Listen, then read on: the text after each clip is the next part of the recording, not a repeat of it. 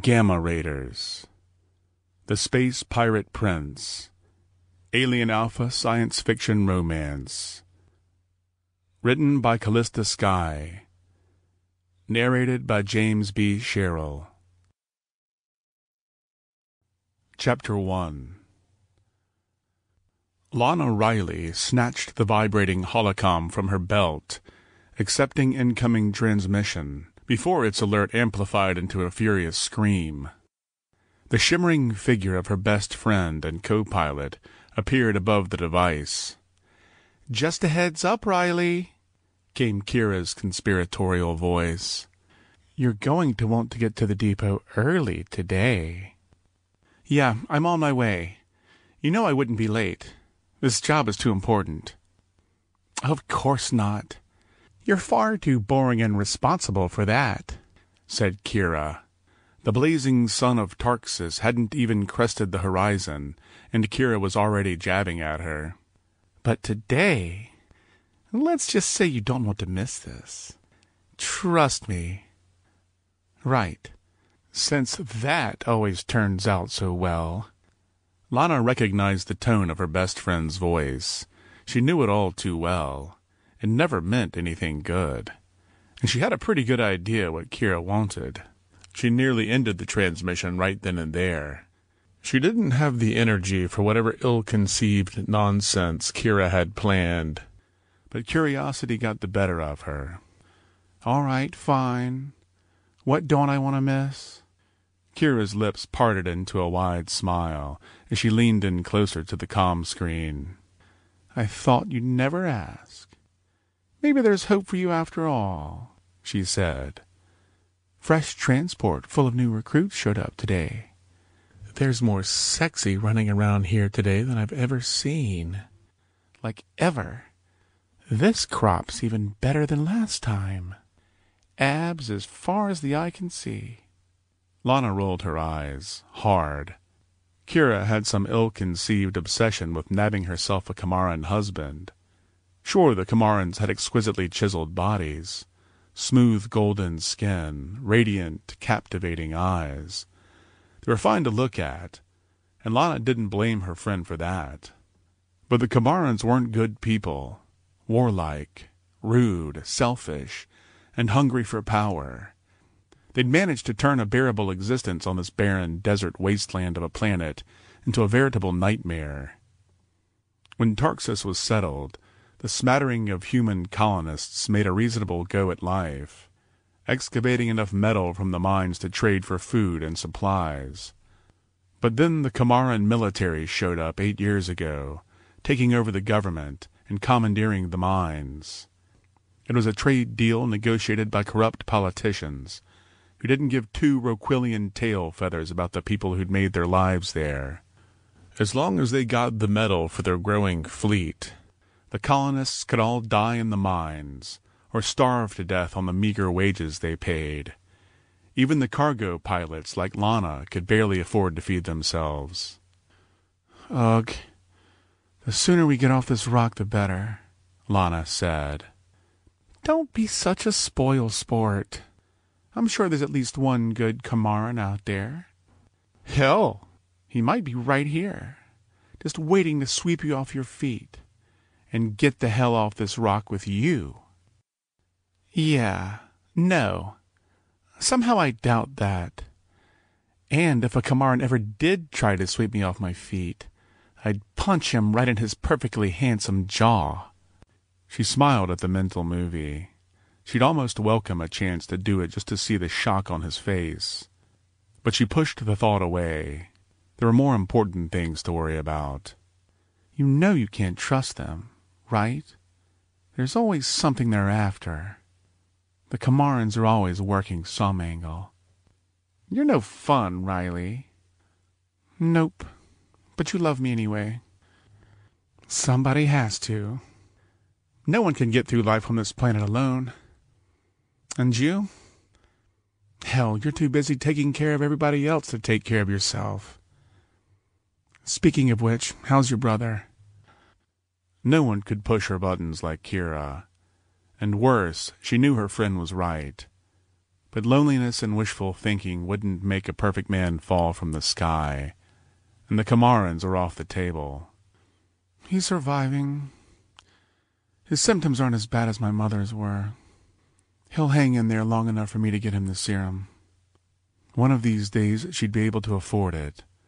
But the serum they needed to cure the Rend was notoriously difficult to synthesize, even if they managed to get their hands on the ingredients. Without the dust of an Anaran moon lily ground into the mixture, the serum would kill a person outright.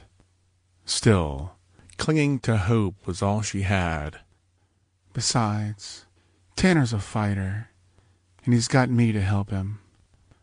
Sure, it would be easier if you had someone to help you out, Lana bristled. You never give up, do you? Fate had dealt her an unfair hand, but it was her hand, and she didn't need anyone to rescue her, least of all a Camaran. All I'm saying is, don't give up, Lana. One of these days you'll change your tune. Your prince will come. And in the meantime, I'm not going to let you ruin my fun. Good people are not. Some of us still have needs. And these guys, yum. Kira turned the holocom to a painfully handsome Camaran man with broad muscular shoulders walking across the atrium. He wasn't dressed in the typical uniform of the Marine recruits. In fact, Lana noticed he wasn't wearing a uniform at all. The man moved through the hall with poise, an easy, casual grace that looked out of place amongst the grunts. Lana couldn't peel her eyes away. She would never admit it, but, damn, Kira was right. She felt her skin flushing. It had been too long since she'd felt a pair of strong hands running along her soft, curvy body. And that man's hands would be perfect. A distraction would be a nice change of pace. After the mission was complete. So, the ship? We're all fueled up. Comm systems triple-checked and ready to go. We still need to install new sensors for the nav system, though. Especially since we're headed through the Gamma Quadrant. You're bringing them with you, right? Not that I don't trust your fancy piloting skills. Shit. The new sensors. Lana forgot to track them down at the bazaar yesterday. Yeah, I'll bring them. She chastised herself for forgetting. Their route through the Gamma Quadrant would take them straight through the Denninger Belt. For most pilots, navigating the massive maze of asteroids would be suicide. Even a skilled pilot like Lana wouldn't risk it without upgrading the nav sensors. I just need to pick them up first, she added quietly. Okay, Riley. Take your time. I'll just be here, enjoying the show. Lana stifled a sigh and thumbed off the holocom, but not before catching a glimpse of Kira rushing off to get a better view of a shirtless cadet doing calisthenics. At least now Lana had an excuse to stay away from that impending train wreck. It was almost as if she forgot on purpose. Lana wasn't the type to believe fate had some grand plan for her. But a little coincidence like this? Maybe the universe was conspiring in her favor for once. She crossed the cramped hall of her small clay home into Tanner's room. It was a modest place, a far cry from the opulent riches and the land of opportunity that the colonists were promised. That was reserved for the gentry, a fact of life that Lana and most of the other colonists learned too late. But Lana didn't mind so much. She had what she needed. Most of the human colonists on Tarxis had modest accommodations, and the Rileys were no exception. There was no shortage of metal in the mines, but nearly every ounce of precious Tarkanium was traded away for food that wouldn't grow on the arid wasteland. And the Camaran government took their fair share, too, leaving the colonists bereft of their dreams of the good life. But humanity had always been resilient, and the colonists were no exception. They built their small homes from the sun-hardened clay, focusing their attention on survival. She gazed fondly at her brother, still splayed out across his bunk, The morning sunlight peeked in through a gap in their tattered cloth blinds, but it wasn't enough to wake him. Hell, a Kamaran Imperial parade complete with an air show and pyrotechnics display wouldn't have been enough to wake him most days. But Lana didn't begrudge him the sleep. She was grateful for every moment he didn't have to suffer the agonizing pain of the rend as it slowly ate away at his body. She wished she didn't have to wake him, but she knew damn well that if she didn't arrive at the depot by 900 hours, the consortium would find another pilot to handle the shipment. Business was business, and they'd replace her in a heartbeat. Never mind that she was the best damn pilot on this godforsaken rock. With a deafening crash, she tripped over a small pile of scrap metal as she entered Tanner's small room, nearly dropping the plate of Roquillian eggs and spice bread she prepared for his breakfast. Tanner stirred groggily in his bed. "Hey," he called out. "Watch out for my bot. That pile of rusted scraps is hardly a bot. Don't talk about Oni like that. He can hear you."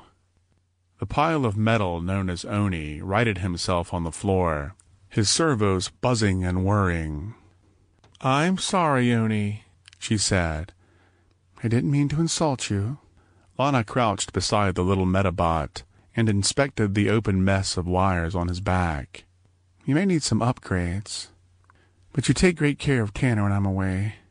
So I'll tell you what, little friend. I'll make it up to you. I'm on my way to the bazaar to pick up new sensors for my ship. How about I pick up new guidance sensors for you, too? That way you'll see me coming before I trip over you again. Sound good?"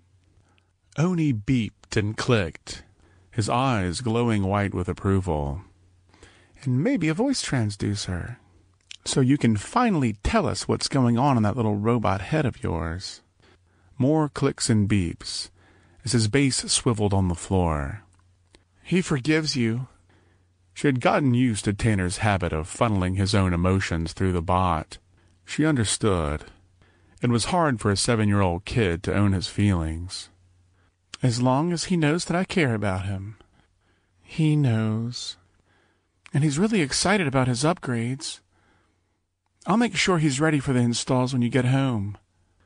"I hope so," said Lana, as her cheeks lifted into a smile. "It'd be cruel to make him wait. But you've got time. I'll be gone for longer than normal. Big shipment for the consortium. And if I'm going to have time to get his parts, I need to get going." She was glad he had something to keep him occupied while she was away. Someone to keep him company. It was hard to be a kid on Tarxis, even when life was good.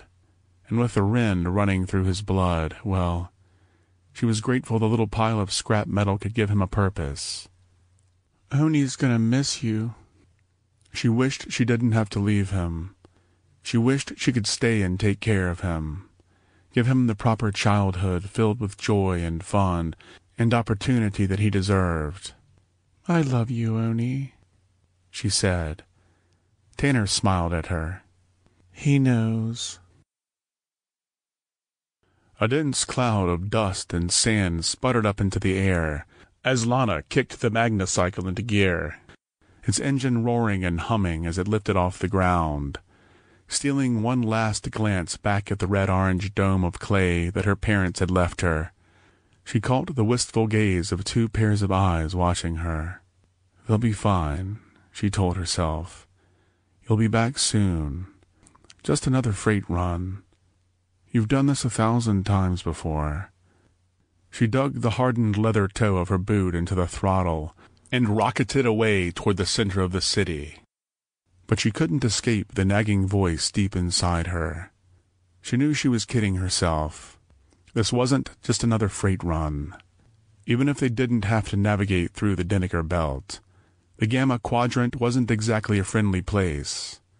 They would be leaving the protected space of the Kamaran Empire, and the vastness beyond was home to all sorts of troublesome types. Pirates and nomads who'd rather not be bothered with trivialities like living under the rule of law. Stories of the notorious Gamma Raiders had reached her even here. As much as she loathed the iron fist of the Camarans, at least they maintained order. Gods forbid the sector was ruled by pirates. Alana whipped the magnacycle around a tight corner into the canyon passage that led to the city's entrance. A swift pinch and release of the rear handbrakes lifted the cycle's nose as she vaulted over a stray boulder that had collapsed from high up the canyon walls. No problem, she thought, and the Gamma Quadrant won't be either. I've got this. But the canyon didn't believe her. It vowed to test her resolve. She hurtled forward towards the imposing rock archway that marked the unofficial entrance to the city proper. A massive sliver of rock split off from the archway just in front of her, large enough to flatten her and her cycle. Shit. She banked sharply right, rolling her body 90 degrees as she hit the throttle and accelerated. She reacted quickly, too quickly. She overshot the move, nearly careening into the jagged wall of the pass, but she pulled her body tight into the cycle as she corrected her mistake and averted disaster. Then, a violent rumble and crack as the archway tore from its precarious perch. Too many years of windswept sand had finally worn through its tenuous hold. The cracks becoming more than its weight could bear. It bellowed as it crumbled before her, taunting her to speed through before it crushed her. With no time to second-guess herself, Lana rocked the magnacycle back, throwing the weight of her body to the left as she broke from the canyon edge. She gunned the throttle as she raced the falling stone. Her cycle juddered and spat as its meager engine pushed itself to capacity. She gripped the handles as they pulsed beneath her, quaking under the strain of the exhausted engine. Steady, she told herself, wrestling to keep the cycle under control. There was no room for error. This was going to be tight. A chunk of stone smashed to the ground in front of her, mere inches from where she was headed only moments before. A blanket of debris clouded her vision. No time to course correct. She had to trust. Then she felt a bone-shaking crash behind her. The vibrations surged through her as the massive archway shattered against the canyon floor, and she flew unscathed into the open mouth of the city. Safe. Not that she expected anything less. She was the best damn pilot on Tarxis. She was ready for the Gamma Quadrant, ready for the Denneker Belt. Nothing could shake her. Chapter 2. Lana killed the engine on her magnacycle and made her way to the bazaar on foot. It was never a good idea to let the merchants see you coming on a cycle. They were more likely to take advantage of you if they thought you had something to barter with. The less ammunition you provided them, the better. The only major city on its namesake planet, Tarxis, should have been an inspiration, a monument of triumph for those who braved the harsh conditions of life in such an inhospitable place. In reality, it was anything but. The wooden push-carts and dilapidated shops of the bazaar stretched out before her. The sight of the crumbling abandoned buildings and the defeated eyes of the people in the streets bored into her heart every time she saw the place. Even as a child, she had hoped it would be a bustling metropolis filled with possibilities. She imagined a place where she could experience the art and culture from far-flung corners of the galaxy. With the massive deposits of Tarkanium buried deep within the planet, there should have been more than enough wealth to support a vibrant and growing city. But the Kamaran military made sure that every last bit of it was funneled back into the Empire. They left nothing but scraps for the citizens who were too powerless to protest. Their desperation showed in their faces. The people knew they deserved something better. But the hopelessness of imperial control ran deep, seeping into their very bones. The place bustled with the activity of daily life. It was a hub for traders who made their way here from the breadth of the galaxy. Resting just on the edge of the Empire, Tarxis was largely ignored. a fact which made it particularly appealing to those who didn't care to abide by the letter of imperial law. Lana hated spending time in the city. She was grateful that her parents had built their home outside the walls. It was a shelter from the fog of depression that possessed the soul of the city. And the citizens who were lucky enough to find work outside the mines tended to stay as far away from the Imperials as possible. She loathed the thugs and gangsters trading here almost as much as she loathed the Imperials. It was a perfect storm of greed and corruption, and sometimes that worked to her advantage. As a pilot for the consortium, she had access to the cargo manifests of most of the ships that made port on Tarxis, and she heard plenty of scuttlebutt about the supplies that weren't on the manifests, thanks to her father's old friend, Sakaj Namat. That kind of information came in handy when you were in the market for ship mods. She braced herself against the crowd as she approached the bazaar, gathering the material of her headscarf. The throngs of people, human and otherwise, pulsed like a living creature, and they could be just as deadly. Stay vigilant, she told herself. Lana wasn't stupid enough to carry anything valuable, but the hungry mobs of pickpockets didn't know that. She tasted copper and dust in the dry air, and the familiar sounds of merchants rattling their wares filled her ears. Handcrafted knickknacks purported to solve all one's problems. Basic cutlery of the mundane and lethal sorts. Assorted supplies for surviving the fearsome Tarxian sun. All of it could be found for the right price. Lana wrapped her scarf around her face as she penetrated the crowd. The fewer people that recognized her here, the better. Lana didn't want word getting back to officials on the trade consortium that she had dealings with anyone in the bazaar. That kind of rumor would cause them to double the inspections of her cargo. It was more headache than it was worth. It was well known, if unprovable, that many of the exotic treasures one could acquire were pillaged from consortium ships that failed to arrive at their intended destinations. The Kamaran officials received steep discounts and gifts in exchange for not asking too many questions. But the bazaar wasn't only for gangsters and thugs. It provided a few of the more entrepreneurial colonists with the opportunity to earn an honest living. Trust was hard-earned on Tarxis, but the Artruvian junk dealer, Sakaj Namat, was an old friend of her father's, and that was good enough for her. She lowered her head and pushed her way through the crowd, ignoring the catcalls of a large, scaly-skinned Ratolian fellow with a pair of curled horns protruding from the sides of his craggy face. The ample curves of her soft body were always enough to attract attention here in the bazaar, attention she preferred to avoid. As she ducked deeper into the crowd to speed away from curly horns, she passed a merchant's cart, carrying a fresh harvest of ripe orange sunfruits, no doubt imported from the thriving garden planet of Inara.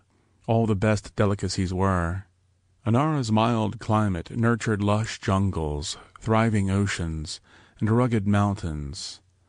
The place was a paradise of abundance, and every once in a while exotic fruits and other goods found their way to the bazaar. She stopped for a moment, gazing wistfully at the sunfruit. Lana had neither the time nor the credits to indulge. That was a luxury reserved for wealthy off-worlders and corrupt city officials. Disgusted, Lana turned away, crashing into the cart as she spun. A large ripe fruit rolled off the top of the pile and straight into the hands of "Hungry," said a deep masculine voice that didn't belong to the merchant. Lana lifted her head to greet the most gorgeous Kamaran man she'd ever laid eyes on. The same man she'd seen on Kira's holocom earlier. His strong, broad-shouldered frame and well-muscled arms suggested military, but he lacked the uniform, and he wasn't dressed in the extravagantly tailored suit of a nobleman or city official either.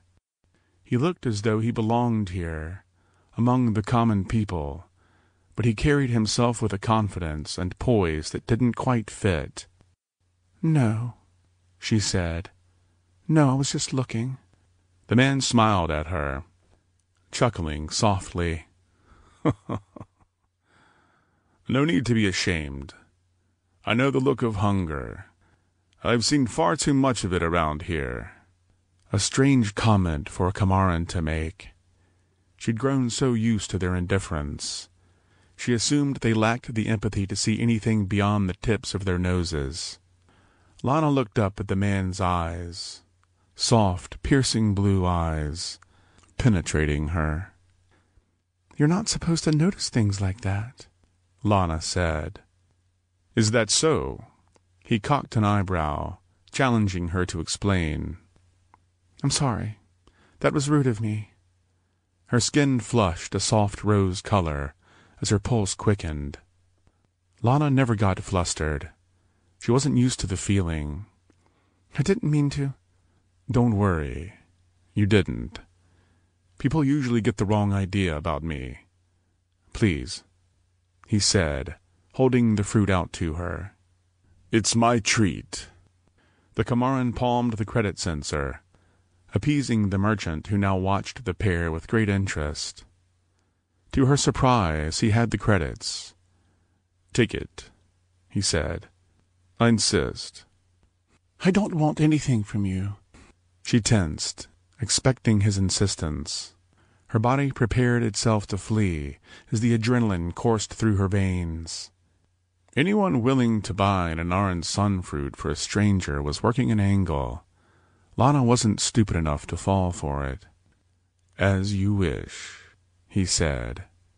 She tore her eyes away from the strong jawline and radiant blue eyes and backed away. The consortium wouldn't wait, and she still needed her parts for the nav system. She didn't have time for the enigma, no matter how attractive it seemed. Lana peered back over her shoulder as she turned off the main strip of the marketplace. Sakaj Namat's shop hid deep in a back alley, so it was a matter of prudence to make sure she wasn't being followed by anyone with questionable intentions. The Kamaran seemed harmless enough, but it was better not to risk it. Her vision grew hazy as the memories came rushing back. Her father's body laying in a blood-soaked heap in the dry Tarxis sand, the victim of Kamaran treachery. He was a good man, a great man even, the only one she had ever known. When her mother's condition deteriorated, he set out to help her any way he could. The genetically reactive serum that cured the Rend was difficult to synthesize, and with no qualified doctors on the planet, not to mention the necessary equipment, the only hope for a cure lied in securing it from a less than reputable source. A trusting man who always saw the good in people, her father struck a deal with a Kamaran noble who promised him a dose. He hesitantly accepted the terms, going against everything he stood for to provide a diversion, while the noble diverted payment for an ore shipment into his private coffers. The noble provided Alec with the serum as promised, but they never bothered to tell him that the concoction was incomplete, lacking the extract of an Anaran moon lily. Without the extract to potentiate it, the serum was fatal. Details like that didn't matter to the gangsters. Alec's mistake cost Lauren her life. The Imperials thought that with nothing left to lose, they would have a new pawn to play with, someone to help siphon the wealth of the planet into their hands. The Viscount misjudged him. Alec refused to be his puppet, and the Viscount had him slaughtered to ensure his silence. It had been 7 years, but it was a lesson that Lana never forgot. Never trust a Kamaran. The policy had served her well as the size of the occupation force grew on Tarxis, and it was a philosophy she would live by until her dying day. She chastised herself for her weakness. As the memory replayed in her mind, she had to be strong for Tanner's sake. But the floodgates were opened now. So she dealt with it the only way she knew how. She let it in, let it run its course. One day they would pay for what they did. She collected herself and pushed open the flimsy wooden door leading into Sakaj's shop, as the comforting smell of dusty books rushed up to meet her. "Lana!" he shouted, a little too excitedly, knocking over the circuit he'd been tinkering with as he raised his arms and rushed to her in greeting. "Hi, Sakaj." She opened her arms and embraced him. "Always a pleasant surprise," he said, beaming. "Hope they're giving you some time to rest every now and then. Business is business," he spat. "Wretched imperial bastards." "Business is people, Lana." "Never forget it." "You'd never let me if I tried." "You got that right," he said. "Never forget what's important. It's the people, Lana. Got to take care of them, or there's no one to do business with. All of the Tarkanium in the world won't do you a lick of good if you've got no one to appreciate and share it with. Speaking of which..."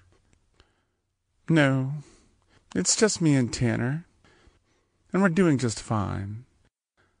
"I know it's none of my business, Lana. I just want to see you happy. You've been through so much. You need someone to help you take the load off. Your father told me to take care of you, and..." "I can take care of myself," she said, a bit more defensively than she intended. "That you can, my girl, that you can." He pulled the door closed behind and led her past the rows of dust-colored tomes that were no interest to the gangsters or the military. Sometimes she wondered how he managed to keep his shop open at all, but she already knew the answer. It was the reason she was here. Sakaj Namat was a trader of information. "So, what can I do for you?" he said. "As much as I wish you'd pay me a social call every once in a while, something tells me you're not here to just chat." "Can't get anything past you, Kaj," she teased. "You've got your mother's tongue." "Well, before..." His face drew into a frown, and his eyes grew distant. "So what do you need?" "There's a transpo full of new recruits unloading at the depot right now." Lana scowled. "But you're not interested in dating them." "I understand, Lana. I'll mind my business. But you deserve to be happy." "Maybe you're right, Kaj," she humored him. He looked like he could use a spot of hope. "But not today. Actually, I was wondering if you knew where I could get a new set of nav sensors. Kira and I are headed out into the Gamma Quadrant." "Gods, Lana, why? Why would you take a job like that?" "You know why. The Imperials are stingy bastards, but they'll pay well for a job like this. And... Tanner. Besides, I can handle it." "I worry about you, Lana. I know you can fly, but Gamma isn't safe. Isn't there some other way?" "Like making a deal with the Tarxan Viscount? You mean that way?" "No." He shot her a pained look. "No, I didn't mean that. I just wish that things had been different. You don't deserve all this."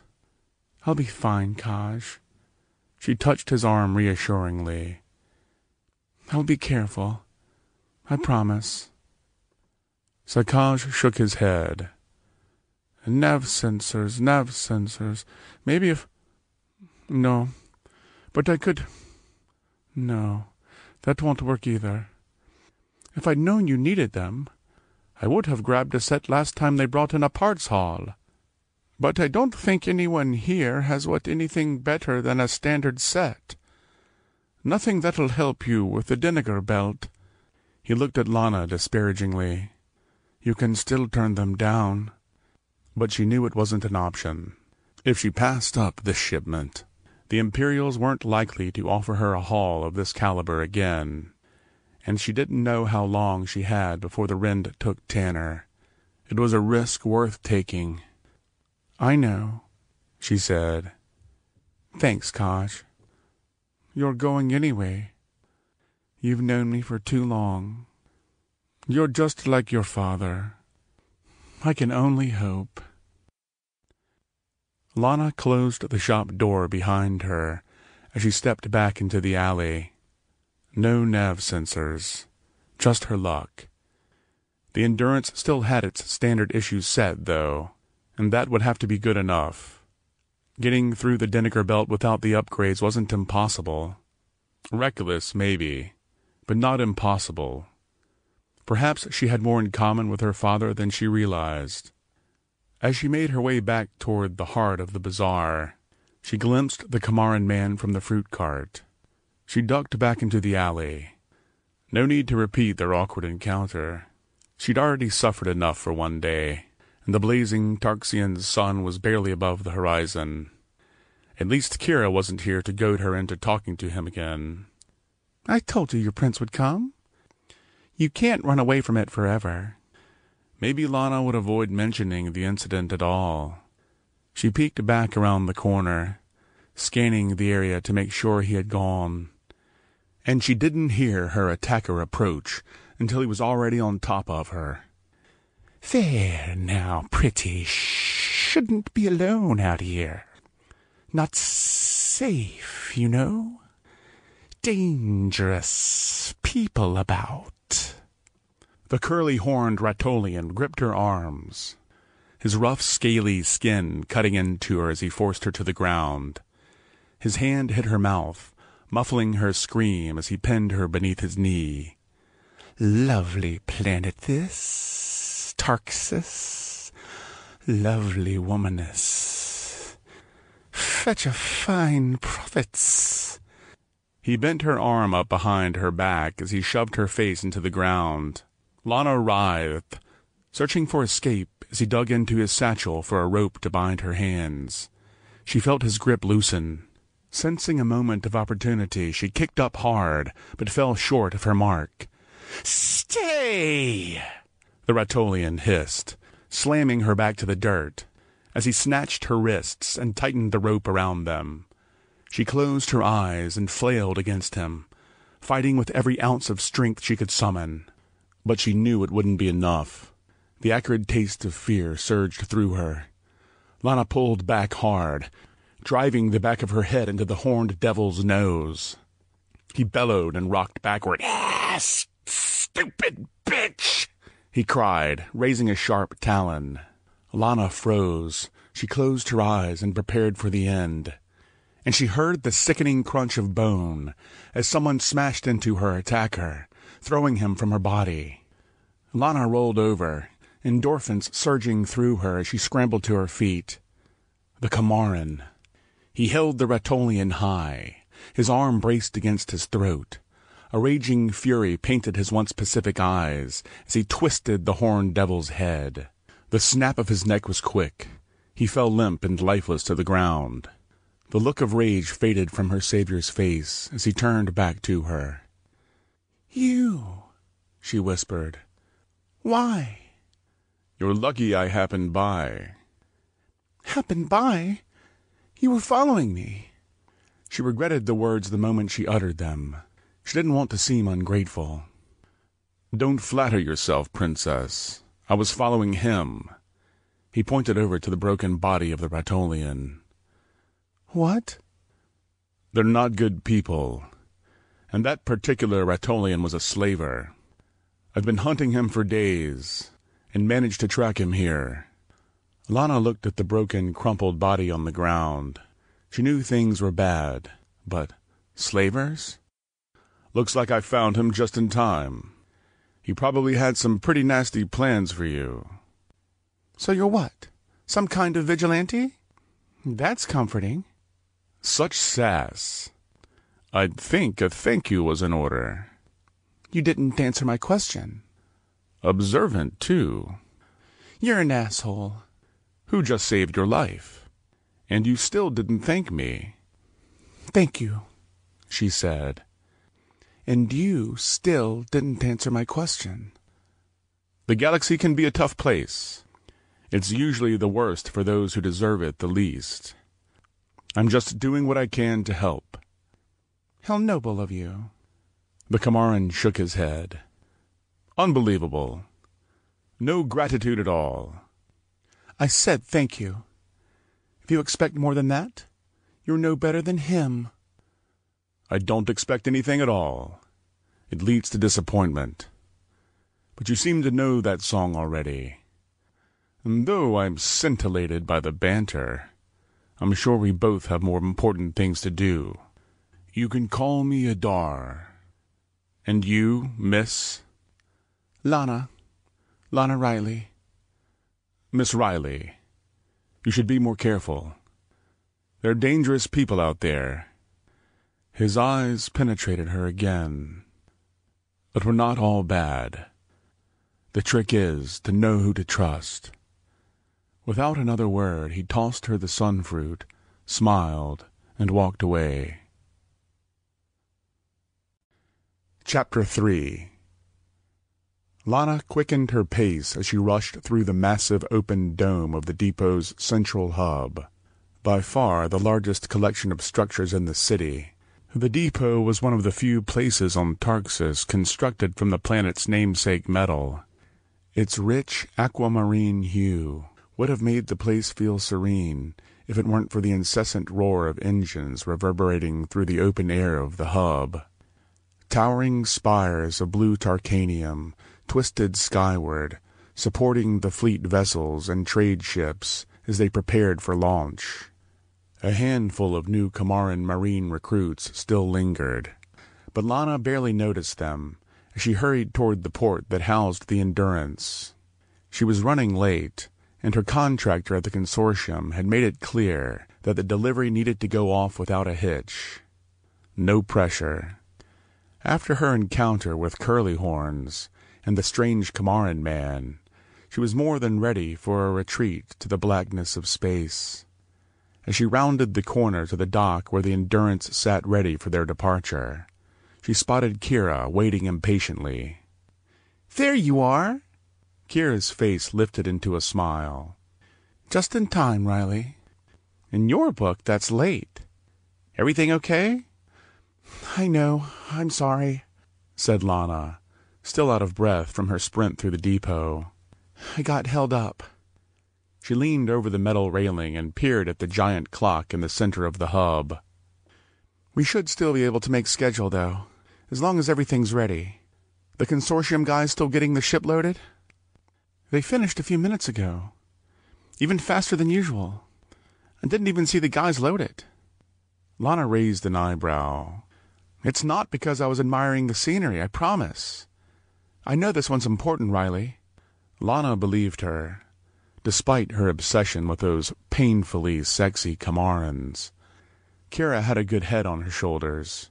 She was dependable, and she'd never let anything important slip through the cracks. The soldiers left already anyway. Probably catching up on their rack time before training, said Kira. Though I'm sure they would have loved my company. I'm sure they would have. But you'd be lost without me, Riley. So here I am. So you didn't see them loading our cargo? No clue what the haul is? Kira shrugged. Frigates like the Endurance didn't have the cargo space for massive shipments of Tarxian ore, so transporting small loads was nothing out of the ordinary. The Endurance was small and light, built for speed. It meant they couldn't handle the massive shipments of raw materials that most captains made their living on, but it also meant they got the high-priority rush deliveries. Still, it was strange that the consortium didn't at least tell Kira what they'd be hauling. Kira seemed to read her thoughts. I wouldn't worry, Riley. Just some crazy rich person's whim. Besides, we're getting paid to go to paradise. I've always wanted to dip my toes in an Anaran ocean. She stood up and smiled. You look like you could use a break, too. Let's get those nav sensors installed and get out of here. Oh, said Lana. Yeah, about that. Don't tell me you couldn't get them. Sakaj can get anything. Lana shook her head. Not this time. The shipment went missing. And not the usual gone missing that Sakaj would have gotten wind of. Now that you mention it, I overheard a few of the officers talking while I was ogling the new recruits. Ogling? I don't ogle. What kind of word is that? Her friend's sense of humor never failed to make Lana smile. Anyway, they were all in a panic because there was a huge weapons shipment that was supposed to come in for the recruits. But it didn't. Why not? That's what they were so freaked out about. Nobody knows what happened. Some kind of comm blackout, maybe. The ship just went dark. Vanished from the radar. Poof! No more ship. No weapons shipment. Shipments went missing all the time. Nothing strange about that. It was unusual for the officers to have no explanation, though. Should we be worried? Asked Lana. Please. The Endurance can outrun anything. With you in the cockpit, we'll be just fine. Gods. I hope you're right. A loud metallic groan tore through the hull of the Endurance as it dropped out of hyperspace. People said it didn't make that sound, but Lana knew better.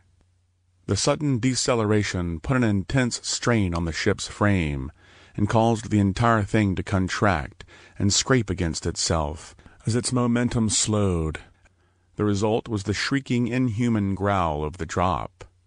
Lana sat upright in her chair, taking inventory of the systems as the comm circuits buzzed back to life. She transmitted their location back to the consortium, indicating they'd make the jump without the ship tearing itself to shreds. Fortunately, such occurrences weren't common anymore. The ship's sensors breezed through their diagnostic protocol, lighting up the console controls as they scanned the life support, the cargo bay, fuel, throttle, and navigation controls. The faint red glow of the auxiliary system faded as the rest of the systems returned to their default active state. Another successful jump, said Kira as she unfastened her safety restraints and lifted herself out of her chair. Not that I had any doubts. But Lana didn't respond. She couldn't tear her eyes away from the view in front of them. The Deniger Belt. It's beautiful in its way, she said. From here it looks so peaceful. She had feared it for so long, heard so many stories about pilots getting lost out there. She knew that any one of those asteroids could tear a hole straight through the walls of their ship. But she trusted herself behind the console, trusted her ability to get them safely through, and she looked forward to the challenge. I can't wait to get in there. It's a bunch of rocks, Riley, and they can kill you. Kill us. Don't tell me you're afraid. I trust you and all, but relax. I don't plan on dying out here. We get paid and we get home. Easy. Aren't you forgetting something? And dip your toes in the Anaran Ocean. Damn right. Kira grinned. All right, Captain. Let's do it. You might want to sit. Lana punched the controls, blanketing the Endurance in a soft blue field of light. Shields up, she said. Will that even help? Lana shrugged. I doubt it. She threw open a box on the console and flipped the lever to nudge the Endurance into manual control. She eased forward on the throttle as the engines lit up behind her, and they made their way past the outer rim. They slipped between two craggy, pocked asteroids as Lana effortlessly dodged and weaved between the smaller rocks that hurtled through the vastness towards them. As they flew deeper into the labyrinth, the paths of the asteroids dictated their course. A quick juke here, a roll there. Lana guided the ship through the maze, falling into flow as her instincts took over. The flight was smooth. Kira visibly relaxed as the gentle movements of the ship under Lana's skilled hands took them through the belt. Then a white-hot flash of light filled their vision. "What the hell was that?" said Kira. "I guess the shields work after all." Kira's eyes went wide. "That's not funny." "Don't worry, it was a little one." Riley?" "Relax, that's what they were designed for. We're not going anywhere near anything that's going to cause us problems." "Riley," she said again, the playfulness gone from her voice. Her face turned to ash as she pointed at the console. "Look!" Lana angled the Endurance into an open patch between two mountain-sized chunks of rock and pulled her focus from the window. The display showed their shield power levels at 0. "What the hell? That can't be right. It looks like it's still on." Kira looked outside the window. The familiar blue glow still surrounded their ship. "I know. It doesn't make any sense. Maybe the meter's wrong. Maybe too many gravity fields are pulling it out of whack." "You know it doesn't work like that. It's reading the power levels on a self-contained feedback loop." "I don't like it either." "But the shields wouldn't just drop without pulling power from somewhere. Everything else is still functioning normally." Lana tugged at the yoke to prove it. But the ship didn't change directions. Frantic, she hit the throttle. Then the retro rockets. Nothing. "Shit. What's happening, Riley?" "I don't know. It won't." Lana frantically tugged at the yoke, pushing a series of buttons and attempting to reclaim control of the ship. The cabin flickered and dimmed as the ominous red glow of the emergency lights took their place. The ship's sensors went dark, leaving them blind to everything but the blackness of the void outside their window and the ominous spinning asteroids outside their window. "Shit, shit, shit!" "Okay," Lana said. "I know, but that won't help." She shut her eyes and took a deep breath. "Breathe. Let it in," she told herself. "Get through it." She let the weight of their predicament rush through her, and let the fear in. Let it run its course, as she'd done 1,000 times before. "Riley," said Kira, shaking her from her trance. "All right, let's think through this. The instruments aren't working. The shield is down. We're still breathing, though, so at least the life support systems are still good. And the emergency lights are on, so the auxiliary is working. We're not dead. It's fixable." "Damn right it's fixable. I'm not going out like this. If I'm going to die young, it's got to be more glamorous than a power failure." Kira always kept things in perspective. Lana couldn't help but smile. "It's just a small setback. You've dealt with far worse." "Damn right," she said. The tension broke as the pair erupted into a fit of uncontrollable laughter. But their relief was short-lived. With a buzz and a hiss, a glowing blanket of white light enveloped the Endurance. The ship juddered and lurched to a halt, throwing Kira unceremoniously into the console. "What the hell? Lana, was that you?" "Something stopped us." "Not an asteroid. We'd be torn to pieces without the shield." "Yeah, and no glowing field. Someone's out there." She tapped at the console with a silent prayer that the sensors would come back online. They were blind, and they were trapped. Fear surged through her again. Whatever happened wasn't natural, and it wasn't mechanical. Someone was out there. And in Gamma, that was bad news. "Riley, what do we do?" Lana closed her eyes again, trying to will the fear away.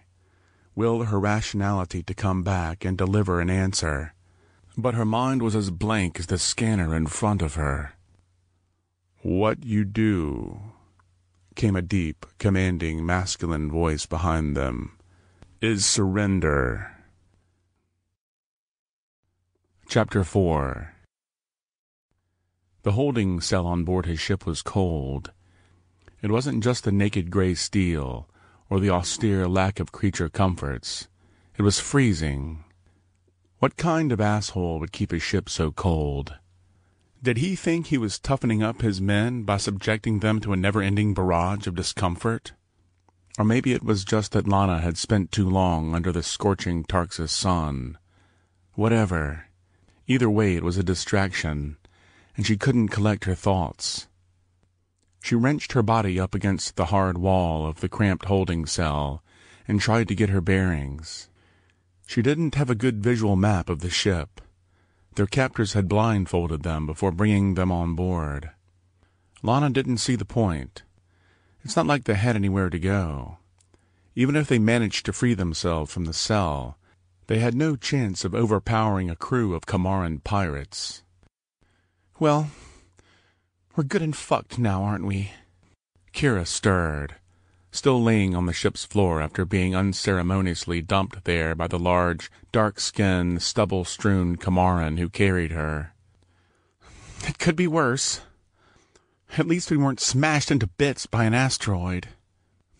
This we actually have a chance of surviving. Somehow I doubt that. Come on, Riley, I saw the way he looked at you. Lana flushed the color of rich Tarxus clay. I don't know what you're talking about. Kira propped her body upright, ignoring the aches in her shoulder, and shot Lana a knowing glance. You're such a terrible liar. He wanted you bad. Why didn't you tell me you had a secret pirate boyfriend? Are you kidding me right now? Kira sighed. Okay, first, it would explain your total lack of interest in anyone else. And I wouldn't blame you for keeping a secret. I mean, you should have trusted me. But still, I get it. He's gorgeous. You are serious. Second, he knew your name. How does he know your name? It's not like it's written across the side of the Endurance. And last I checked, we don't wear name tags. He could have learned my name anywhere. Heard us on a comm channel. Stolen a flight plan from the consortium. No, he knew who you were. I saw. Lana looked away. She didn't want to tell Kira what happened at the bazaar, but it was clear she wasn't going to let it drop. Besides, secrets made her queasy, and since they were going to die here anyway, there was no harm in filling her in. I may have bumped into him once before. She watched Kira's eyes go wide with interest. At the bazaar, She hesitated. She still hadn't processed just how close she came to being kidnapped by that slaver. He saved me from a Ratolian slaver. He what? Holy shit, Riley!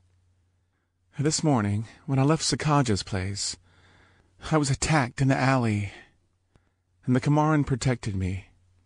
He killed the Ratolian. I'm sorry I didn't tell you, but you didn't want me to tease you about you finding your prince. Kira could be surprisingly astute when she wanted to be. And he's clearly not a prince, because here we are, locked up on his ship. No different than if he'd let the slaver have me. Come on, Riley, you don't know that. I mean, the guy did save you, right? Most people don't go around saving strangers for no reason. He can't be all bad. Maybe we can reason with him. Look around, we're locked in his cell. He's a goddamn pirate, Kira. He didn't have any noble reason for saving me back there.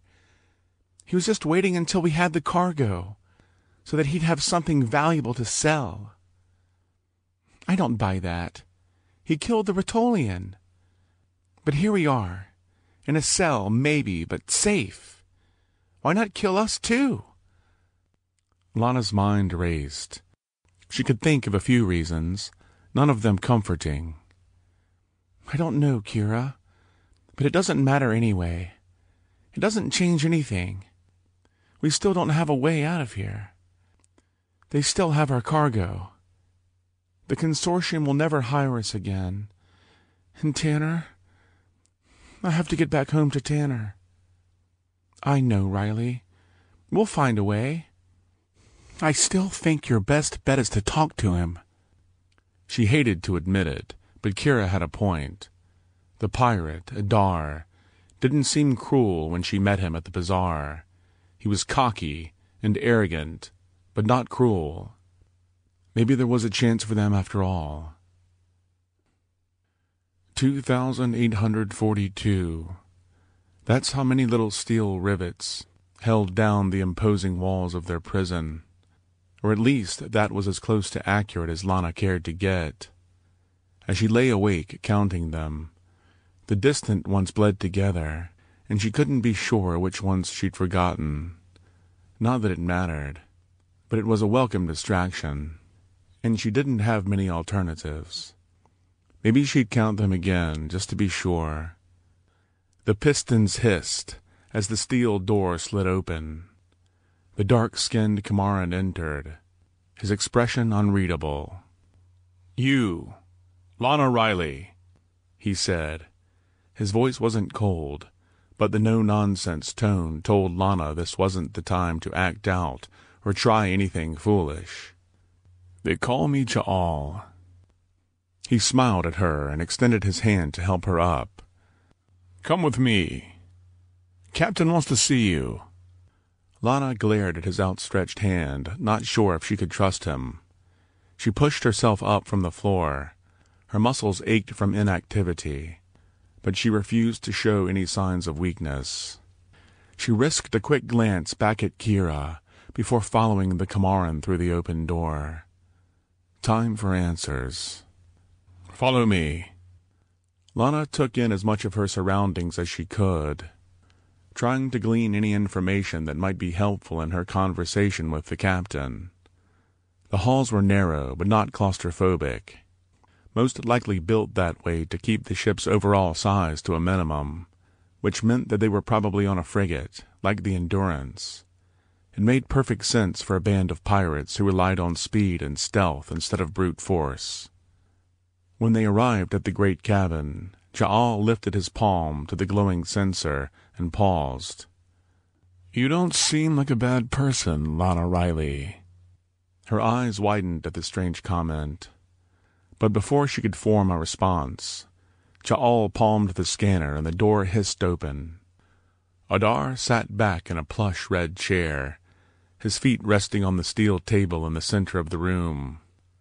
"Lana Riley," he said, beckoning her inside. "You!" she shrieked as she rushed forward. So much for containing her emotions. Ja'al's reflexes were quick. He lunged with the speed of a fell snake, grabbing her arms out of the air and wrenching them around behind her back. "Let her go, Ja'al. It's okay. She has every right to be angry. Poor girl has no idea what's going on." The big man's fingers tensed around her before he reluctantly released her. "The hell I don't," said Lana, jerking away from her captor's grip. "You're a damn pirate. What was that act back on Tarxis? Trying to help when you can?" Her skin tightened in disgust. "Thought maybe you'd seduce a local? A girl in every port? Well, not me. I'm not your girl." "Clearly," he said.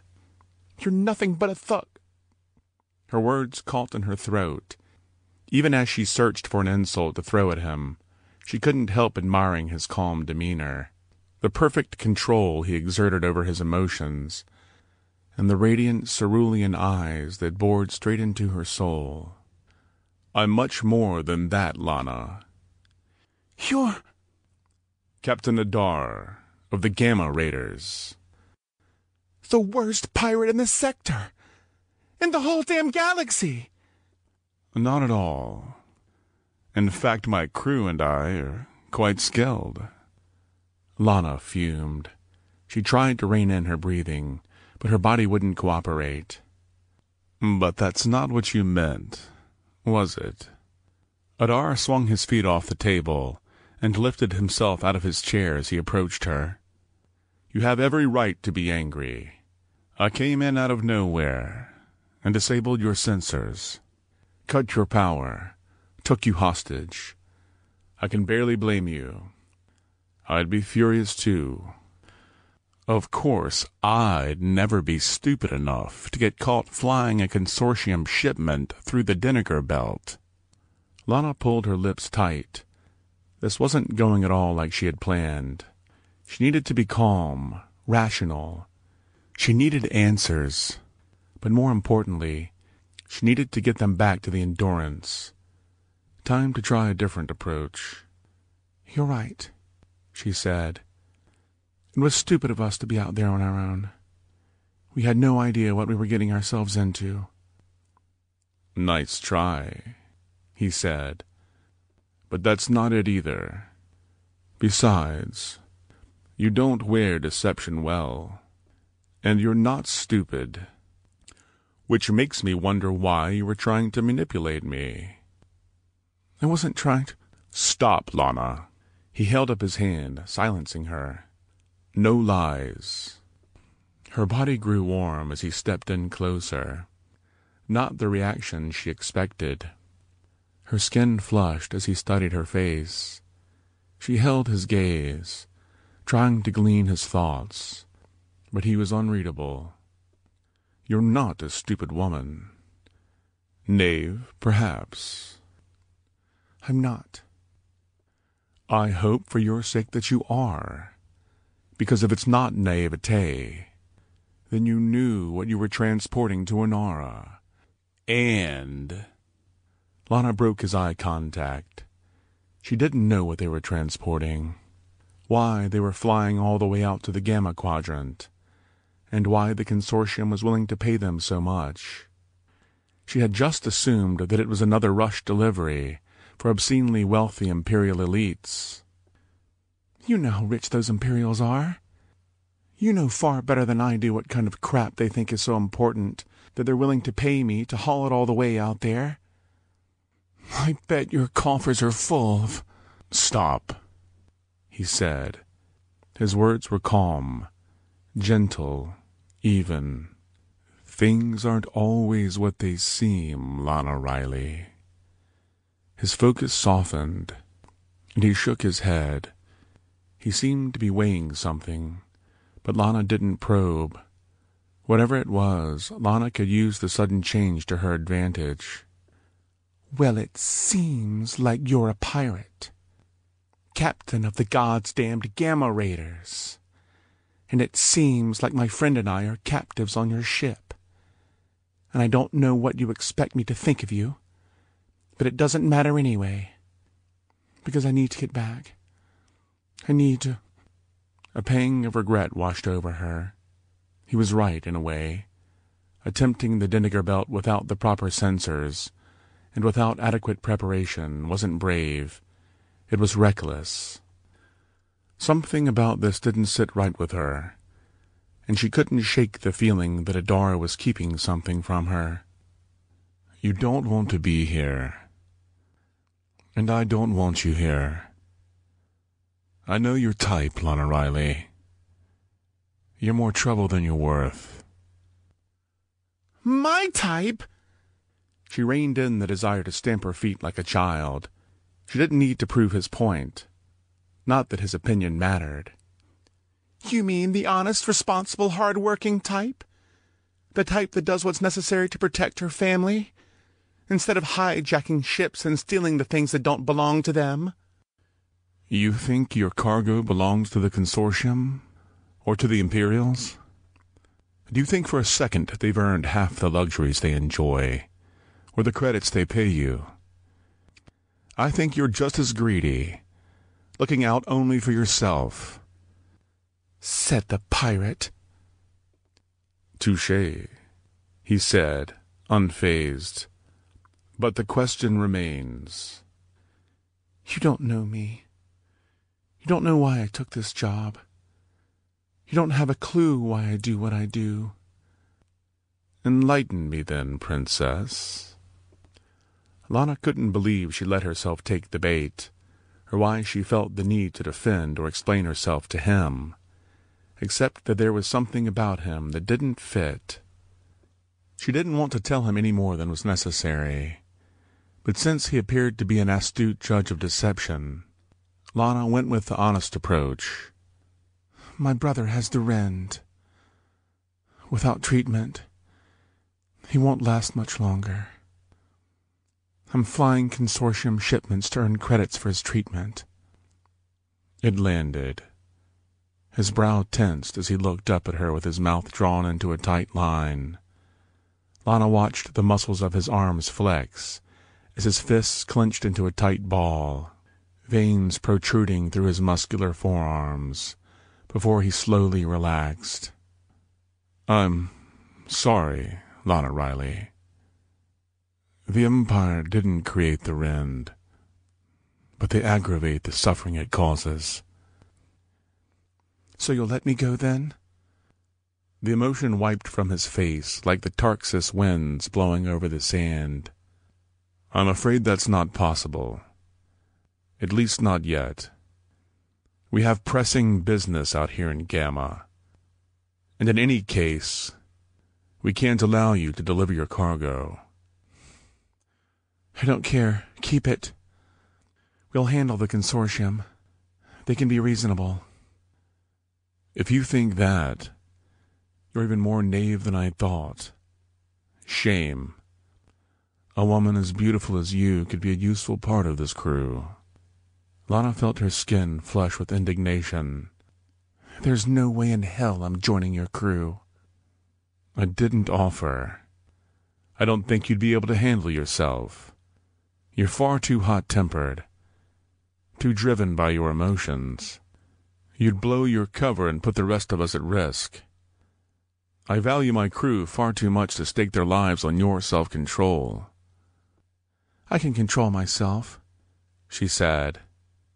Adar stepped closer, wrapping his arms around her body.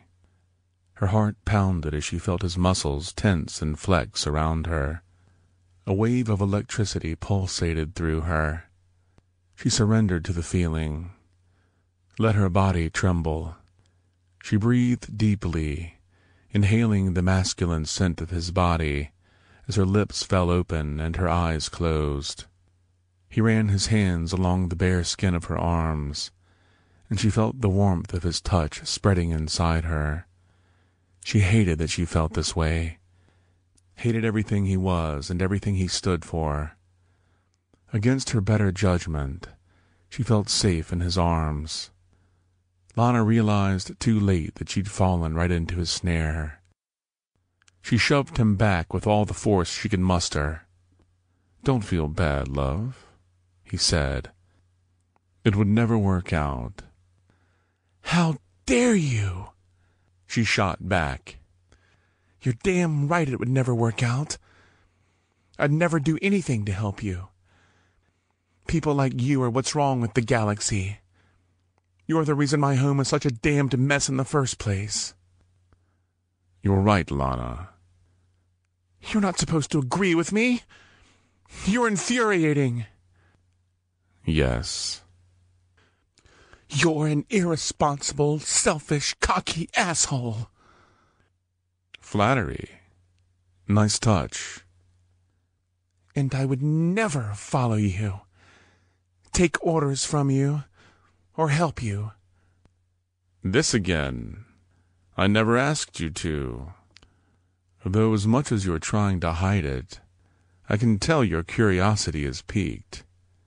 He sat back on the table and raised his arms in the air. "And I can't say I blame you. So I'll tell you what we're going to do." Lana scrunched her eyebrows as she crossed her arms with far more force than necessary. "You're tired, Lana Riley, and scared, but you needn't be. I have no desire to harm you. And though you may not believe it, you're safe here. I intend to keep you that way. Truth be told, though, you're more of a headache than I need, and I'd love nothing more than to rid of you as soon as possible." "Good. Great. Let me go then." "But—" He slammed his hand on the table, cutting her off. "Since I can't have you messing up my plans, either. I can't get you back to Tarxis just yet. And that means you have a choice."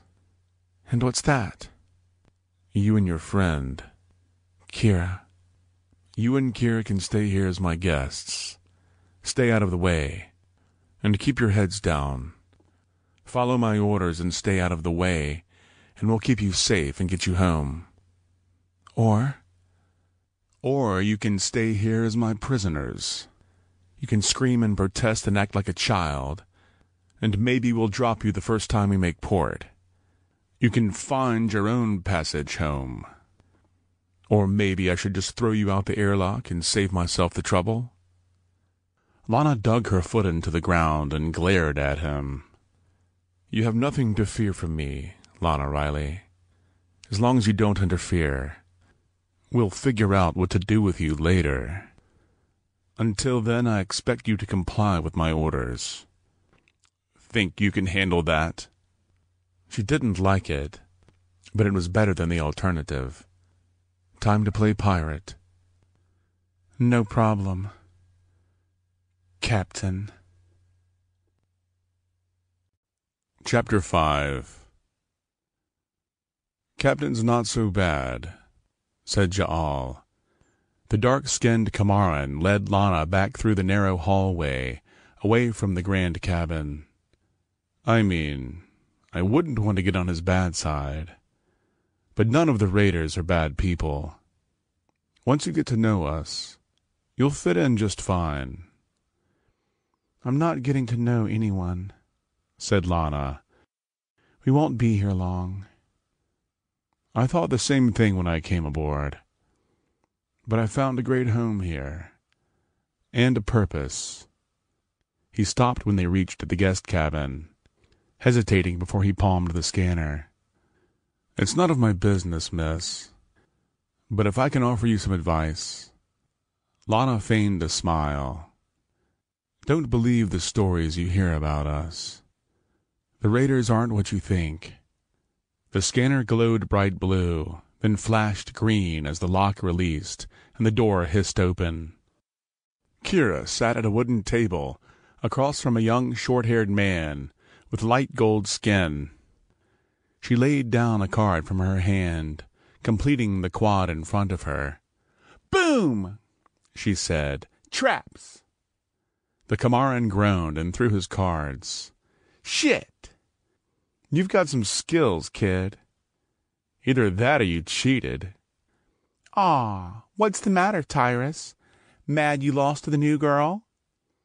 "I wouldn't have lost if you—" "Don't be a sore loser. I beat you fair and square." "Somehow I doubt it." Tyrus shoved the wooden chair out from underneath him as he stood. "But a deal's a deal." He reached into the small orgum leather satchel he carried and set 2 wrapped chocolates on the table. "And I'm a man of my word. I hope you appreciate these. They're hard to come by out here." "We'll savor them, I promise." "I'll bet." He scowled. "But I'm not worried. I'll beat you next time." "You're on, Shorty." Tyrus chuckled and shook his head. "I'm sure you two have a lot to catch up on. And I have a shift on the bridge." He stopped at the door and turned to look back at them. "Welcome to the Vendetta." The pneumatics hissed as the metal door slid open, and Tyrus vanished down the corridor. "What the hell was that all about?" said Lana, pulling herself into the freshly abandoned chair, still warm from the Kamaran. "He didn't stand a chance," Kira smirked. "I've been playing traps since I was a little girl." "That's not what I meant," said Lana. "Relax, Riley. They're not so bad." "They're Kamarans, and they're pirates. And they're people just trying to get by, like the rest of us. Besides—" Kira slid one of the small silver-wrapped packages across the table. "I got us some chocolate." Lana's stomach roared. She hadn't realized how hungry she was. She tore into the wrapper and took a nibble from the corner of the large round confection, followed by a mouthful that would have made a Harrowpluff blush. "Hungry much?" said Kira. This is delicious. You can thank me. It's okay. Lana licked her finger. Thanks, Kira. I was starving. I noticed. Kira unwrapped her prize and took a bite. Looks like you've made yourself at home, said Lana, looking around at the guest quarters. The room wasn't opulent by any stretch, but it was a fair bit bigger than the holding cell. A pair of mattresses lay along each wall, each with a small locker at the bottom for personal effects. Might as well, she said. This place isn't so bad. And look, we even have our own private bathroom. Ah, the life of luxury, Lana scoffed. Well, it beats the hell out of that holding cell, said Kira. Lana couldn't argue. How long have you been in here? Long enough to massacre Tyrus at traps, she said. They came and got me as soon as you went to see the captain. Speaking of which, how is the captain? Lana flushed at the mention of him. Her skin still tingled with the memory of his warm, strong hands on her body. She fought to curb the reaction, but her body betrayed her. That good, huh? Said Kira. She had an irritating habit of reading people a little bit too well. It came in useful for cards, but Lana hated it when her friend used her power for evil, like she was doing now. No, it's not. Just no. There was no way she was going to let herself get romantically involved, especially with an arrogant know-it-all like Adar. She wished her body would get the message. If you say so, said Kira, collecting the traps cards into a neat little pile on the table. What did he want to see you about, then? The entire conversation blurred in her mind. She couldn't be sure of his motives or his intentions. He asked her to make a choice, but it looked like Kira had already made it. I don't know. He offered me the choice to cooperate or to spend the rest of the trip in the brig. But you were already in here, so... Well, yeah. I wasn't spending the rest of my time in there. We're in this whether we like it or not. Might as well make the best of it. Lana scrunched her brow. Just be careful, Kira. I don't think these are the kind of people you want to get too involved with. Why not? Can't be much worse than the Imperials. She had a point. Lana had no love for the Empire. Still, at least they weren't flying around under the radar assaulting cargo ships.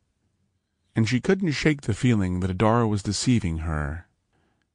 There's always an angle. I don't trust this. As soon as we make port, I'm getting out of here. You can wait around for them to take you back to Tarxus if you want. But I can't do this. Kira put on her serious face. Lana, you're tougher than anyone I know. If anyone can handle this, you can. You've heard the stories. The Raiders are murderers. They've had plenty of chances to kill us, but here we are, eating chocolate in the guest suite. And suddenly my suspicions are gone, said Lana. We should give them medals. You know what I think, Lana? I think you're in love with the captain. And you're so damn determined to fight it that you're not thinking straight. She shot Kira an irritated side-eye. All I'm saying is that maybe we can use this. Maybe they can help us. Kira, no. I don't even... Wait, she said, resting her hand on Lana's arm. Hear me out, okay? Lana took a deep breath. There was no harm in letting her friend talk. It gave her time to think. I'm listening. While you were busy not falling in love with the captain, I got to think about our situation. Are we sure we're in the right? Transporting God's only knows what all over the galaxy for the Consortium and the Empire? They've made our lives hell since the day they took over. Lana looked away. We didn't have much choice.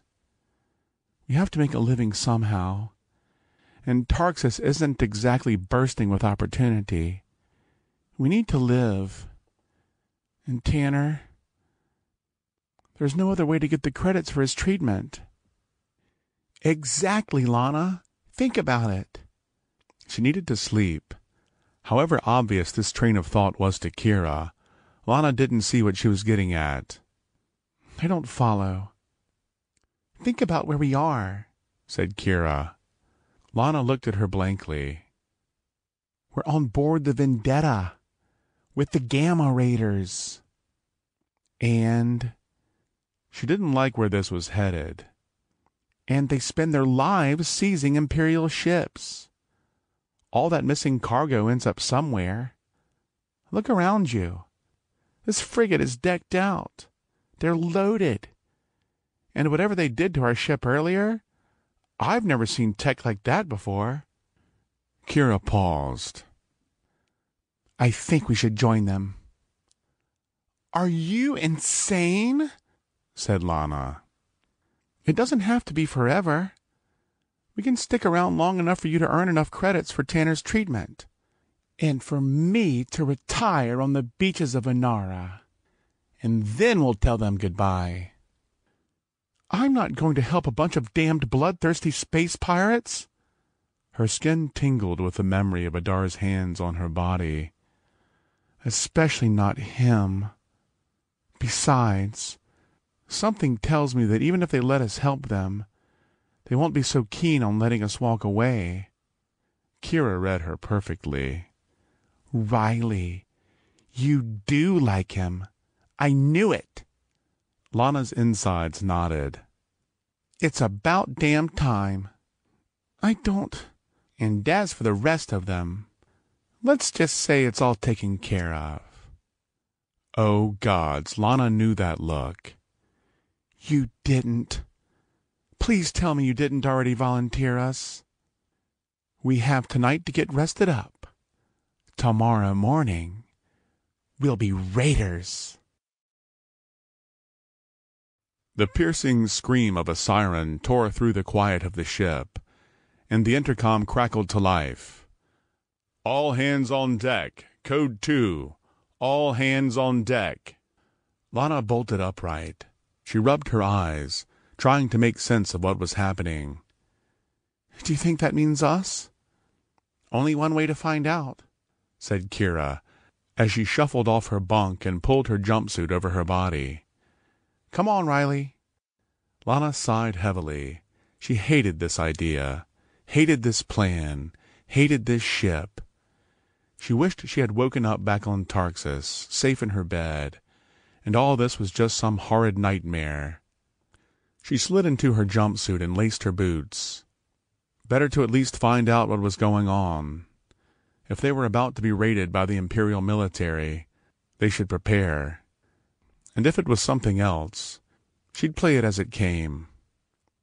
Their footfalls echoed off the metal of the halls as they ran towards the bridge. Already familiar with the layout of the small frigate, she charged up the staircase leading to the forward deck and flew through the control room door. Her pilot's instincts kicked in as she assessed the situation. At the nav board sat the XO, the dark-skinned Kamaran called Ja'al. Tyrus sat at the communications board, poring over a stream of incoming text on the holoscreen in front of him. Two other crew members, a Malotrovian and a Yordaskian, that she hadn't seen before, sat monitoring the weapons systems. But still no sign of Captain Adar. The alarm blared as the rest of the crew filed in and took their stations. No one paid any attention to Lana or Kira. The crew operated with the ruthless efficiency of an elite military squadron. The side door leading to the great cabin slid open as Adar stepped into the room. Without uttering a word, the entire crew stopped to salute. There was trust among them, respect.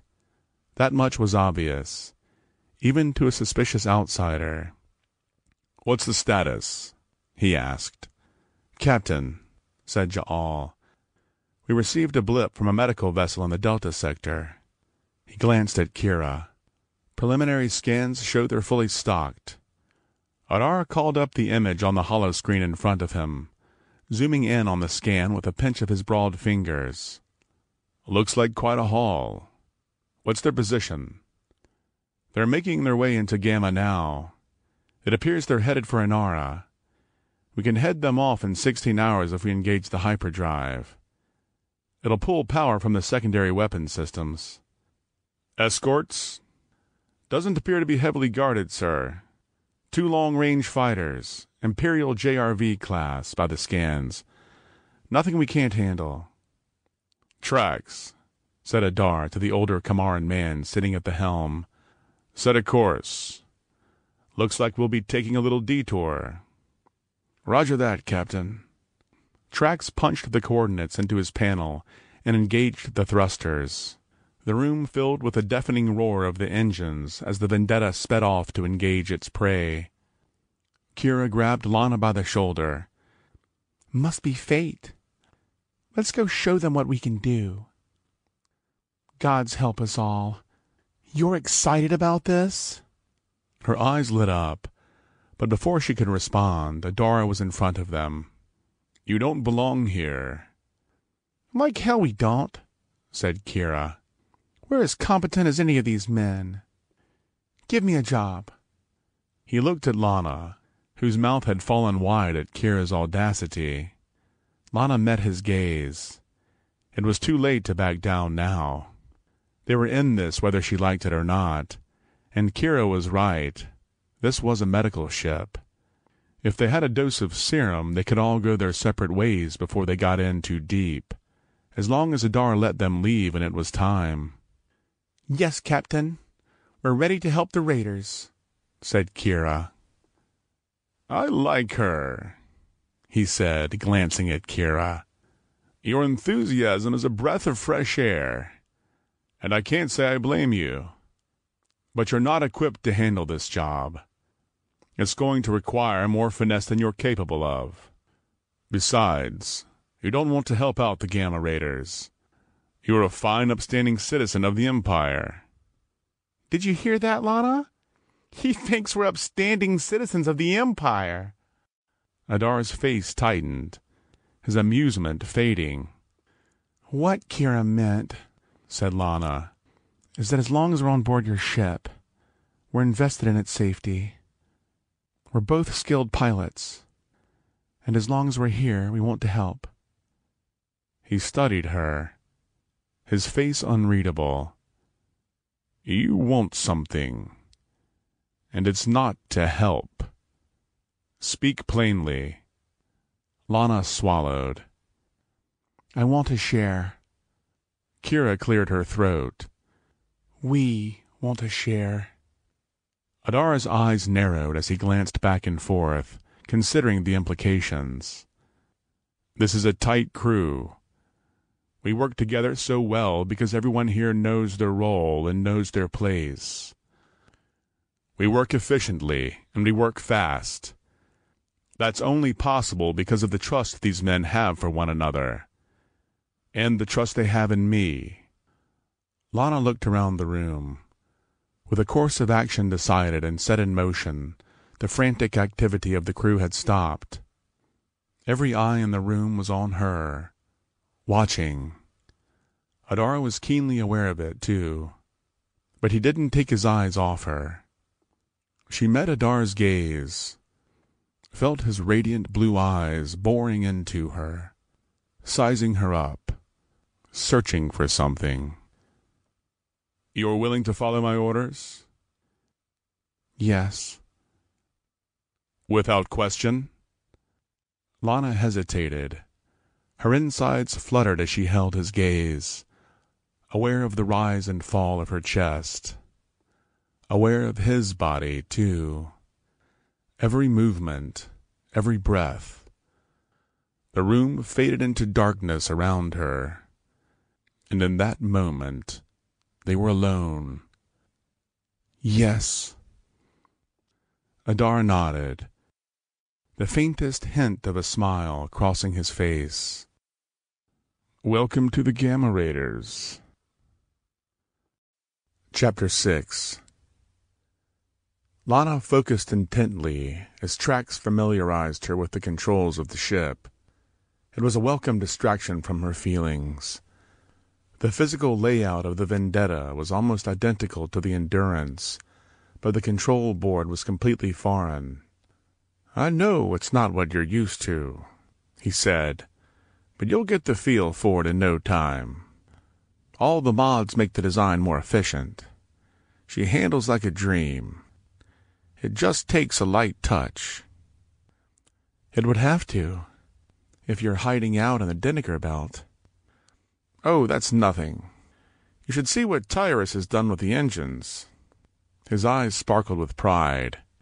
"Looks like he remembered more from our old racing days than I thought. Glad to see him putting it to such good use." "Tyrus is your son?" she asked. "He's mine, all right." Trax straightened in his chair. "He's the reason I joined up with the Raiders. The Imperials had him tagged from the time he was 3. Had a gift, they said, which means they had plans to take him young and use him up." His eyes narrowed as he looked out the viewport. "I've seen what they do to their gifted, and I couldn't let the boy suffer that. He has too much potential to burn out so young. And for what? To fatten the Empire's coffers?" He spat. "On his 5th birthday, the recruitment officer showed up at our door with the orders. I wanted to give him a better life. So here we are." Lana listened without interrupting. She had heard the horror stories of what the Imperials had done with their young prodigies. It was a fear her parents shared for Tanner until the testing found genetic markers for the Rend. She felt sympathy for the old man. She understood his motives, if not his conclusions. But piracy? The Gamma Raiders? Wasn't there a better way? "You're new here, Lana. There's a lot you don't know. But trust me when I tell you that the Raiders aren't so bad. Tyrus has a good life here. He's among friends." Lana looked around the bridge. Most of the small crew had gone about their business, preparing themselves for the upcoming raid. But the faces that remained confirmed Trax's assessment. Their eyes held no fear, no burden of Imperial oppression. "You're still not convinced. You will be, Lana. I have a feeling about you. And Captain Adar." Her face tightened into a scowl. Trax burst out laughing. "You look like you just tasted a boot sole." It was contagious. Lana couldn't help smiling. "Give him time. Get to know the man. Let him get to know you. Contrary to what you might think, he's not as bad as all that. He's just protective of his crew. We're like his family, and I trust him with my life. Follow him to the edge of the universe if he asked me to. Every single one of us would." Lana had a hard time believing it. Trax seemed decent enough, but trust? Real trust? Among pirates? That was as wise as swimming the Anaran Ocean with an open wound. The predators would savage the scent of blood. It was their nature. "I'm not going to convince you." He said it without judgment. "But time will. Get to know him. Give him a chance." The nav panel lit up in front of them, flashing brilliant green as the field of stars outside the viewport narrowed into tiny glittering points of light. The deceleration pulled Lana back against her seat as the Vendetta dropped out of hyperspace. "Debris field," said Trax. "Think you're ready to give it a spin?" Lana smiled. "Let's do this."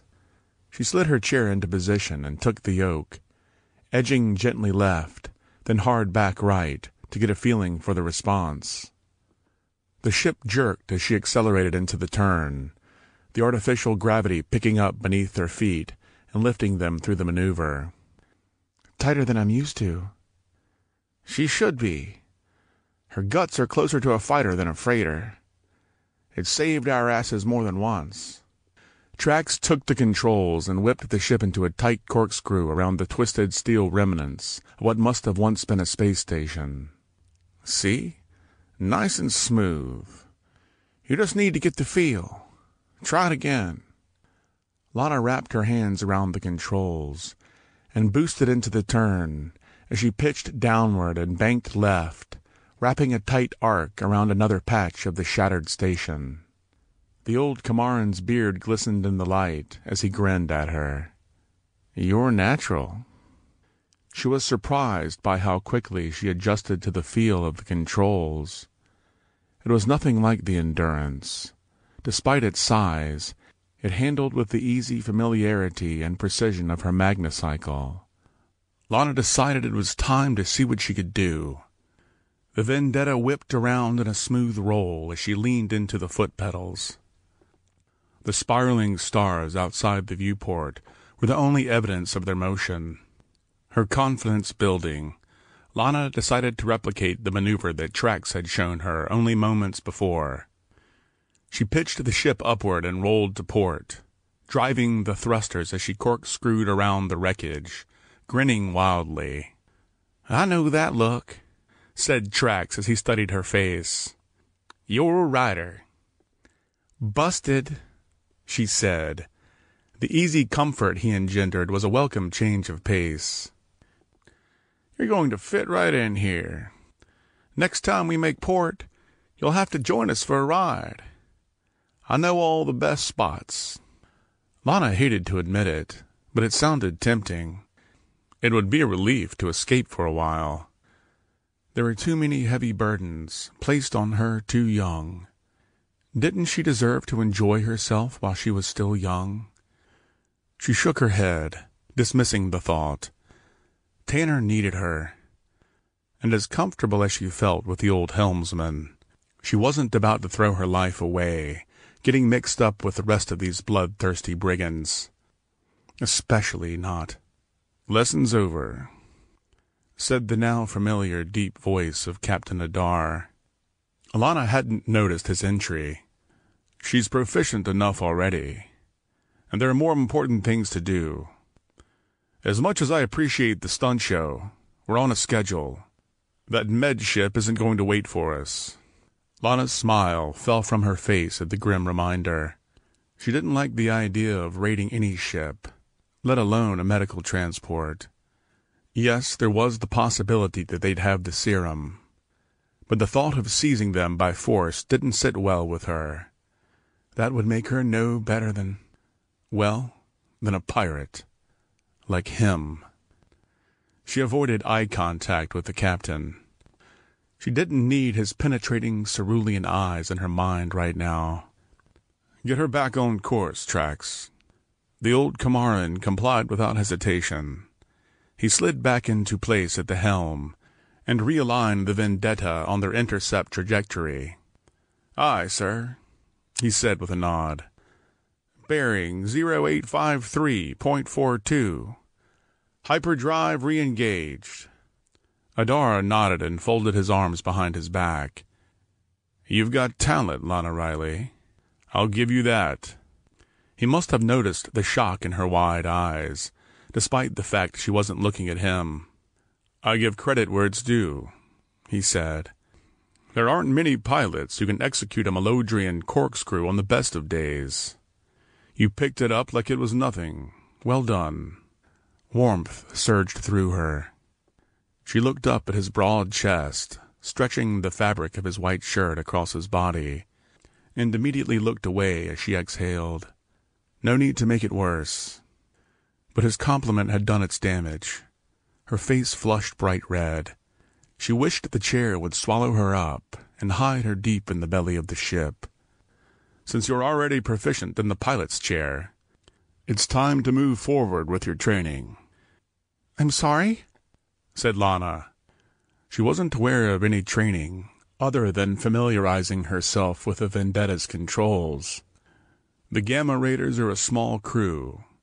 Everyone has their specialty. but every member of my crew is expected to know how to perform every role at any time. And every member of this crew," he locked eyes with her, "participates in the boarding party." The firm, commanding stare left no room for doubt in his unspoken addition. "That includes you, Princess." Lana's heart dropped into her stomach. Flying for the raiders was bad enough.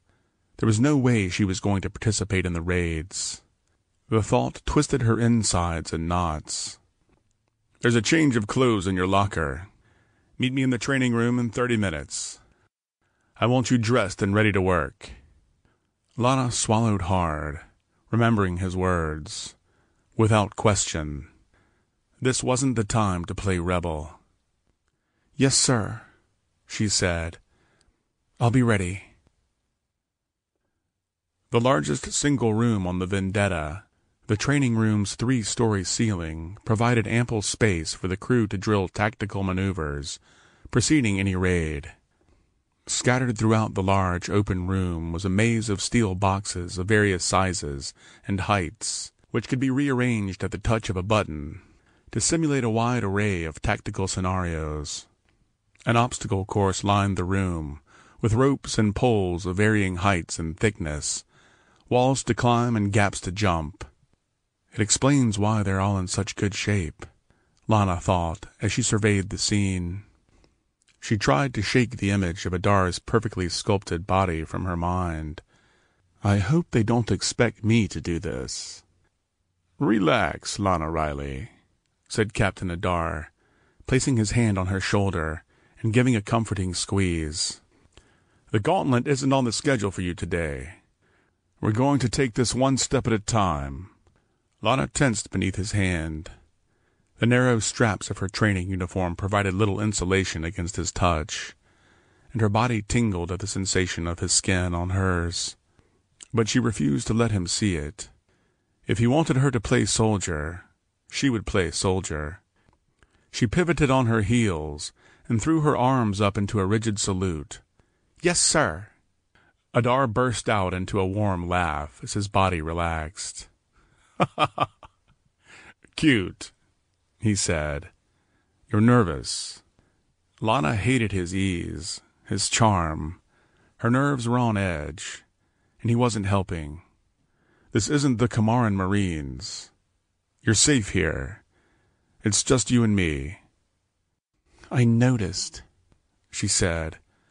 Her eyes darted around the room to avoid staring at the perfectly muscled body in front of her. "There's nothing to be afraid of. And though I need you to take this seriously, tension isn't going to help. Just relax, follow my instructions, and we'll get you through it." His tone was warm, caring. Lana dropped her guard. "Okay," she said. "I'm listening." Adar nodded. "Good." He swung his arms back and forth in front of him, loosening his shoulders. "Now, as I've told you, every member of the Raiders participates in the boarding party, and that includes you. Even if you were to remain behind, there's always the possibility you'll have to defend yourself on board the Vendetta." Lana nodded, considering the possibilities. Adar's tactical competence was obvious, and she had a hard time imagining for a second that he'd leave his ship open to being boarded. "It hasn't happened yet," he said with a cocky grin, "but we can't leave anything to chance. And besides, I'm not leaving you or your friend here alone until you've proven your loyalty. That means 12 hours from now, you're coming with us, and I need to make sure you can handle yourself. I won't allow your lack of training to put my team in danger." "Great. I'm going to die out here," she thought. "Can you fire a weapon?" "I know the weapon systems on the Endurance. I can protect the ship." "No, Lana. That's not what I asked. And I won't tolerate your games. Have you ever fired a blaster?" "Citizens aren't allowed to carry firearms since the Kamarans took over Tarxis." "You didn't answer my question." "Keen observation. she spat. "No wonder you're the captain." Adar leapt inside her shoulders and twisted her arms behind her back as he toppled her to the ground in a swift, clean attack. "Don't mock me, princess," he said. "If you don't learn who your friends are, you'll get yourself killed. I'm here to help you." Lana groaned as the pain of the arm lock spread through her elbow. "Okay," she mumbled through clenched teeth. "I'm sorry." Adar released his grip on her wrist and backed away, leaving Lana face down on the ground.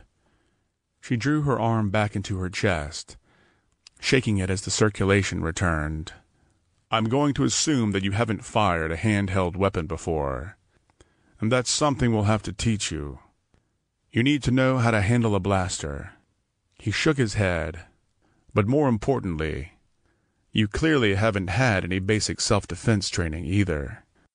An angry retort threatened to jump from her lips, but this time she bit her tongue. "No, I haven't." Which was obvious from the way you handled yourself with a slaver back on Tarxis. "You need to know how to protect yourself. Even if you weren't here with us, the galaxy can be a dangerous place." His gaze softened as he stretched his hand out to her, an offering of peace. Lana's elbow still throbbed from the hold, and she didn't trust him to help her up. But the smile on his face seemed genuine, and she was in no position to refuse. She placed her hand in his palm as he lifted her to her feet. Adar nodded. "First things first. Let's make sure you can escape if you're attacked from behind again. I'll show you once, and then we'll practice." He approached her slowly. "The Ratolian came at you from the front, so the first lesson is to keep your distance." He leapt forward towards her and snatched her wrist out of the air as he spun her body into him, pulling her close. Lana huffed. "I wasn't ready." "Always be ready." He released her and stepped back. "Let's try again. This time I want you to watch my eyes." "Great. That wouldn't be distracting." "When you see me lunge, jump back like this." He shuffled backwards with a bound, a single leap that moved him safely away. "You try it." Lana leapt sideways and caught her uneasy balance. "Good," he said. "The key is to stay low. Keep your knees bent. Keep your center of gravity down." He crouched lower, widening his stances, his strong thigh muscles supporting his body. Lana mirrored the pose, separating her feet as she squatted lower. Adar smiled. "Feels more stable already, yes? And it'll give you enough power in your legs to jump back." Without warning, he lunged again. This time Lana caught the tell in his eyes. She sprung backwards, keeping her balance as she leapt out of his reach. "Perfect," he said, smiling. "That's your first line of defense. Don't let anyone get their hands on you." "And if my back is against the wall?" said Lana. "Now you're thinking. You're putting yourself in the situation. That's the first step. Always be prepared." Without warning, he sprang forward again. Lana reacted quickly, keeping well out of his arm's reach. But now her back was against the wall, just as she'd feared. Adar pounced at her. Lana dropped her body and flew sideways, avoiding the impact of his attack. "Instincts," he said, "are powerful. Never ignore what yours are telling you." Lana's heart thrummed in her chest as she watched the precision and control of his movements. The closeness of his body sent her blood rushing through her. When you dodge, you can use your attacker's momentum against him. This time, when I charge you, I want you to reach out and pull me forward into the wall. "That's crazy." But it will buy you time, enough to escape if you're lucky. Adar crouched low, pausing long enough to make eye contact with her before leaping at her again. Lana caught the glint in his eyes that telegraphed the attack. She shuffled her body sideways, reaching out to grab his wrist. And she missed, careening wildly to the side. Adar snatched her outstretched hand and spun her around, pulling her back into his body as he wrapped his arms around her. Lana felt the strength of his biceps, the firm muscles of his chest as he held her immobile against him. Her heart pulsed erratically. She felt the warmth of his flesh as their bodies connected. She welcomed the contact, and that frightened her. "You let me in," he said as he released her. "You were too fast, and I lost my balance." "What are you going to do when I get my arms around you?" Lana panicked. She stared at his body, the rise and fall of his chest. "I don't know," she said. "Submit." "Wrong." Lana felt his eyes on her, tracing the curves of her body. "Your attackers might be bigger than you. They will be stronger. But you never have to submit to anyone. Let me teach you how to break free." He smiled at her warmly. "Come and wrap your arms around me." Her skin tingled. The lingering sensation of his touch coursed through her. She approached him nervously and gently put her hands on his waist. "My gods, I'm trapped," he said, lifting her hands off his hips. "Come on, don't be afraid. Try to hold me." She hesitated. She wanted to touch him, and the thought terrified her. She reached around his body, feeling the lines of his core as she tightened her arms into a squeeze. "That's better," he said. "If anyone gets the jump on you, here's what you're going to do. First, drop your weight low and smash my foot with your heel. Second, swing your arms up and around in a circle like this. Follow it with a knee to the face." He performed the action in slow motion, pushing her arms out of the way, manipulating her body easily despite the strength of her hold. "Got it?" Lana nodded. "Simple enough." Lana rehearsed the short sequence in her mind. "Good," he said. His arms were on her again. The scent of his body filled her as he held her fast. Lana's heart raced in her chest. She felt the full force of his strength as he held her in place. "You can do this, Lana. No hesitation."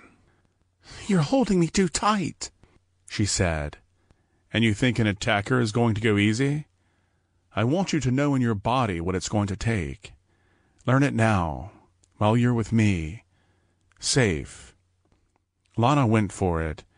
She dropped her body weight, stomping her foot into the ground where his heel had been only a moment before. She swung her arm up, hard, and his grip fell away as she spun out of the hold. She grabbed the back of his head, threw her knee at him. Adar rolled out of the way before the blow landed, but Lana's momentum carried her through as the pair tumbled to the ground. Lana anticipated the fall. Years of rolling around on the Magnacycle had taught her how to manipulate her body weight.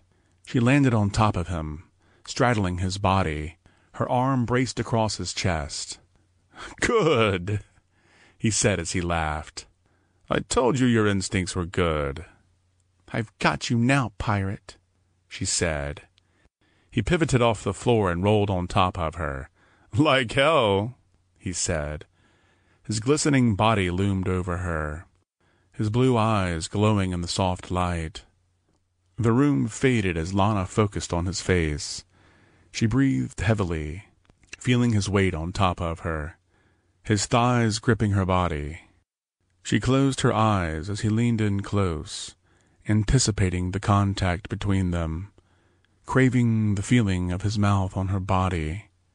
The flood of emotions overpowered her more thoroughly than his arms ever could, and in that moment she could let him in. Logic shut down as the rush of desire surged through her. She welcomed it, a long-forgotten friend she didn't realize she'd missed. His mouth hovered inches from her skin. She felt the warmth of his breath as he pressed against her, and she waited, her lips parted in anticipation as she opened her body to him, longing to feel his mouth exploring her skin. Adar froze. His body went rigid and his eyes grew cool. "Lesson's over," he said, jumping to his feet. "Get some rest. You're going to need it for the raid."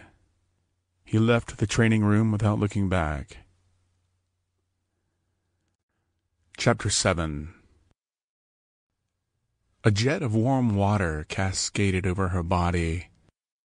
Lana stood with her eyes closed, letting warmth release the tension and soothe her aching muscles.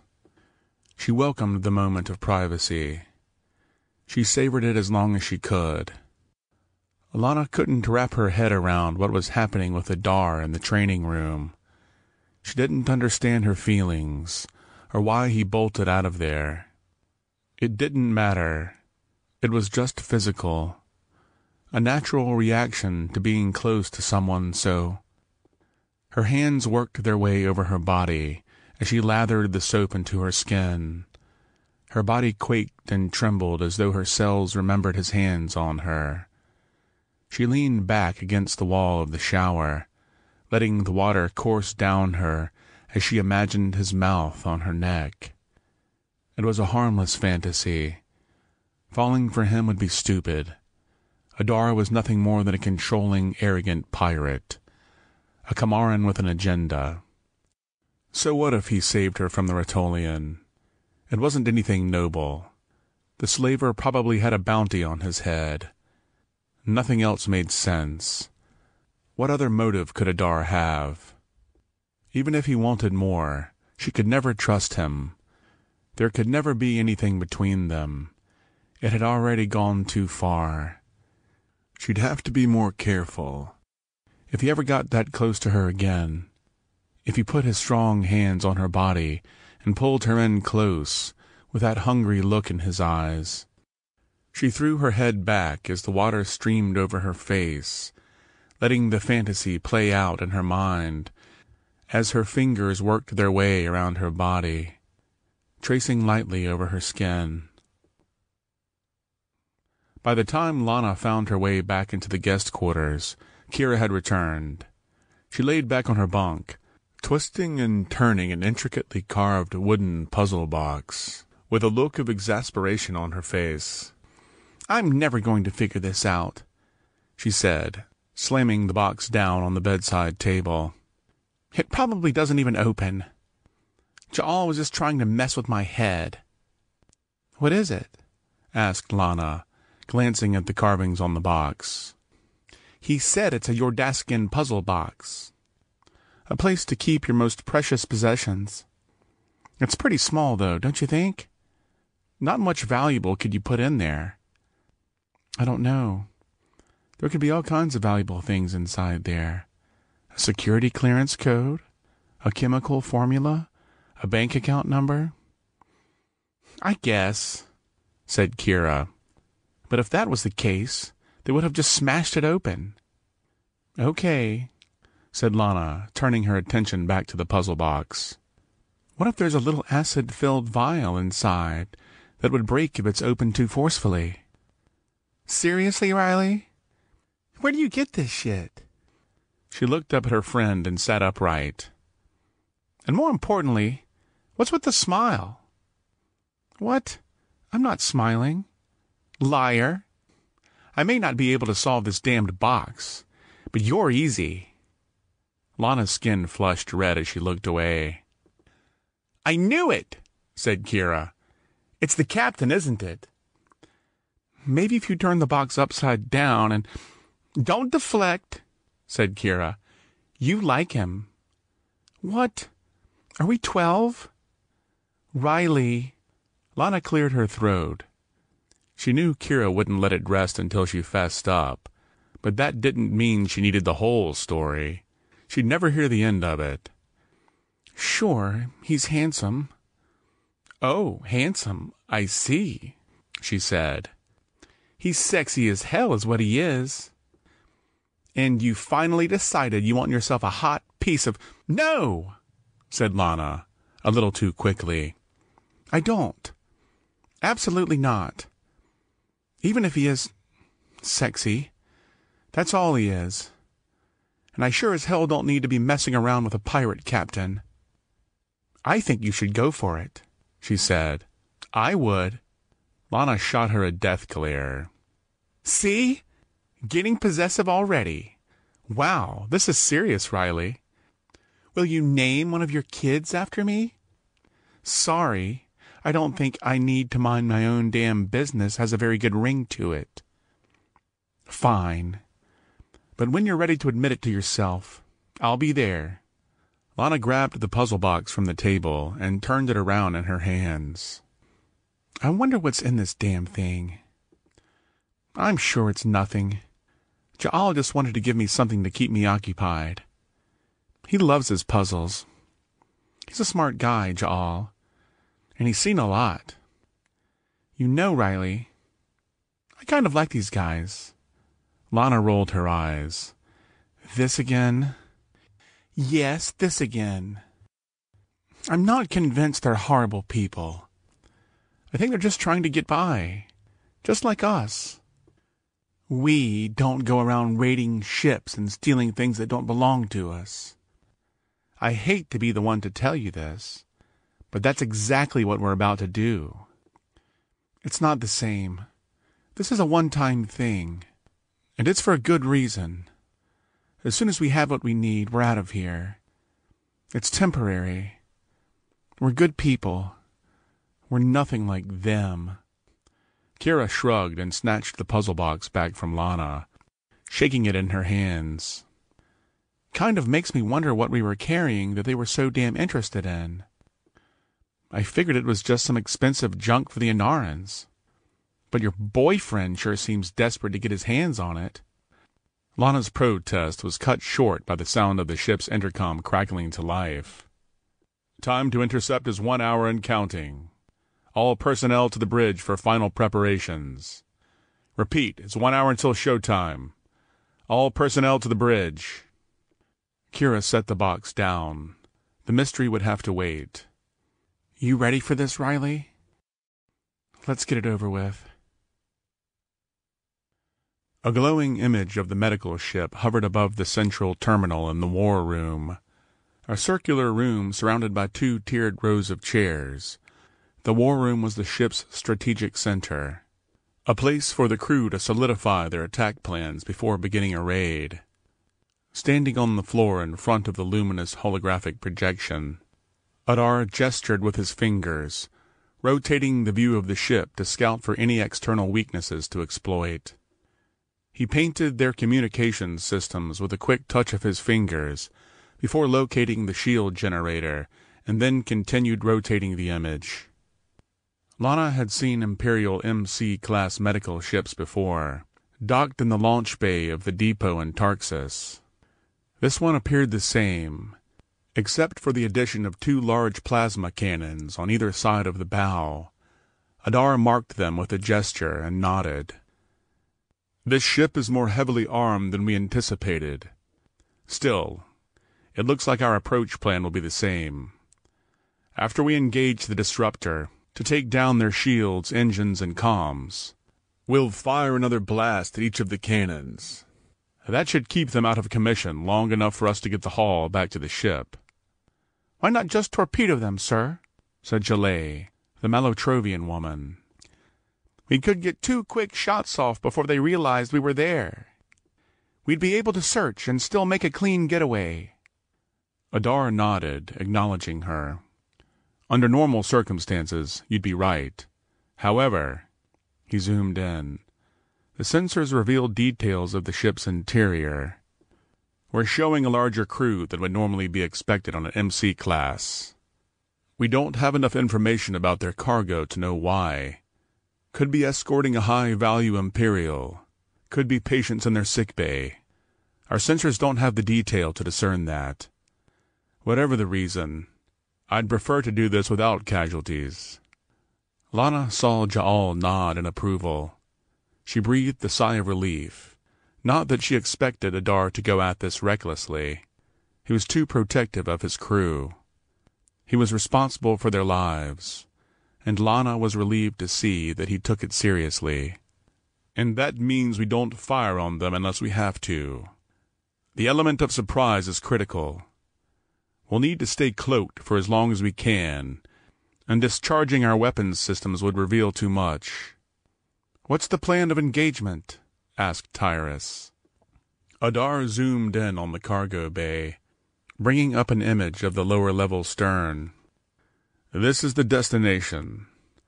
Once the fighters are disabled and their sensors are down, we'll dock up with the ship and enter here." He focused the image on the loading bay, pointing to the large dual airlock doors. "No personnel readings in the cargo area, so we should have a clean entry. We'll load up the supplies back onto the Vendetta and get the hell out of there. If we do this fast enough, we can stay cloaked the entire time. In and out. They'll never know what hit them," said Rymar, the Yordaskian. "Let's hope," said Adar. "But I want you on point, Rymar, just in case things go south. You and July can make your way through the hallway back into the medical bay and grab any supplies you can. Vaccines, surgical tools, whatever you can find." Lana said a silent prayer that somewhere in there she would find the serum for Tanner. "I'd like to go," she said. "Back to the med bay. Let me go with him." "Look at the new girl," said Ja'al. Adar's mouth drew into a frown. "We don't know what you'll find there, and you're not ready to deal with any threats. I can't have you put my crew at risk. I need you to stay back and help us load out the cargo bay." But this opportunity was too good to pass up. The only reason she agreed to go along with this crackpot plan was to get the serum. The crew wouldn't know it was a priority. Hell, even if they found a dose, there was no guarantee they'd let her keep it. She had to be the one to locate it. "Please," said Lana. "I can help." Kira grabbed her wrist. "Don't piss him off," she whispered. But Adar was already on the move.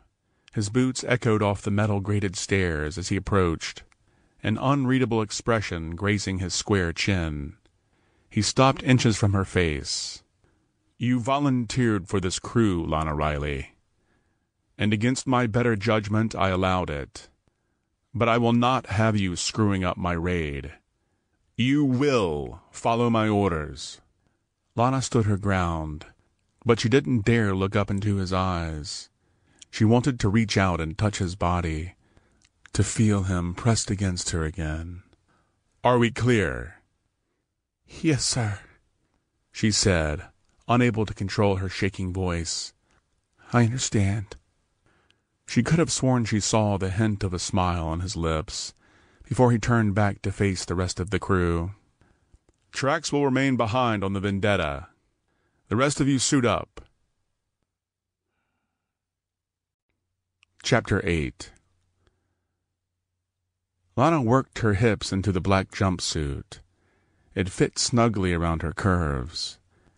And if she was in any state of mind to notice such a thing, she would have thought she looked pretty damn good. She laced up her boots and glanced at Kira, who was fiddling with the settings on her Kengan, the kinetic shield generator. "These things are insane," she said as she tucked the small black box inside the pocket of her jumpsuit. "Seriously, this is beyond military grade. I don't know how they got their hands on them." "How would you even know that?" "Oh, you know." She smiled conspiratorially. "Soldiers talk." Lana shook her head. "Yeah, whatever. I'm just glad they have them. I know they said this would be easy, but you've never held a gun before. You have no idea what you're doing. And you're about to go on a hostile raid of a med ship." Kira put her hand on Lana's shoulder. "You'll be fine. They know what they're doing. We can stay out of the way." "Yeah," said Lana. "I guess. I just wish—" The buzz of the ship's siren interrupted her thought. The lights dimmed to red as power was diverted from the primary systems into the shield disruptors. Silence fell over the ship as the alert ceased. Outside the viewport, a flash of brilliant white light erupted from the Vendetta, enveloping the medical transport. Lana recognized it. 24 hours ago her life was safe and normal, and now she had to focus. The ship juddered, throwing her off balance as the docking arms connected with their target. The raiders stood ready at the cargo bay doors. "Let's do this, Riley." Lana inhaled and nodded. Let's get it over with. Ja'al hoisted a large pulse rifle to his muscular shoulder, his golden skin glowing in the darkness. He crammed a cartridge into the stock and shot a smile over to Kira as the pair approached. Adar nodded to his crew, looking them each in the eyes and whispering a short blessing in the Kamaran tongue. When he came to Lana, he stopped. He touched her shoulder gently and bowed his head in close. "Be not afraid of the unknown. The god of fate smiles upon you." In spite of the electricity shooting through her nerves, his steady hand calmed her. She believed in him to get them safely through this. She met his glowing blue eyes and nodded, silent and reassured. The hiss of hydraulic pistons filled the air as the door slid open, giving them direct passage into the medical ship's cargo bay. Adar led the charge. The raiders fell into step behind him, their boots echoing in unison as they stormed into the darkness. With the ship's power still disrupted, they moved into the blackness ahead. Lana followed close behind, her heart pounding. Tyrus took up the rear. When he crossed the threshold, he slapped a glowing beacon on the wall to mark their return point. Soft orange light filled the room, revealing a densely packed array of sealed crates. Tungsten and wood, all shapes and sizes. Ja'al and Tyrus converged on a massive metal box in the center of the room. They worked quickly, loosening the harness, securing it to the floor, and edged the crate back towards the door. The rest of the crew followed suit, choosing from the largest of the assorted containers and freeing them from the bindings. Lana scanned the room. She didn't know what the crates contained, but none looked small enough or important enough to hold something as valuable as the serum. She had to hold on to hope. It had to be in there somewhere. Rymar and July rushed through the cargo hold, approaching the circular metal double door that led into the rest of the ship. By now, the crew had time to recover from the shock of the attack. Any minute now they would realize what was happening and come looking for the intruders. The cacophony of scraping metal on metal filled the air as the raiders moved their crates back toward the Vendetta, working as fast as they could manage. It wasn't fast enough. "We've got company inbound. ETA 30 seconds, called Tyrus, looking up from the screen of his handheld holo. "They won't get the jump on us," said Rymar. He smashed his palm into the control panel near the door. It spiraled open with a groan. July took cover behind the opening, keeping her pulse rifle trained down the corridor. "Keep moving," said Adar, charging forward to join Rymar and July at the front line. "Get as much as you can. We'll hold them off." The sound of boots echoed through the hallway as a pair of Kamaran soldiers raced around the corner. Rymar leaned out from his cover, snapping off a pair of bursts from the pulse rifle. The air crackled and burned as the bolts found their marks, and the bodies of the soldiers crashed to the ground. Adar lowered his visor over his right eye, searching for heat patterns down the hall. "It looks clear, but there'll be more. If we're going to search the med bay, we have to move now." "Sir," said July. She crouched low and started down the hall, keeping herself pressed close to the wall and her rifle barrel raised into the darkness. Rymar fell in behind her. The pair alternated down the hall, covering one another as they moved through the well-rehearsed attack pattern. Adar turned. "I'm going with them. Keep moving the cargo," he called out. "You got it, Captain," said Ja'al. He directed Tyrus and Kira over to a stack of smaller steel boxes. A shot of adrenaline coursed through Lana's body when she heard the gunshots. She froze. Her thoughts raced. This is it, she thought. This could be my only chance, if there's even a possibility they have the serum on this ship. Her legs threw her into motion before she could stop herself. No muddy thoughts, no time to second guess. Pure action, like cruising the canyon on her magnacycle. She let her instinct drive as she charged into the corridor following Adar and the others. They disappeared around the corner ahead, and she continued down the hall alone. If there was serum down there, they would secure it. But that wasn't good enough.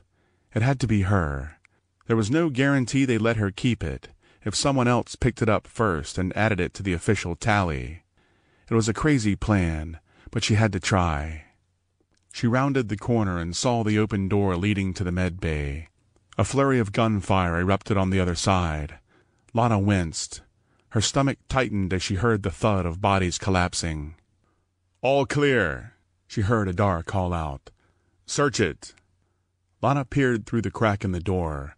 Amidst the shards of shattered glass, she saw a large table in the center of the room, dressed with beakers and a large surgical cutting laser. There was no way the crew could get that out in one piece, at least not before the next wave of Kamaran soldiers arrived. 2 private operating rooms lined the far wall, each equipped with a light cycle station. The small, self-contained pods were modern life-saving miracles of regenerative tech. Even one light cycle could make an immeasurable difference for people all over the galaxy. But this ship was headed to Inara. These units would be used for the cosmetic enhancement of the ruling elite. Rymar rummaged through the drawers, tossing vials of antibiotics, drip bags, and painkillers into his carry pack, while July and Adar each moved into an operating room. Somewhere in there, Lana was certain she would find the serum for Tanner. Down the open hallway, lights flickered. Loose wiring sparked where bullets had torn a fixture from the wall. She knew it was only a matter of time before the next group of soldiers arrived. "I'm clear," shouted Rymar when he finished loading his bag. "Get back to the ship," said Adar. "Protect the others. These light cycles are going to take a minute to disconnect." "Do you want me to—" "Go," said Adar. "Help in the cargo bay. We'll be right behind you." Rymar flew from the med bay at a full sprint. Oblivious to Lana crouched outside the door. With Adar and July still focused on disconnecting the machines, Lana had a limited window of opportunity. She nudged the door open and crawled through the sea of glass and debris to the cabinet on the far wall. The serum had to be there. It was the only place Rymar hadn't searched. Reaching the cabinet, she gripped the handle and pulled. Nothing. The thought that it might be locked never even occurred to her. She cursed under her breath. The grinding of metal scraping metal shrieked from the operating room next to her. July had loosened her light cycle. It must be nearly disconnected by now. Lana rolled underneath the operating table just as the door burst open. "One down," July said. "Rolling back to base." Lana held her breath, pulling her legs in tighter beneath the table as July entered the room. The cold tile of the med bay floor pressed into her shoulder blades, but she didn't dare move. She closed her eyes and cursed herself for thinking this was a good idea. "Shit!" She heard July curse under her breath as the wheel of the light cycle cart caught on one of the fallen soldiers. She kicked him out of the way, freeing the wheel and moving on. The soldiers, Lana thought, of course. When July cleared the room, Lana crawled out from beneath the table and over to one of the corpses on the ground. A broad, heavy Kamaran. It took all the effort Lana could muster to drag his body over to the cabinet. Holding her breath, she gripped the fallen soldier's still warm hand and lifted it to the biolock. The lights flashed. Red. She should have realized that the soldier wouldn't have clearance in the med bay. Hell, she probably wouldn't find anything in there anyway. A ship headed to Inara wouldn't have the serum. The Ren was never a problem there. They'd have no need for it. She shook her head and dropped the soldier's hand. In the operating room, she heard Adar wrestling with the light cycle. She didn't have much time. She had to get out. The door burst open as the foot end of the light cycle jutted out into the room. Adar heaved the carrier forward, his biceps flexing as he lifted one end over the body on the floor. Lana crouched lower. He didn't see her. Thank the gods, she thought. She'd never be able to explain herself. As he shoved through the outer door, Lana caught a flurry of motion through the window. A Kamaran soldier wrapped his elbow around the pirate captain's neck, squeezing his windpipe. Adar threw himself backwards, slamming the soldier into the wall, but the soldier's grip remained firm. Adar grunted and lurched. He fought to thrust an elbow back into his attacker's ribcage. No opening appeared. Lana saw the blaster waving from the soldier's hip. She sprang out from behind the operating table and charged, smashing the door into his face as she burst into the hall. A bolt of energy ripped through the corridor as the blaster clattered to the floor. Hadar thrust his elbow back again. The blow landed with a crunch, connecting with the soldier's ribcage. The wind knocked from his body. The soldier hunched forward. Hadar drove a palm into his nose. The soldier recoiled with a scream, blood dripping from his face. Lana dove out of the way as he lurched backwards. Pinned against the wall, the soldier's eyes filled with rage. He pistoned a fist at Hadar's core and threw his weight forward, but the pirate reacted fast, pivoting around the incoming blow and throwing his attacker off balance. "Lana, the blaster!" he bellowed as he torqued his attacker to the floor. The weapon reflected a spark from the flickering light fixture, and she dove to retrieve it from the ground. The blaster felt heavy in her hands, unwieldy and foreign. She lifted it into the air and steadied her aim. The frantic soldier kicked out against the ground, loosening Hadar's hold on him. "Now, Lana, shoot!" With a guttural groan, Hadar threw the man backwards into the wall. Lana squeezed the trigger. A blast of white light erupted from the weapon, crackling through the Kamaran's body. He went limp and slid to the ground. Hadar turned to her, a cold expression on his face, as he pried the blaster from her quivering hands and tossed it aside.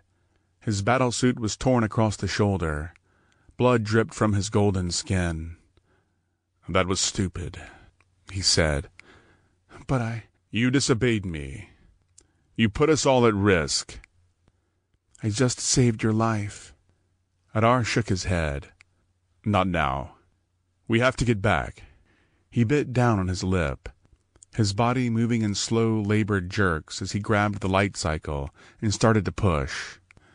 "It's salvageable," he said. "I hope." "I'm sorry, Hadar." "Help me push." They worked the wheels free and built momentum, pushing the light cycle down the hall in silence. Lana spotted the tips of 2 pulse rifles sticking out from behind the doors they closed in on the entrance. They were close. Lana felt the fire in her chest as she pushed with everything she had to make it through the door and back to the hold. A yell echoed through the hall behind them. More soldiers were closing in. "Keep moving," said Hadar. "Back to the ship." They charged ahead, scrambling back towards the Vendetta. But their pursuers were gaining ground. They flew around the corner, weapons drawn, firing furiously into the air ahead. The air burned as their shots peppered the room, scorching the walls around them. The 2 raiders waiting inside the cargo bay returned fire, covering the escaping captain as they rushed back into the cargo bay. Rymar slammed his fist into the wall panel. July fired 2 more shots through the shrinking window. The quartet climbed aboard the Vendetta as the heavy door sealed shut. Chapter 9. "What the hell were you thinking, Lana?" said Hadar. He stood with his legs spread wide, staring out the viewport of the great cabin. Lana gripped the edge of her chair. She knew she was in for a tongue lashing after brazenly disobeying him. "I'm sorry, okay?" "No. It isn't okay. You disobeyed a direct order. I don't know what you think you were doing out there. You put everyone in danger, including yourself. You could have been killed." "I saved your life." Lana swallowed hard and tried to stay calm. He still didn't know she was looking for the serum. "I could have handled him, Lana. I'm well trained, and I was prepared." He turned to face her. "You, on the other hand, seem to have zero instinct for self-preservation. Saving your ass nearly got me killed. You put the mission at risk." "I wasn't trying to." "When I give orders, it's for a reason," he snapped. "And I expect my crew to follow them." He shook his head and took a deep breath. "It was a mistake to bring you along." "It wasn't," she said. Lana, you're a lot of things, but you don't strike me as stupid. His eyes softened as he looked at her. You must have had a good reason for charging in there after us, for hiding out while my crew searched for supplies. He placed his hands down on the table in front of her. I would like to know what it was. Lana averted her eyes. She knew that her rash action had put them at risk. But how could she have passed up the opportunity to find the serum for Tanner? What she did was the only reasonable course of action, and there was no way Adar would have approved it. No way he would understand things like compassion or human connection. Whatever it is, you're not saying it. You can trust me. Bullshit. Her eyes snapped to meet him, but even as she uttered the word, she felt the seeds of doubt growing inside her. Adar was firm, domineering even, but he didn't seem to want to harm her. She studied the lines of his face. He seemed to be searching for understanding, not vengeance.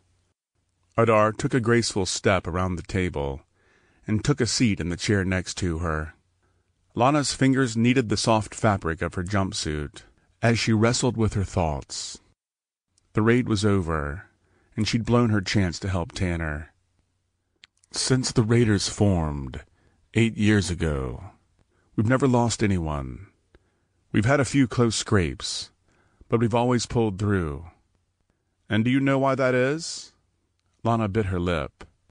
Trust, Lana. Every man and woman on this ship trusts one another with their lives, and they trust me to protect them, to make the right decisions. If anything happens to anyone on this crew, it's my responsibility. It wasn't the speech Lana expected to hear from him. Every Kamaran I've ever known has only been interested in themselves.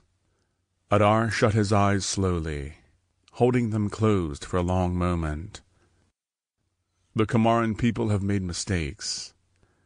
Most of them don't know any better, and the ones that do have little influence on the rest. I don't believe that. I haven't known you long, Lana, but let me tell you what I see. You're a bright and capable young woman with a big heart. Lana shifted uncomfortably in her chair. At the bazaar, you met with the junk dealer, Sakaj. An old family friend, was it? How did you? It doesn't matter. Sakaj doesn't trust anyone, but he trusts you. Why? Knowing Sakaj, it's because you're living your life for something bigger than yourself. You have a cause, a purpose. Lana thought of her brother, sitting alone with his medical bot, bravely enduring the hand that life dealt him. That, he said, just now, that glint in your eyes, that's the reason you were so eager to join us, and I want to know what it was. She looked up at him. Why? She said. What does it matter? It won't change anything. But somewhere hidden inside her, a burning desire to share her burden welled up and threatened to crash to the surface. Maybe Kira was right. It was too much to bear alone.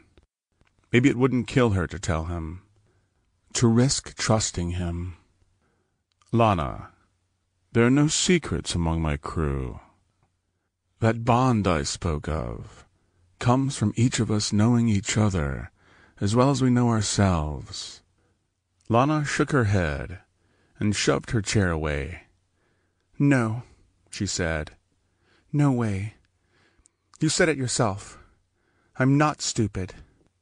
I know how this works. You want to find out what makes me tick, and use it to blackmail me, manipulate me, figure out my weak spots, and use it to your advantage. You're a pirate. There's nothing honorable in that. There's more honor here among the Raiders than you'll find anywhere else in the galaxy. She wanted to believe him, to have somewhere to turn, a place where she could rest. I just wanted to help him, she said. I was so sure I'd find the serum on board that ship.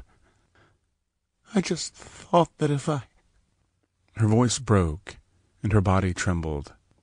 Adar wrapped his arms around her, quieting her sobs. She leaned her head into his chest. She knew he couldn't help, knew he didn't care, but for the moment she felt safe, and she embraced the refuge. Adar didn't speak as she sobbed, didn't utter a word of platitude. He tightened his arms around her and waited. Lana pulled away, embarrassed for revealing more than she meant to. "My brother has the rent," she said softly. "We can't afford the serum, and we can't afford passage to a place that has it. I'm not going to lose him. Ever since the Camarans took over. I'm sorry. I'm sorry I charged in like that. Sorry I risked everyone's life." "It's okay, Lana. That's enough." "I just don't know what to do." "Right now you're going to return to your cabin. Get some rest, Lana. It's been a long day for all of us." As she turned to go, Adar touched her shoulder. "You're safe here." "You're sure you want to go through with this?" Ja'al drew a long sip from his glass, holding his breath as he swallowed. Yordaskian Ormolan was the finest liqueur in the galaxy, and the raiders only broke out their limited supply to celebrate successful missions. Adar watched him, waiting for the telltale shiver to make its way down the executive officer's spine. The stuff had bite. "I trust you, Captain. We all do. But it's my job to make sure your head's in the right place. And I'm not so sure you're thinking clearly about this. She's not trained." Adar appreciated Ja'al's candor. In spite of such formalities as rank and station, he always spoke his mind. And Adar trusted his judgment almost as much as he trusted his own. Ever since they were children growing up together on Kamara, he had leaned on Ja'al's unique perspective for insight. The pirate captain set his glass down on the table and poured another round. "She doesn't need to be trained. This isn't a combat mission. No one will realize that it was us until we're already long gone. Unless she goes off script again. She put us all at risk today, and there's no guarantee she won't do it again. You don't know her motives." Adar took a mouthful of the glowing red liquid, swirling it around and letting its fiery body coat the inside of his mouth.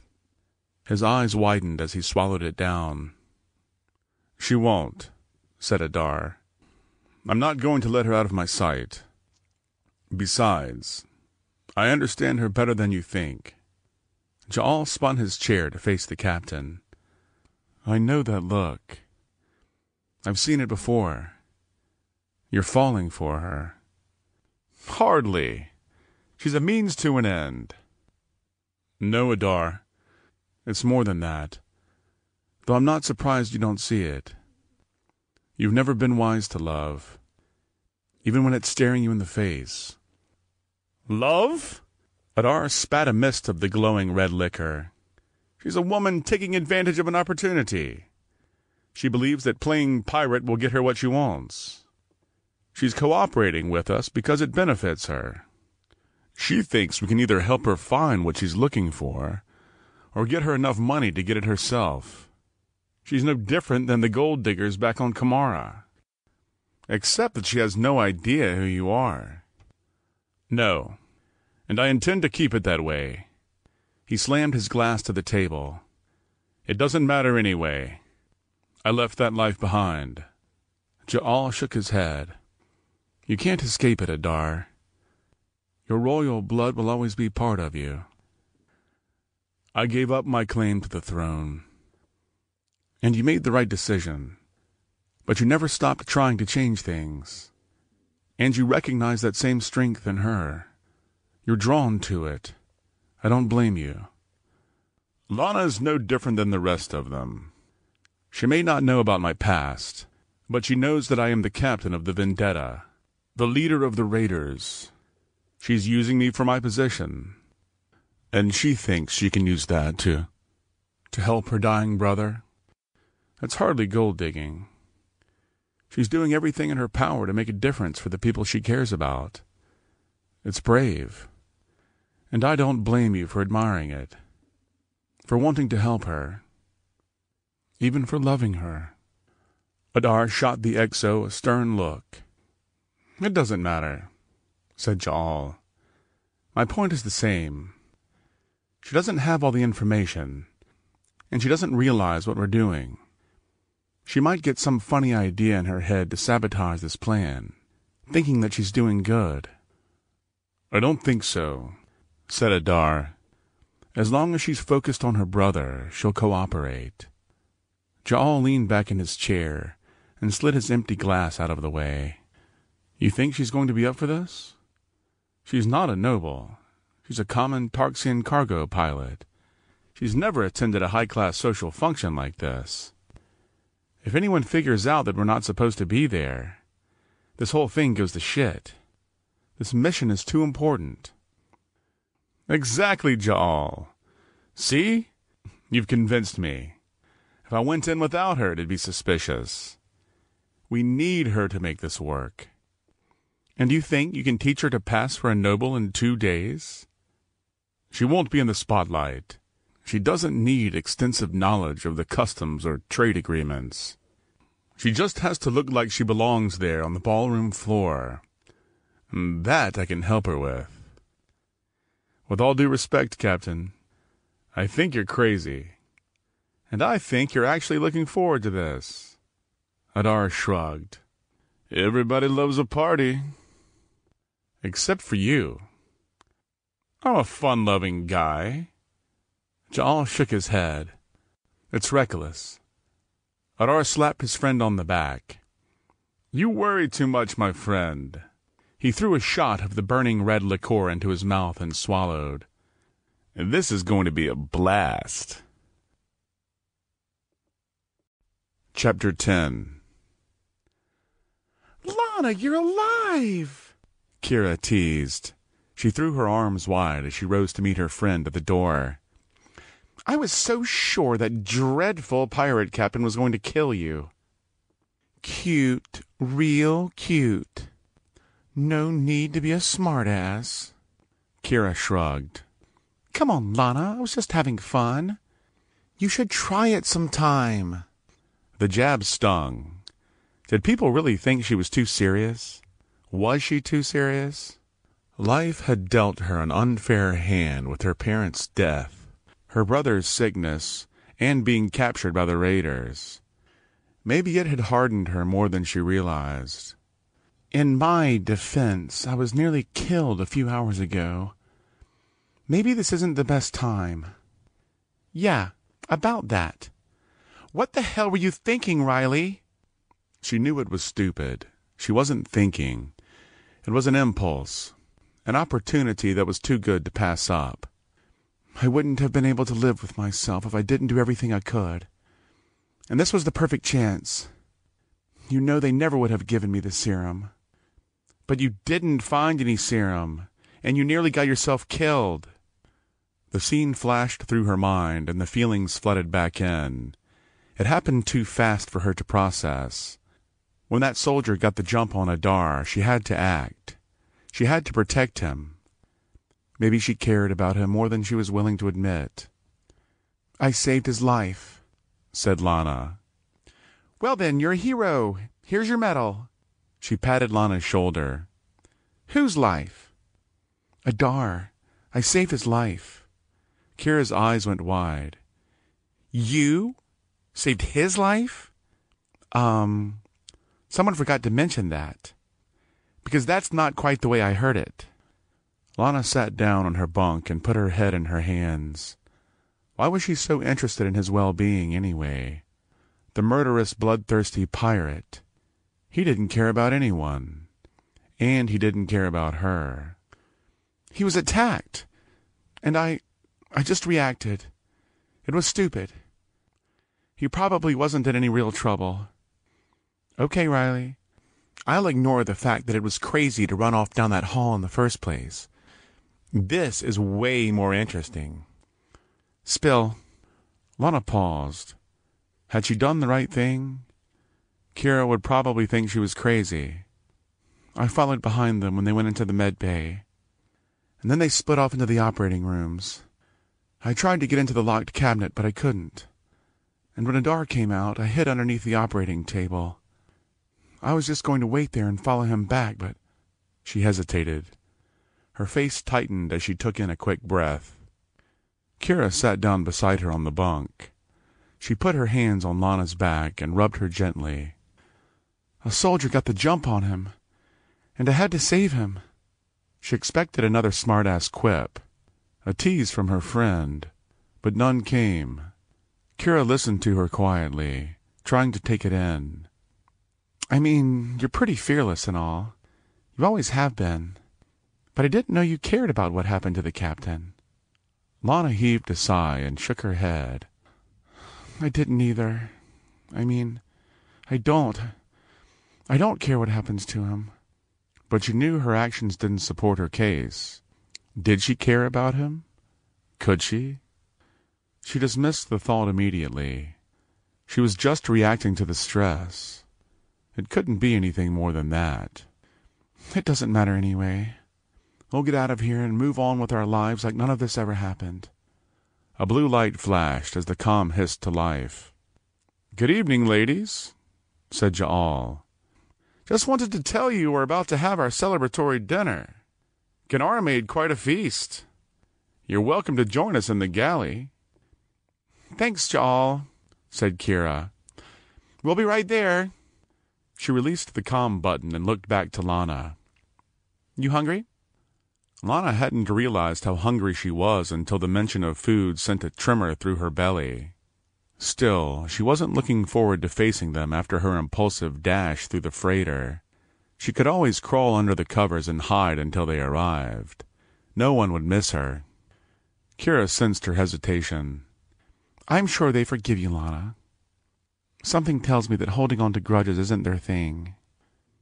You sure about that? Their ship is called the Vendetta. You're right. It's obviously named after a preemptive vendetta against you for saving the captain's life. You should probably stay here and hide. Lana scowled. She wasn't in the mood for Kira's teasing. Come on, Riley, it'll be fine. Besides, we'll be here for a few more days. I'd like to make this journey as pleasant as possible. You seem to have made new friends, said Lana. And I still need to let Tyrus get his rematch at Traps. I might even let him win this time. Really? Kira laughed. Are you kidding? Of course not. Kids need to learn some humility. And apparently I am the only one who can teach him. It'll be okay, Riley. Let's go get some food. You'll be able to think more clearly on a full stomach anyway. Kira had a point. She hated it when Kira had a point. Lana stood up and straightened her jacket as her stomach rumbled again. They heard the laughter echoing through the metal hallway before they reached the galley. A rich bouquet of smells filled the air, inviting them to join the crew. Lana found it strange that they would all gather for a celebratory dinner as a matter of ritual. But what did she know about the operations of a pirate crew? And the Gamma Raiders seemed to share a deep bond, a connection with one another that could only be forged by fires of shared peril and the pursuit of a common goal. All 12 raiders sat around the large steel table in the center of the room, filling their plates. The bright lights and cheerful mood were contagious, and Lana couldn't help but chuckle at the absurdity of the sight. Feared throughout the galaxy, they looked like family, connected with an ease and comfort that she had never experienced. "Lana," said Adar, standing as she entered the room. "Come, join us." He smiled at her warmly, showing her to a heavy wooden chair next to his own. "Our artisanal chef, Mr. Ganar, has prepared the galaxy's finest selection of—" "What is all this?" Ganar cleared his throat. Why, Captain, I'm shocked that you don't know. A dignified, refined man such as yourself should be well versed in the delicacies of the galaxy. Wait, said Lana. The doctor is the cook? Well, yeah, said Gunnar, with a shrug of his lean Anaran shoulders. Got to keep myself entertained somehow. Besides, it's easier to keep these good-for-nothings healthy if I'm in charge of what they eat. Lies! I'm beginning to suspect that your skill with the surgical knife came from your true calling in the kitchen, not the other way around, said Adar. Yes. Leave it to our fearless leader to make such an astute observation. Don't you know you're not supposed to make enemies with the chef? I might make your next meal special. In the past 24 hours, I've stared down the barrel of a pulse rifle and single-handedly dispatched no less than 4 Kamaran soldiers. I'm not afraid of your cooking, Gunnar. Single-handedly? Croaked Ja'al. Looks like the captain doesn't eat us, folks. When we get to Inara, I'm retiring to the beach. Kira laughed louder than she expected, and the room turned to her. Being Kira, though, she wasn't embarrassed in the least. Thank the gods, Ja'al. I've been waiting for somebody to kick you off this boat. An uproar of laughter from the raiders filled the room. Lana admired her ability to jump right in and play along. She was easy to like. Her playful sense of humor had been a lifeboat for Lana through the difficult times. Is that right? Think you're qualified to replace me already? Yup. Your job's not that hard. Just agree with everything the captain says and eat more than your share of the food. Groans from around the table. She's got you pegged, said Tyrus. Funny, said Ja'al. I was going to assign her to your post, little man. She seems to be quite the mechanic. I don't doubt it, said Tyrus, smiling at her. But can't you do this? Tyrus pushed his chair back as he stood, contorting his shoulders and body rhythmically as he danced around the floor. Gods, I hope not, said Trax. Having one person on board this ship who thinks that's dancing is more than enough. He grabbed a pastry from the table and lobbed it at his son. Tyrus snatched the doughy projectile from mid-air, gracefully rolling it up his shoulder, and sinking his teeth into it in one smooth motion. Lana laughed and clapped her hands softly, impressed by his display of dexterity. The crew turned to stare at her. Well, I couldn't do that. I have the coordination of a drunken Harrow Pluff in a tar pit. Adar and Ja'al exchanged a meaningful look. Adar laid his fork down and folded his hands on the table. Lana, he began, I don't mean to dampen the mood or preempt our celebration with a discussion of business, but unfortunately it isn't something that can wait. Lana's pulse quickened as the room fell silent and the raiders turned their eyes to her. Okay. She looked around uneasily, the bite of pastry growing stale as her mouth dried. She swallowed and looked around. What are you discussing it with me for? Adar stood, looking around at the group. As you all know, we're only 2 days out from Inara, and we still haven't firmed up our plans. The wedding of the Inaran princess, Alistra, to the... He shut his eyes and cleared his throat. To the Emperor, he spat the word as though he'd swallowed a fistful of ashes, cannot be allowed to proceed, and the responsibility falls on us to stop it. And we will, Captain, said the doctor. July nodded in assent, as did the rest of the crew. It's not the safest place for any of us. Security is going to be far tighter than we've seen before. Subsuming Inara would be highly advantageous to the Empire, financially and tactically. We can't allow it. The crew nodded. They'd heard this speech before. A frontal assault won't work. They'll be too heavily guarded to pull any kind of standard raid. This little act of subterfuge will have to take place from the inside. Rymar smiled. We've got that handled, Captain. We've manufactured the perfect cover for you. And with the light cycles, we'll be able to mask your genetic fingerprint from the scanners. You should be able to get in undetected. Adar nodded to him. Excellent work, my friend. Not that I would have expected anything less. Of course, Rymar said. I'd live for this shit.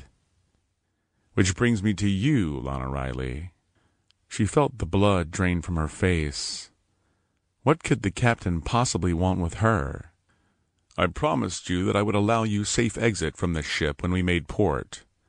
And true to my word, when the Vendetta docks at Inara, you will have that option. Okay, said Lana. So what's the problem? The problem is this. I need your help. I don't... What? Princess Alistra's wedding to... He gritted his teeth. It will look suspicious if I'm there on my own. It's a celebration. A ball. A dance. I don't understand. Kira kicked her underneath the table. He's asking you to be his date. Lana felt her skin flush bright red. Her head spun. What? I can't... Why? Because this is going to be a delicate operation, and every single member of my crew already has a task assigned. If I were to infiltrate the wedding on my own, it becomes a significantly more complicated operation. I'd have to sneak in undetected. If you would accompany me, we can waltz right in the front door, so to speak. Okay, but why? Why would I help? You have no love for the Empire. Wouldn't you love the chance to keep them from increasing their stranglehold on the galaxy? Sure. Of course I would. But what are you trying to accomplish, Adar? What difference will it make in the grand scheme of things? And what's in it for you? They always have an agenda, she reminded herself. Never trust a Kamaran. Adar met her gaze, his voice firm. I have my reasons. But the fact remains that I need your help. And as for your other predicament, I can help you with that too. You'll get me the serum? She said, realizing immediately that she shouldn't have said it out loud in front of the crew. But then they probably already knew everything there was to know about her. There were no secrets among them. She realized that her personal business was all of their business the minute she stepped on board the Vendetta. Adar nodded. Yes, Lana. If you help me sabotage the wedding, we will make sure you leave with the serum.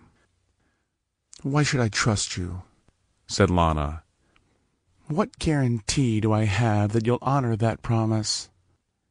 You may not believe this, Lana, but I'm committed to protecting your well-being.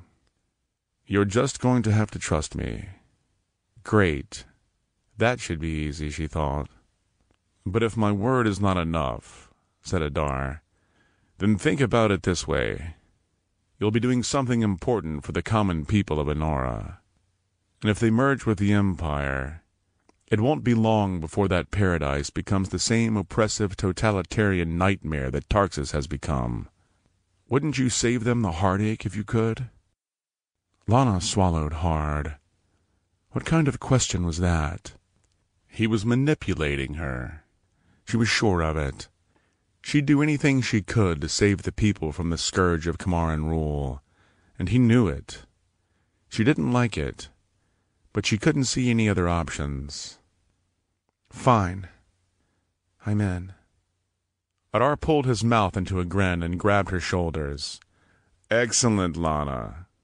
I knew I could count on you. He drew a deep breath and turned to the crew. Looks like we have another reason to celebrate tonight, folks. He lifted his glass of glowing red ormolon from the table. To the Raiders! Chapter 11. Adar looked out over the training room from high atop the stack of boxes. The entire room had been reconfigured to match the Grand Anaran ballroom. The floor had been cleared, leaving a large open space in the center of the room, and with the help of the holographic projection of majestic tapestries and large open archways, the replica was convincing. It would be perfect to walk Lana through the basic footwork of the traditional Kamaran ceremonial waltz. Satisfied with their work, he palmed the wall switch to lower the lighting, a perfect finishing touch that would complete the illusion. When Lana entered the room, a wave of relief washed over him. He'd half expected her to back out when she learned that her part in the infiltration would involve learning to dance. Adar imagined the scenario: Lana's incredulity and initial resistance, followed by a tantrum, then Kira persuading her that it was worth it. Adar smiled to himself, picturing the vivid red flush of her skin as she bit her lip and reasoned it out. He stood for a moment atop his perch, watching as Lana wandered into the center of the room. She looked stunning in the long black evening gown that the crew had salvaged, the way the fabric draped over the curves of her body so perfectly. It was as though the gown was designed just for her. Adar smiled warmly as he watched her. As much as he detested formal events, seeing Lana like this filled him with anticipation. "Lana!" he called across the room as he hopped down from his perch, gracefully lowering himself to the ground. "So glad you can make it." "I almost didn't," she said. "No one told me I had to dance." She put her hands on her hips and glared at him. "I think there's a huge flaw in your plan. There's no way I'm going to pull this off." Adar closed the distance between them in a series of long, smooth steps. He floated across the floor towards her, as if their dance already begun. "I don't think that's true.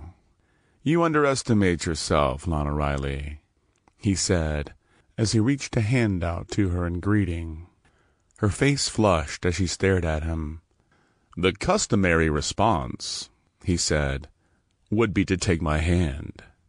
Lana scowled and snatched his hand roughly from the air. "It's a start. But if the Anarans and their guests are going to believe that we're a couple, we'll have to do better than that.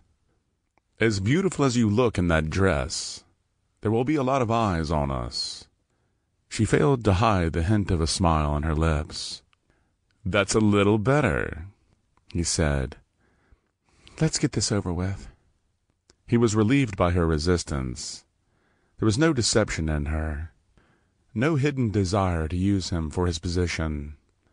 Of course there was something she wanted from him, but her lack of duplicity put him at ease. Over the years there had been more than a few who had tried to manipulate him. Her transparency was a refreshing change of pace. "Right," he said. "Let's start at the beginning. Do you have any formal training in dance?" "I'm a human cargo pilot from Tarxis," she said. "Yes, and I'm a Kamaran pirate. Answer the question."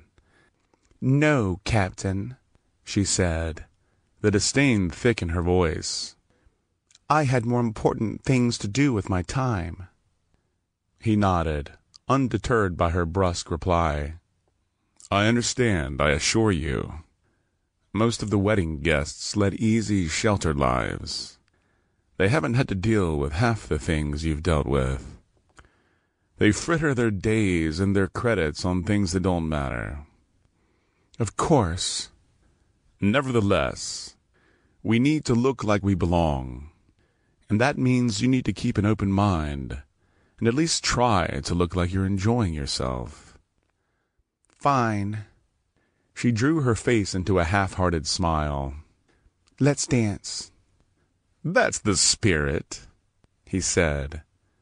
"Now the Kamaran waltz is a simple dance. Learning the basic footwork should be a breeze, even for you." "What's that supposed to mean?" "That you've had more important things to do with your time. Try to keep up." asshole.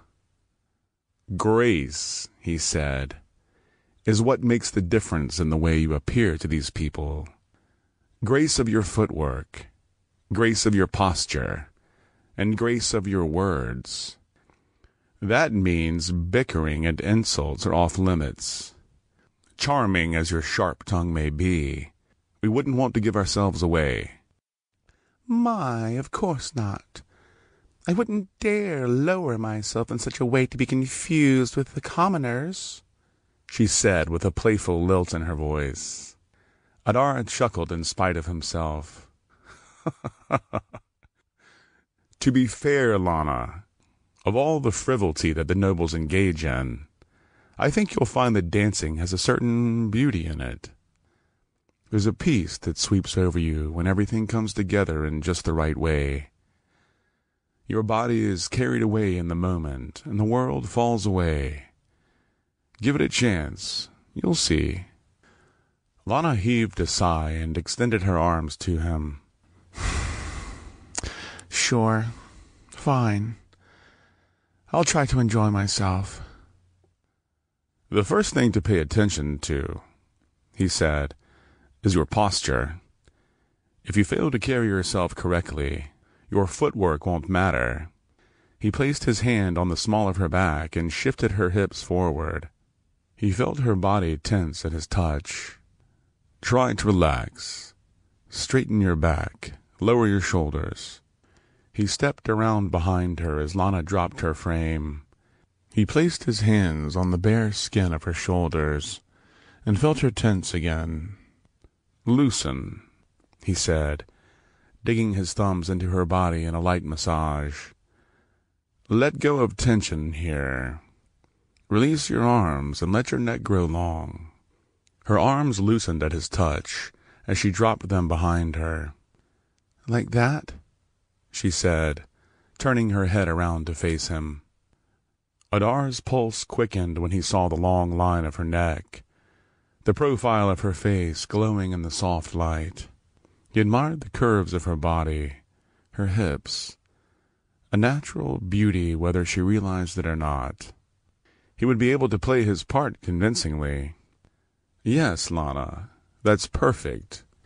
He stepped back around in front of her, taking her soft hands in his own as he pulled her body close. Now put your left hand here. He positioned his hand on his hip. And hold your right arm out like this, he said as he lifted her arm into the air, keeping a light grasp on her fingers as he held her. Keep yourself in this position, firm but relaxed, he said. Okay, she said. Sounds easy enough, as she smiled up at him. I thought you said this was going to be difficult. Hold your hips still, he said. Keep your feet planted where they are for now. He pressed into her hand, rotating her body to the right. Her arms went limp. Hold your body rigid. Keep your position. He felt the tension creep back into her arms as he pulled her forward, rotating her body the other way. Lana stepped forward to catch her balance and crashed into him. Adar saw it coming. He caught her body gracefully and righted her. Close, he said, but let's try not to run over me this time. Lana pursed her lips in a way he'd come to recognize, but her angry retort never came. Just relax, Lana. Let me guide you. He took her arms again. Keep your shoulders down, keep your posture firm, and turn with me. He pushed into her hand, then pulled her the other way. Lana managed to keep her balance, a genuine smile on her face. Good, he said. I knew you'd get the hang of this. You're natural. Yes. Holding my body still is impossibly hard.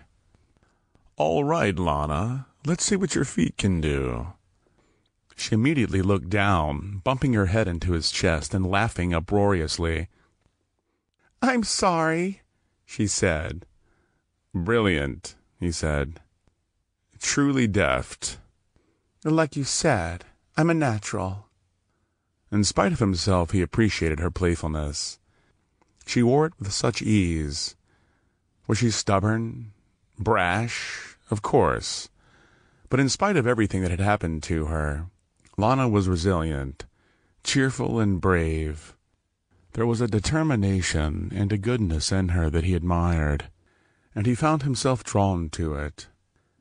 He smiled at her as he gripped her hands again.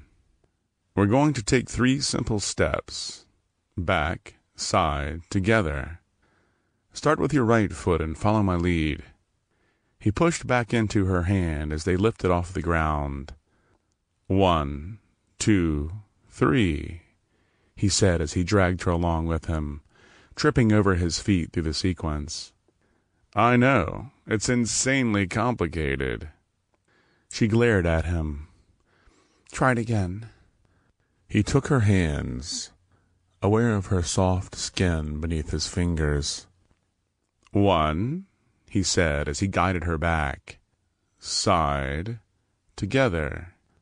Lana's followed behind him, not quite familiar with the pattern, but she managed without crashing into his body this time.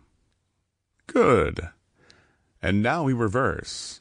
Forward, side, together. He pulled her body forward with him, feeling her body relax into his lead. "Well done." He smiled at her warmly. "Now let's put it together." He gestured off into the air as the lights dimmed further. The faint sound of strings sang from the comm speakers, sonorous music filling the air. "What the hell?" said Lana. "What is this?" "You've caught on quickly, and we don't have time to waste. Let's see if you can keep time." "I hate you." "I know." He pulled her in close to his body, noticing the scent of her hair as he held her close. He was conscious of their proximity, of the curves of her body, and the way she made him feel so unencumbered by the weight of what they were about to do. He found himself hoping that her growing relaxation was more than an act, that she would realize he was more than her assumptions. Lana smiled as their eyes met. Her expression softened as she looked up at him, and he felt her body relax as he held her. "Right," he said, coming back to the room. "I'll count us off. 1, 2, 3. He guided her back smoothly, holding her arms aloft as they moved in unison across the floor. He felt the hesitation in her first few steps, but he continued to lead her. Her feet quickened, adjusting to the tempo as she found her flow. Lana's body relaxed into his arms as he led her around the floor, and the music carried them along in unison, until she closed her eyes and tripped over his feet, nearly knocking them both to the floor. The sound of her laughter filled the air as he caught her. "Gods, I'm sorry," she said. "I'm so sorry. I don't know what happened. I... Don't worry, Lana. You're doing fine." He lifted her back into position, guiding her body into his arms. She leaned into him and dropped her shoulders behind her. "Okay, I can do this." "Of course you can," he said. "This time I want you to keep your eyes focused on me. I'm going to lead you. Feel my hands on your body. Follow when I push. When I pull, just relax and trust that I've got you." Lana looked up at him and nodded. Their eyes locked. A surge of energy coursed through his body. His arms tensed as he looked at her. He wanted to give her a stable frame to hold on to, something she could depend on. There was a hurt behind her eyes, despite her efforts to hide it. But there was a strength there, too, a commitment to acting in spite of her fear. "No," Adar told himself, "you're reading too much into this." But no matter what he told himself, he couldn't fight it. He admired her, cared for her. She was more genuine than anyone he'd ever met. He nodded to her. "Ready," "I'm ready," she said. He stepped forward in time with the strings as the melody swooped and soared, changing keys as it lifted. Guiding her body gently, she relaxed into his arms. He felt her let her guard down, her body moving gracefully in time with his. He kept his eyes locked on hers, holding her gaze as he led her into a circle around the back step. And Lana followed him, their bodies moving in unison, flowing with the swell of the strings as he led her around the room. She kept her eyes on him as Adar felt her release into his lead. The steps didn't matter anymore. She had learned what she needed. But he didn't stop. He didn't want the moment to end. His eyes wandered to her soft lips. There was joy in her smile, and he wanted to see it continue. Wanted it more than he could stand. In that moment, wrapped in his arms, he knew she was safe, and he wanted to keep her there, to protect her from the world, from the empire, from the realities of her life. In that moment, the two of them were all that mattered. The music swelled and crescendoed as the world around them melted away. He pulled her in closer, their bodies touching as they stepped in a tight arc around the room. The lights flared around them as the tempo pushed to a climax, before closing on the final cadence. The pair spun to a halt as silence filled the room. But Adar didn't let go, and Lana didn't pull away.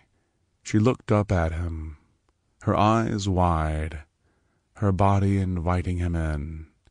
He held her against him and stared down into her eyes.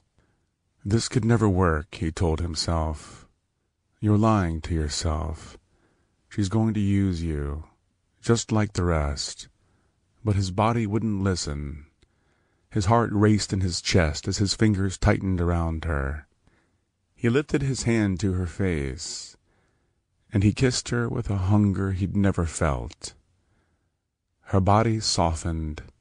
She threw her arms around him. Her lips parted as he explored her mouth, holding her body to his chest. He felt the curves of her breasts against him as her hands traced down his neck. He wrapped an arm around her and drew his hand down the soft skin of her cheek. And he froze. This could only end badly. There was no way she would have allowed it if she knew about his past. The man he truly was.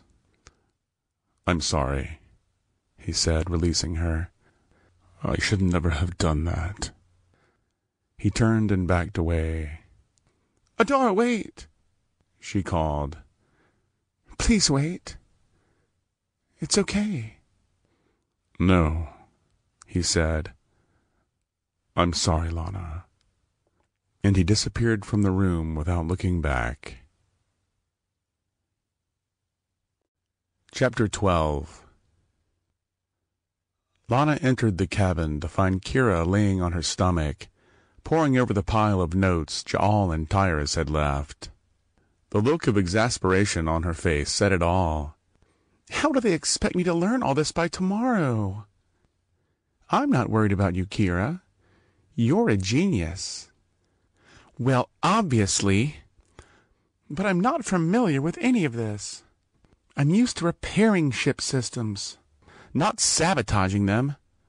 She tossed her holo down onto the mattress with a groan. "I'm sure Ja'al will help you."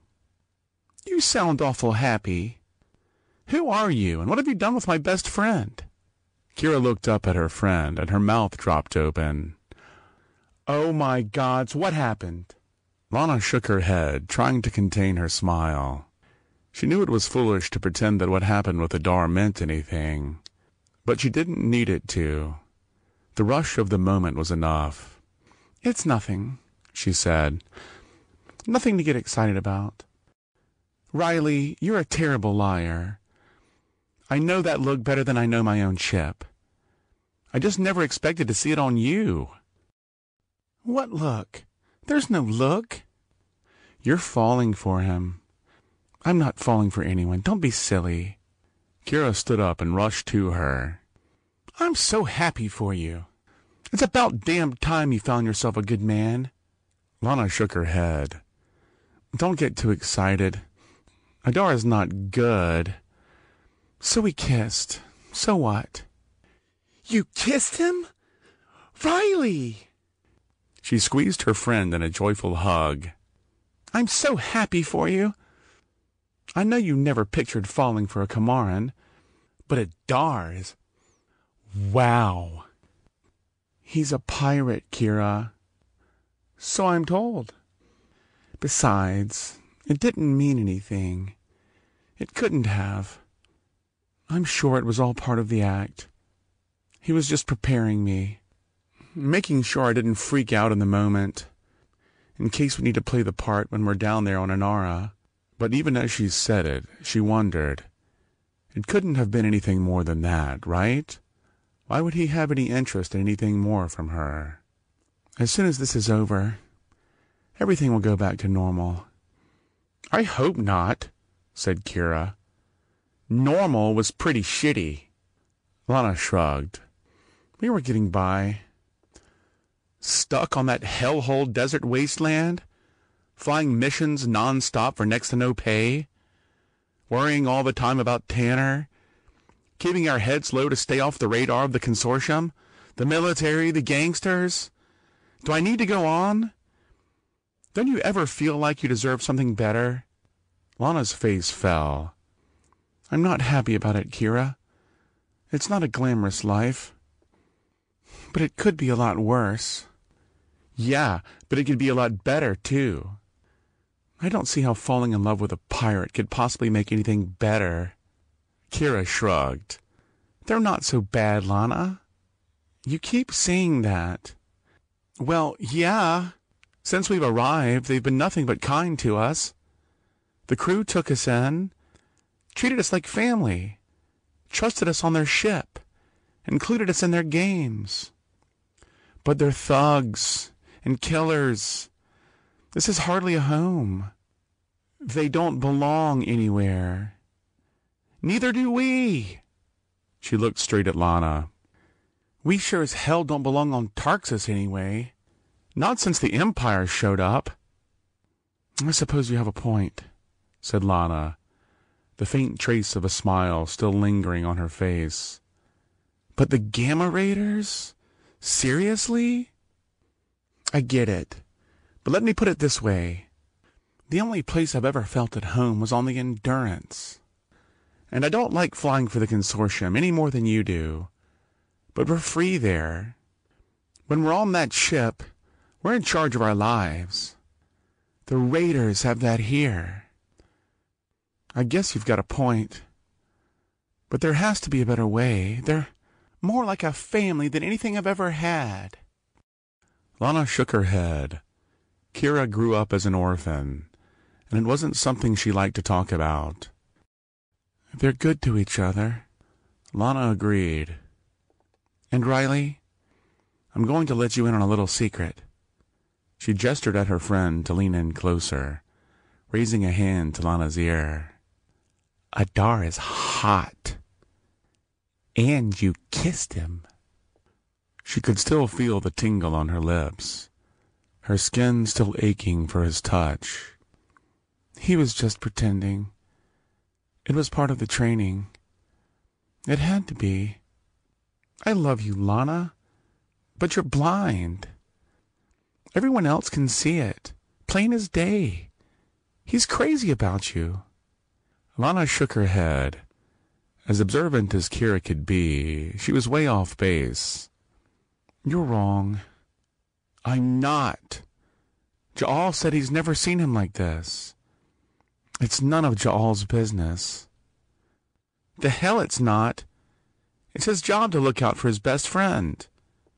Just like it's my job to look out for you. It's not my fault you're too damn dense to realize a good thing when it falls in your lap. Lana sat back on her bunk and took a deep breath. Okay, let's assume you're right. You're not. But let's pretend for a minute. What would we do? Float around the galaxy forever, plundering helpless cargo ships? This doesn't lead anywhere. It doesn't mean anything. And what? We just keep it up until someday we get in over our heads, and somebody gets shot? Or brought in front of an imperial tribunal? She shook her head. It would never work. There's no future in it. And you can't raise a baby on a pirate ship. Planning your family already? You're a real pain in the ass. You love me. Lana rolled her eyes. God knows why. Because I care about you, Riley, that's why. Because I want to see you settled down and be happy. You deserve it. And it's my responsibility to make sure you don't screw this up. I still don't trust him. The easy smile finally dropped from her cheeks. I'll spare you my usual rant. There's something else. I can't escape the feeling that there's something he's not telling me. You're determined to sabotage it, aren't you? Do me a favor, Riley. Just one teensy-weensy favor. Maybe. Admit that you have feelings for him. Lana glared at her. She didn't feel anything for him, did she? Admit it to yourself, at least. You don't have to tell me what I already know. But I'm not going to sit here and let you lie to yourself. Just think about it. For all the fuss you make about honesty and trust, you should at least be honest with yourself. No promises, said Lana. A loud knock at the cabin door stirred Lana from her sleep. Come on in, she called, as she slowly opened her eyes and let the light in. Kira's disheveled wreck of a bunk told her that she had slept, but she was gone. Lana didn't have to speculate, though, as Ja'al entered the room with a stern look on his face. Sorry to disturb you, Lana. I know that you're going to need as much rest as possible before we land. But the plans are complicated. This is a delicate situation. I need to make sure you're prepared. Lana lifted herself to her elbows and rubbed her eyes. Okay, she said. More dance lessons? Ja'al laughed. No more dance lessons, Lana. Adar said you picked it up more quickly than he'd anticipated, he said. He didn't add anything more, though Lana sensed he was leaving something out. He was surprised, to say the least. Lana still felt too groggy for a quick-witted reply. Okay. So what is it, then? Like I said, this is delicate. Ja'al gestured to the chair in the center of the room. May I sit? Sure, said Lana. She had never seen Ja'al this serious. He always seemed so laid back, but now his words were quiet and heavy. Whatever he wanted to talk to her about must have been more important than he let on. Lana reached for the water bottle next to her bunk. Is everything okay, Ja'al? Oh, everything's fine, Lana. Everything's going to be fine. He paused, assessing her. How much do you know about the Gamma Raiders? I know that you're feared across the galaxy. Even back on Tarxus, people whispered stories about you. Kira overheard. She noticed Ja'al smile a bit at the mention of her name. From a couple of soldiers, there's an entire training program dedicated to ferreting you out and surviving your attacks. It doesn't surprise me, he said. He chuckled and shook his head. But the Kamaran military, for all their money and muscle, is never going to catch us. At least not that way. Right, said Lana. That's a relief, I guess. Yes, Lana, it's a relief. And not just for us. It's a relief for you, too. Yeah, I sure feel safer with the raiders around. Ja'al raised an eyebrow. Sarcasm doesn't suit you. You're too honest, Lana. I think that's part of the reason he cares so much about you. Oh gods, here we go. Adara would probably kill me if... You know what, Lana? It's not important. And it's none of my business. That's not why I'm here. Okay, great. Lana didn't even notice that her legs had tensed until she released them. So why are you here, then? The Raiders' mission is complex. You think we just cruise around the galaxy raiding ships willy-nilly? Lana laughed at the large, well-muscled, golden-skinned Kamaran man using a word like willy-nilly.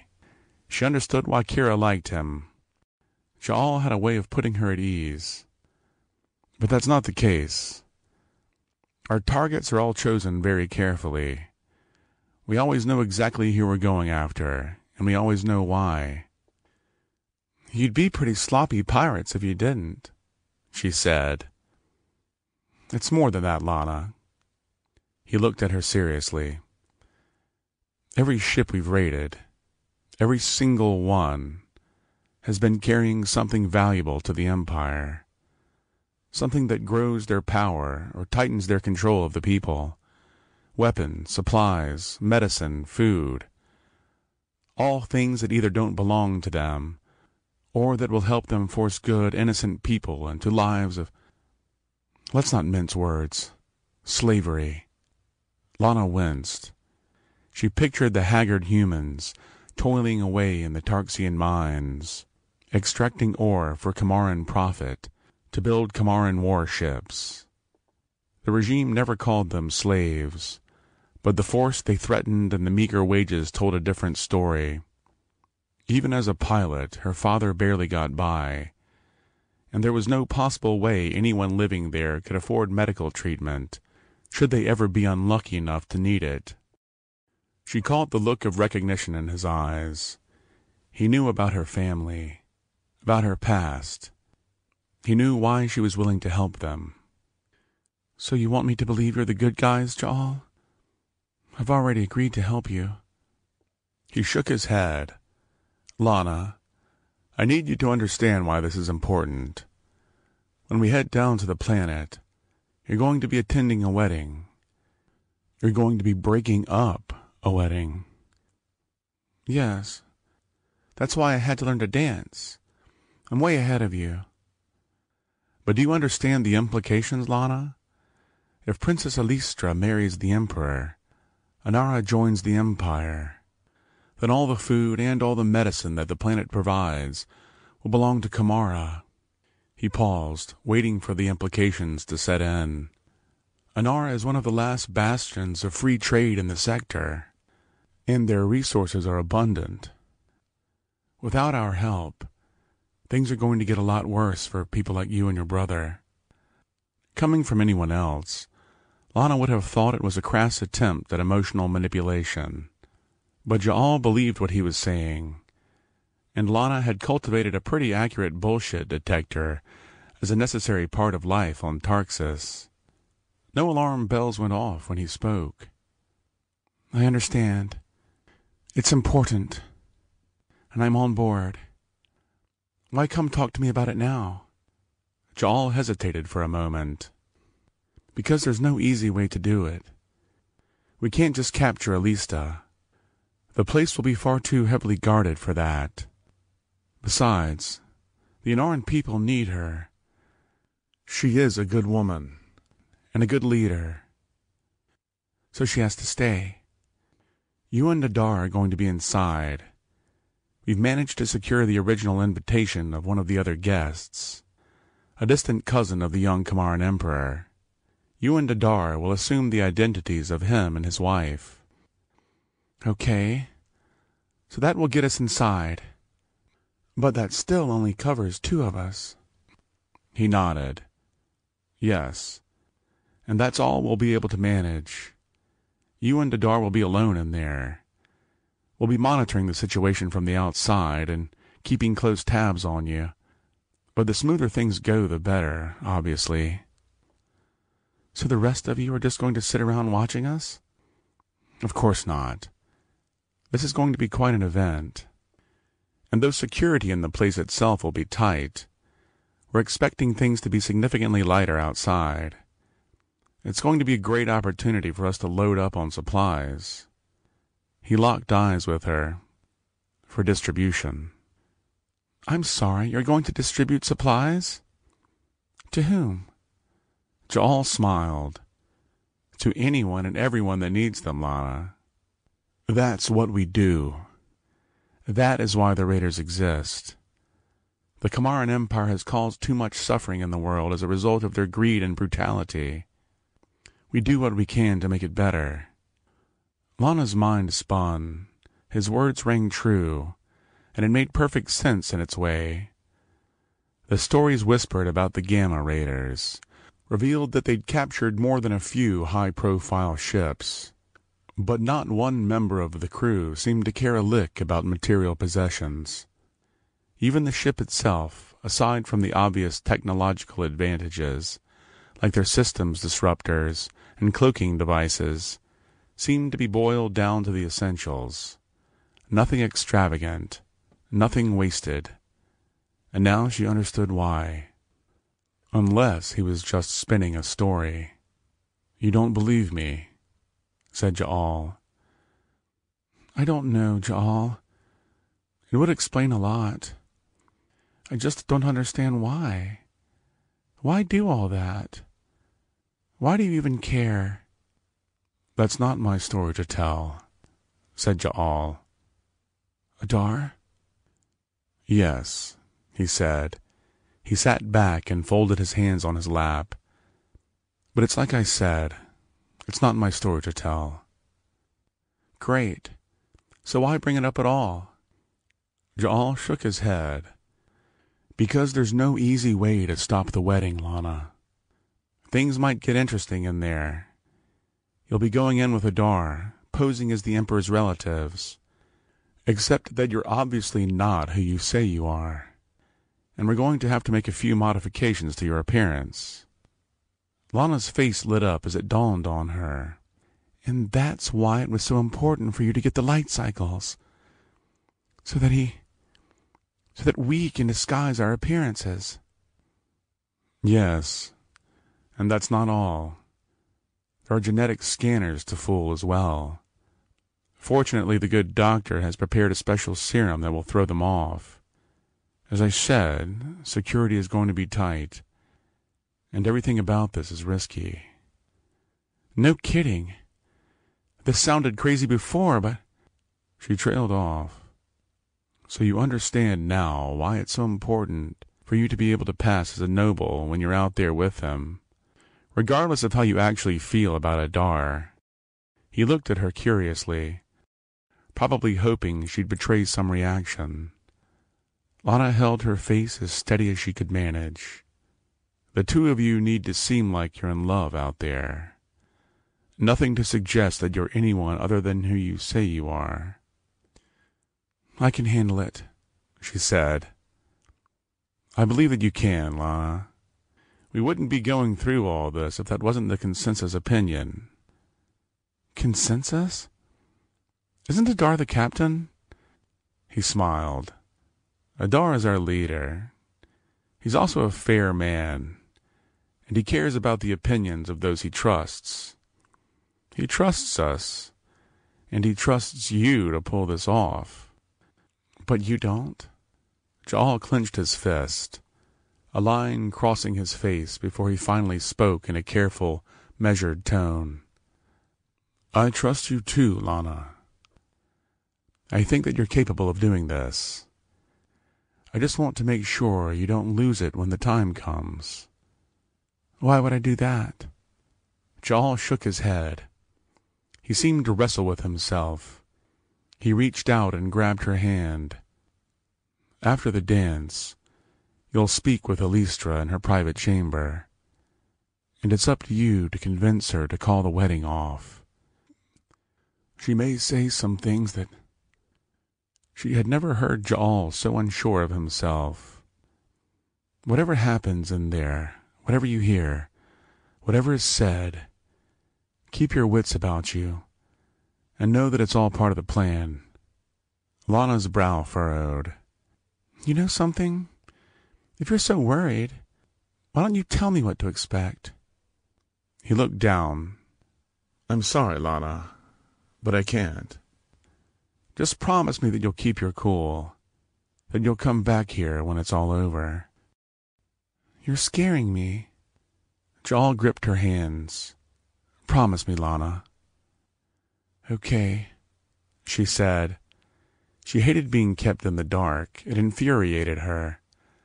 But whatever Ja'al wasn't saying pained him too. It was a promise to the captain she knew he would keep. She could still refuse to go through with it. But Tanner was only getting worse, and she may never have another chance to help him.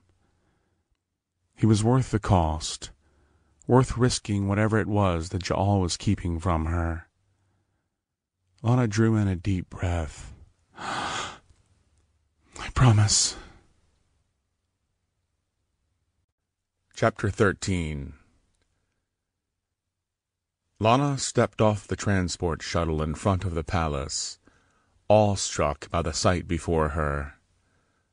Inara was widely known for its breathtaking views, but nothing her imagination conjured did justice to the sight before her. Towering spires of marble and obsidian, hand-carved remnants of a bygone age, were surrounded by the most ornately decorated steel and Tarkanium support bridges she'd ever laid eyes on. Seated on top of the planet's tallest waterfall, torrents of surging water seemed to erupt from the palace itself, as though the building were supplying the entire planet with the life-giving flow of water that spilled into the Inaran Ocean. My gods, she said, taking Adar's hand as he pulled her forward. Have you ever seen anything like this? It's magnificent, he said, and it's worth protecting. Right, said Lana. Of course. I'm sorry. You're allowed to appreciate it, dear. All the royals do. That's why they built the palace here. Just try to act like you're not so entranced. A sight like this is supposed to be commonplace to you. You're right. I just wish the circumstances were different. I wish Kira could have seen this. Adar smiled. Kira has been given a special task for today. She'll have her chance to see the planet. She's not helping the rest of the crew? I'm afraid not. What she's doing is far more important. A personal favor to me. That's a little cryptic. What's going on? He looked at her and smiled. All in good time. Right now, we need to stay focused. We have to act like we're in love. Will you be able to convince them? His golden skin looked radiant against the natural backdrop of the Inaran sun. The long silk coat of his formal attire fit his body perfectly. Kira was right. He was insanely hot. And even though they had a job, that didn't mean she wasn't allowed to enjoy herself. It would only help complete the illusion after all. She smiled back at him warmly. Maybe I will, my love. Maybe I will. Okay, let's not lay it on too thick. We're Kamaran royals, not lovesick newlyweds. Business, business all the time, she said. It's not my fault you fancy folks can't appreciate the finer things in life. It is a wedding after all. Adar smiled at her. Cute. But it's showtime. Are you ready? Oh, yes, she said. Let's go stop a wedding. They approached the palace gates and greeted a pair of gruff-looking Kamaran guards at the entrance. Both of them were heavily armed, pulse rifles slung from their backs and sidearms at their waists. Not dressed up for the ceremony? Asked Adar, as he presented their pilfered invitation. The guard looked at him coolly as he snatched the holoscreen from Adar's hand. He studied the pirate captain's face with a scrutiny that made Lana worry. "You look familiar," he said. "I hope so," said Adar. "You should know every guest on your list." The guard's eyes narrowed. "Oh, don't mind the Duke," said Lana. "He's just eager to get his lips wet with his first glass of Anaran champagne." "Can't say I blame him," said the guard as he turned back to the hollow scanner. He read the information in the security identifier into his handheld scanner. His eyes widened, and he shrugged. "May we?" The guard's scanner buzzed, and a red light flashed. "Hold up," he said. "This says you never accepted your invitation. They're not expecting you." Adar reacted quickly. "What? There must be a mistake. I told my attendant to take care of this personally." Lana's eyes flew open as she dug her heel into the ground. "Good help is impossible to find. We should have fired him years ago." "We're here, and we're planning to attend the ceremony," said Adar. The guard shook his head. "You're not cleared. I'm going to need an extra identifier. Please hold out your hand." Lana's heart raced as Adar lifted his arm. They were going to sample his blood to check his genetic markers. She whispered a silent prayer that the doctor's makeshift serum would stand up to the scanner. She held her breath for what seemed like an eternity. Finally, the scanner flashed green.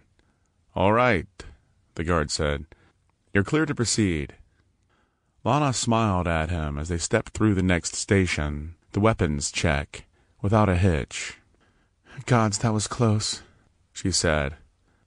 "Nonsense, dear. The doctor knows what he's doing. Did you think I would risk your life without making sure we'd get in the door? I'm a professional." Adar led her through the vestibule into a grand, high-ceilinged room, covered in the most beautiful artwork she'd ever seen. A large crowd of guests had gathered around a glowing green statue, carved from the deep Anaran coral. "This is unbelievable," she said. "I knew the artists on this planet were talented, but gods!" "Now that, Lana, you're allowed to gawk at. This statue was commissioned by the High Counselor to celebrate the birth of the princess. A detestable man by all accounts, but his taste in art is unmatched. Anara is home to the finest artists in the system." "Clearly," she said. "Let's not linger, though," he said. "We don't have long before they call us into the ballroom, and we need to make our rounds so the crew knows who's here." "You mean you don't have the guest list already figured out?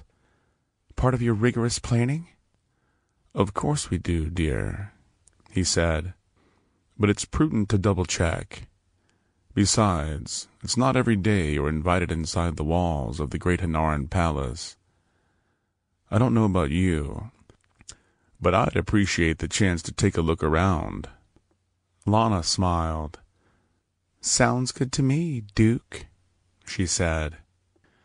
Adar flashed his radiant blue eyes at her as she wrapped her arms around his elbow.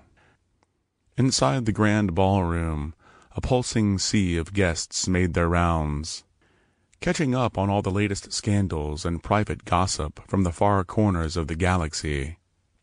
Shady political deals and trade negotiations were never officially conducted at an event like this, but some of the more opportunistic types planted fertile seeds. Lana surveyed the crowd. "I've never seen so many important people," she said. "Don't get nervous now," he said. "They're not as important as their titles would have you believe. Everyone here is flesh and blood. They're not so different from us." "Except that their decisions influence everyone. And look at the way they move, the way they stand. Gods, look at the way they're dressed," she said, her eyes following a group of beautiful Anaran women that she assumed was the bridal party. "They're all so beautiful." Adar's cerulean blue eyes met her own. "They don't know what beauty is, Lana Riley. and what they do have is only skin deep. Lana felt her cheeks flushing again. She was grateful that the doctor had taken so much painstaking care with her appearance. Maybe it would be enough to hide her embarrassment. She felt suddenly self-conscious in her long black dress. "I don't fit in here," she said. "I'm not like them." "No, Lana, you're not," he said. "I wouldn't trust you for a second if you were." "That's not what I mean," said Lana. "Look at how gracefully they move. How comfortable they seem with all this. They're all so perfect, and I'm just—" "More stunning than anyone here, and more intelligent, more compassionate. I've never met anyone like you, Lana. And apparently you're not even remotely aware of just how incredible you look right now." Adar nodded towards a group of Malatrovians standing near the grand staircase, staring at her. "They all seem to agree," he said. "They're probably whispering under their breaths that I shouldn't be here." "I'm going to let you in on a little secret, Lana. There's not a single person here who isn't pretending. Every one of them," he swept his arm wide, "feels the same way you're feeling right now. They're all worried that someone is going to discover that they're faking, that they don't really belong. Everyone is just waiting to be exposed. They spend their entire lives, and an ungodly amount of money, trying to hide that fact from everyone else. But the truth is that none of them belong. You, Lana Riley, are nobler than any of them." Lana didn't believe it, but she appreciated the compliment all the same. Attending a ball like this was the childhood fantasy of some girls, but she never cared about all the trappings. Nonetheless, being here at the palace, in all its splendor, she couldn't help but appreciate the majesty of it. "Let's take a spin about, shall we? I'm sure our companions would appreciate it." Adar held out his arm. Lana gripped him gently, trying to maintain the appearance of comfort and ease that everyone else seemed to display. Even if they were all just pretending, they were doing it well. She didn't want to betray her discomfort and draw unnecessary attention. A Yordaskian man in a flamboyantly adorned multicolored coat passed them, followed by a small crowd of attendants. His boots were too stiff, making his gait painfully awkward to watch. He swung his legs around in a humorous display, ambling forward in the most unnatural way imaginable. Lana choked, holding in her laughter. "You see what I mean, dear? The Earl of Yordask looks comfortable, doesn't he?" "That man is an earl? He looks more like a court jester." "He acts the part, too, though he thinks he's the most important man in the room. But I wouldn't worry too much about him. He's too busy trying to put on a show of his own to pay attention to anyone else." Adar led her forward through the archway and onto the ballroom floor. Except for the Yordaskian Earl, the guests all seemed to wear their regal formality with a class that Lana could never deign to match. She hoped no one tried to speak to her, to ask about political events that she knew nothing about. Her limbs grew stiff as anxiety flooded her body. "What's wrong, dear?" said Adar, squeezing her hand. "I don't belong here," she said. "Thank the gods for that," said Adar. His eyes softened as he looked at her, taking her elbows in his hands and pulling her closer. "If you were the sort of person who belonged here, I wouldn't have brought you here in the first place. But I trust you, Lana Riley." He squeezed her arms as he spoke, and Lana felt comforted by his assurance. "All we have to do is make it through to the ceremony," he said, "and we'll be on our way. The head of ceremony will call us all onto the floor soon, and the dance will begin. If you can make it until then, we'll be in the clear." "Right," said Lana, pulling her face tight.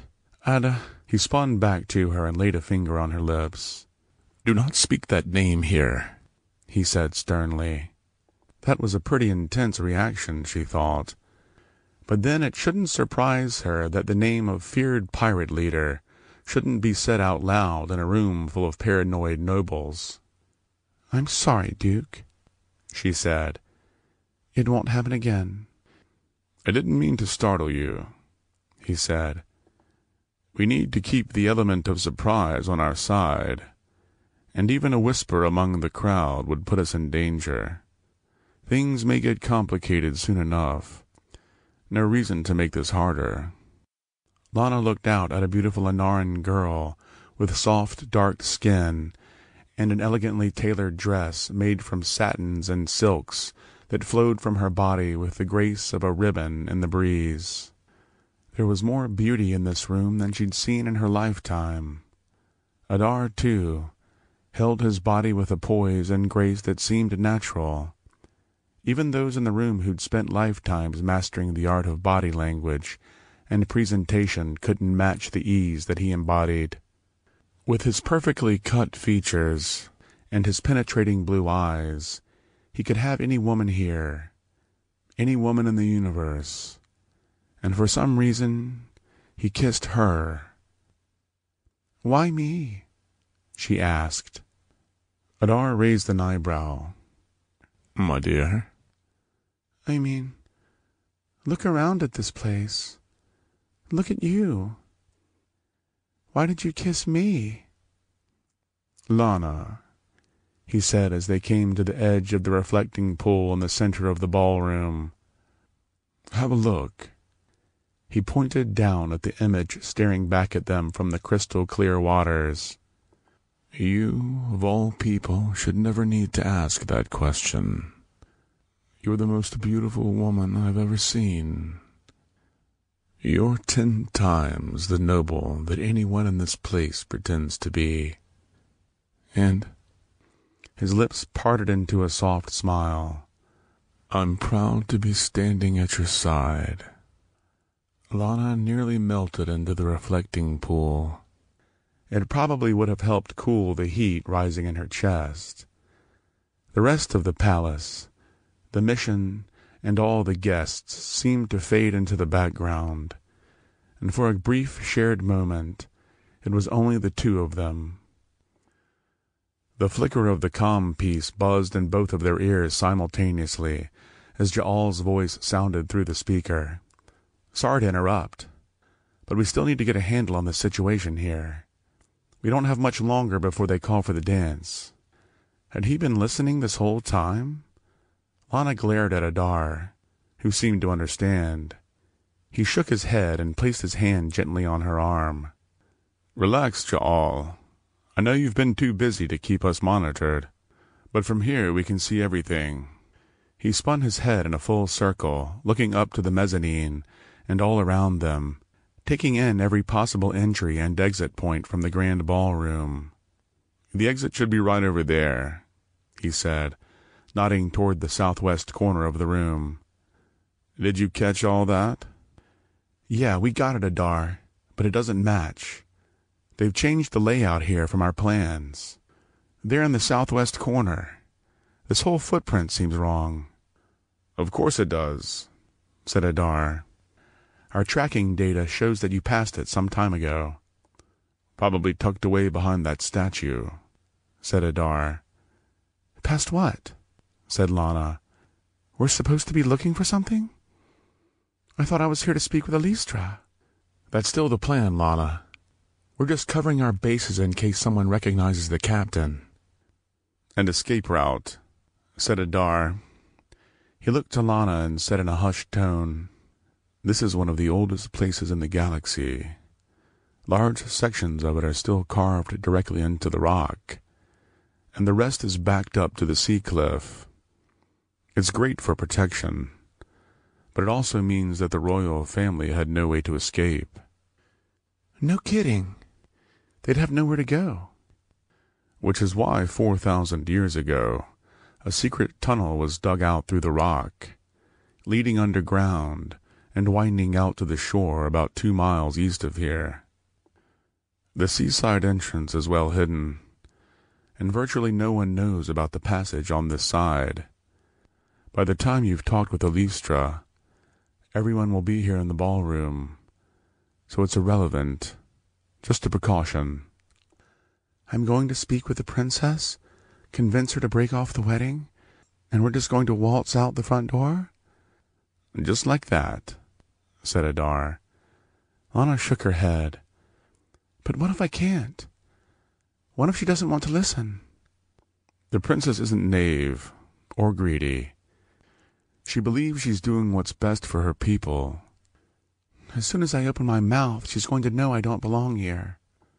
I'm counting on it, said Adar. You've experienced the tyranny of the Empire firsthand, and that's why you have to be the one to speak with her. Lana looked down at her feet. She was skeptical. You can do this, Lana. Just tell her the truth. She'll listen. Or have me killed. You wanted to make a difference, Lana? This is your chance. You can save this planet from Tarxus's fate. Is that worth the risk? Lana heaved a sigh. She thought about Tanner and about her father. She thought about the faces of the humans in the mines. If she could prevent the people of this world from suffering, she had to try. Of course it is. A fanfare of horns echoed through the palace halls, summoning them back to the ballroom. It's time, Lana. Let's give them a show. Chapter 14.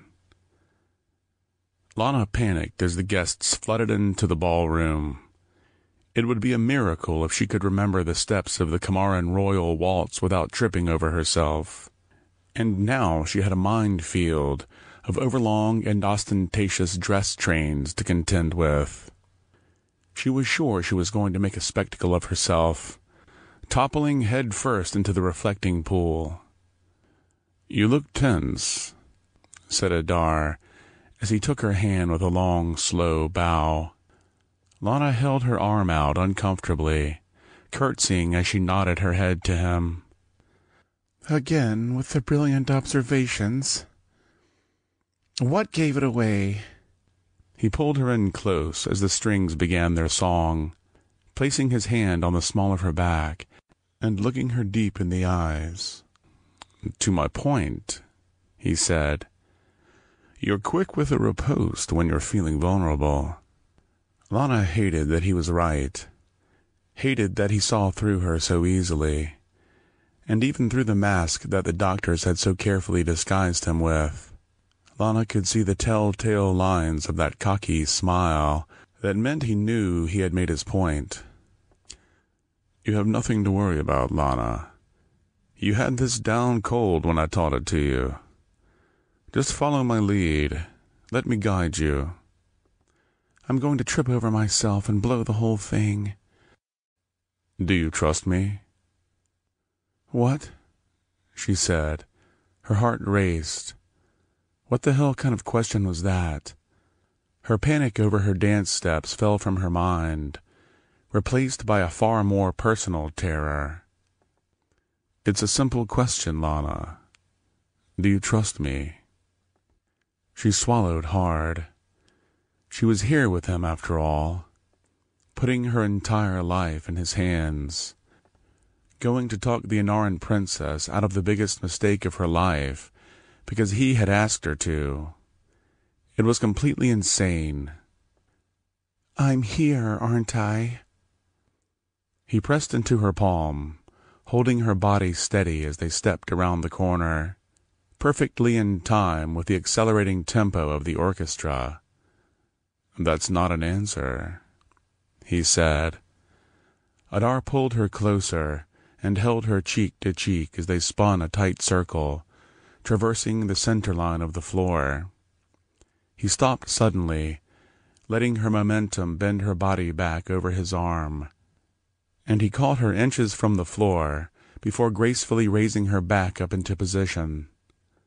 She looked up at him, at the enchanting blue eyes that she'd come to find comfort in. "I would be a fool to trust you," she said. "You're nothing but trouble."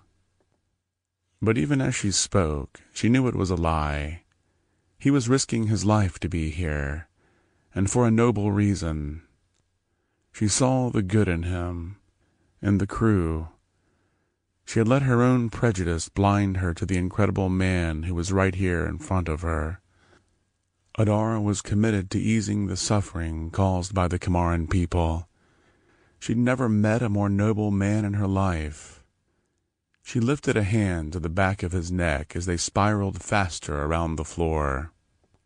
The tempo of the waltz raced through the changes, the melody swirling upwards in a series of sweeps and runs. Kira was right about the raiders. They were close, like a family, and they had welcomed her into the fold. They were the kind and honorable, and every single one of them trusted their captain. She braced herself against the firm pull of his biceps as he held her into his chest, his strong body effortlessly guiding her along. Her feet fell into a natural rhythm under his direction. It was easy to let go and follow his lead. "It's true, Lana. I'm nothing but trouble." The Anaran woman she'd spotted earlier spun nearby, stumbling over the diaphanous train of her dress and falling to the floor in front of them. Without missing a beat, Adar lifted Lana up and swung her out of the way. She admired his skill, his centered awareness. She allowed herself to be carried away in the ease of his control, relaxing into his mastery of his body. She imagined her hands tracing over the smooth golden lines of his skin as his lips swept over her body, exploring her reactions. There was no hesitation in his movements as he pulled her forward around the floor. Guiding her through the sea of people, Lana's vision narrowed as the world around her faded away. The cascade of colors and sounds filled her senses. It would have been so easy to stay here, forever in his arms. She deserved the chance at happiness. She'd suffered too much. Would it be so wrong to seize the chance at love in the midst of the chaos? She could make her own life, live it on her terms. Adara had shown her that it was possible, that it was worth it to fight back, to make a difference and do what was right. Lana let the possibility in, let the sheer joy of the moment in, and allowed it to flow through her. Yes, she thought, I could trust you. I could even love you. The weight of her burdens lifted off her shoulders. Her lips parted as she gazed into his eyes, entranced. The strong touch of his hands on her back sent a wave of anticipation through her body as she opened herself to him. "I think I can handle it," she said, as she drew her hand down his neck. "I trust you." Her lips parted as she closed her eyes, and Adar's mouth was on her. A smooth, slow kiss that penetrated her entire body, deep into her core. The sublime melody of the Kamaran waltz swirled to its peak as the strings sang and Lana disappeared into his kiss. And as the final cadence rang and the echoes of the music faded into the background, the turns of their dance slowed to a stop. Adar stepped back and bowed to her as the room erupted into thunderous applause. "You're ready for this," he said. Lana looked up at him, deep into his eyes. "Yes, I am." The head of ceremony appeared on the balcony as a regal fanfare sounded from the horns. "Distinguished guests," he began, "I would like to thank all of you on behalf of the Imperial Court of Kamara for taking part in our time-honored ceremony of the Kamaran Waltz. With your help, and through your efforts, we have melded the traditions of the Kamaran people with the deep and rich history of Inara and her people. It's time, Adar said softly. When he's finished with his speech, the doors will open to the private chambers of the betrothed, and the couple will join us here for the ceremony. You'll want to get to Elistra before that happens. Lana nodded. She still had a job to do. The moment she had shared with Adar gave her a renewed sense of hope and possibility. He pointed to a majestic archway leading away from the ballroom. During the dance, the princess would have moved into the waiting chamber, just through that passage. The princess has a private devotional ceremony, a ritual prayer to perform in isolation as the assembly consecrates the hall with a waltz. Elistra will be waiting in there for her attendant to knock and escort her to the ballroom balcony. But I'll be there instead. Adar flashed his blue eyes and smiled at her. Only if you hurry. Lana reached up onto her toes and planted a kiss on his mouth. I'll be waiting here, he said. Gods go with you. Lana pressed her way through the crowd, diving in between an audaciously dressed older Anaran couple as she approached the door. She imagined herself steering her magnacycle through the crumbling canyon back on Tarxus, darting and weaving on her feet as she dodged the crowd. She spun and turned, weaving the elements of the dance in with her visions of flight, until she crashed into a large Kamaran man with an angry copper tint to his golden skin. "Watch it!" he called to absent ears as Lana pressed on, intent on reaching the princess before she left her chamber. When she finally dipped through the archway and into the hall beyond, she was greeted by a solid wooden door, heavily adorned with tarkanium. She shuddered as she thought of the lives of the miners who slaved away to provide such lavish ornamentation. She couldn't let that fate befall the Anaran people. She hoped she wasn't too late. Lana knocked and she waited. Nothing. After what seemed like an eternity, she heard the soft footsteps approaching from within. The door creaked open on its heavy hinges as Elistra huffed to pull it open. Lana was awestruck by her beauty. The Anarans were an attractive people by nature, and their planet's abundance of exotic foods and natural herbal medicines gave a vitality to their appearance that bordered on the supernatural. But Elistra was even more beautiful than she'd imagined. With high cheekbones and a slender face, her flowing blonde hair was wrapped up in an elaborately wound braid, with wisps that perfectly framed her radiant smile. "I was just finishing up," she said. "You're earlier than I expected." "Princess," said Lana, "please, Elistra's fine. It's so exhausting playing these royal games all day." Her face grew serious. "Not that I don't appreciate the gravity of the ceremony." "No," said Lana. "I would never assume that. It's just that it would be nice to have a real conversation for once. It gets so exhausting to be so formal all the time." Lana laughed uncomfortably. "I can imagine. Well, you would know, I suppose. Except you don't look familiar. You're not part of the assembly. Elistra, I was hoping that we could talk.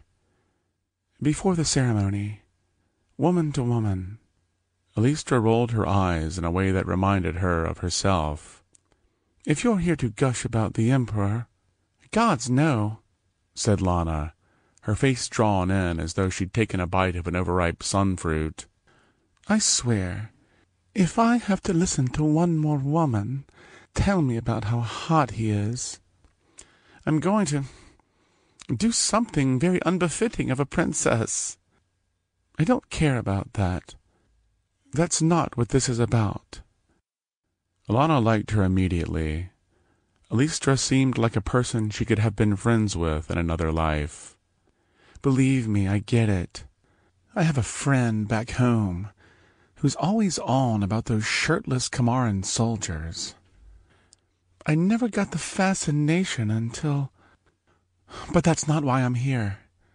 Alistra stopped and looked at her carefully. "I don't quite know what to make of you, Miss... Lana," she said. "Lana, you're not my attendant. You're not here to escort me to the ceremony. And if you're trying to assassinate me, you're the worst assassin I've ever met. So what exactly do you want?" "I want to talk to you about the Emperor," she said. Lana drew a deep breath. It was now or never. "Please don't go through with this. It isn't right."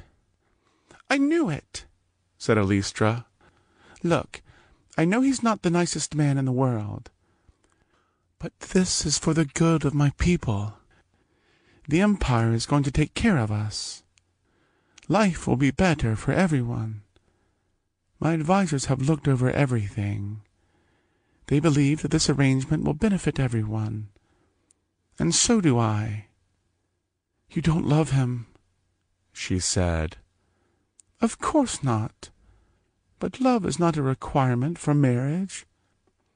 I wish it wasn't the case, Lana.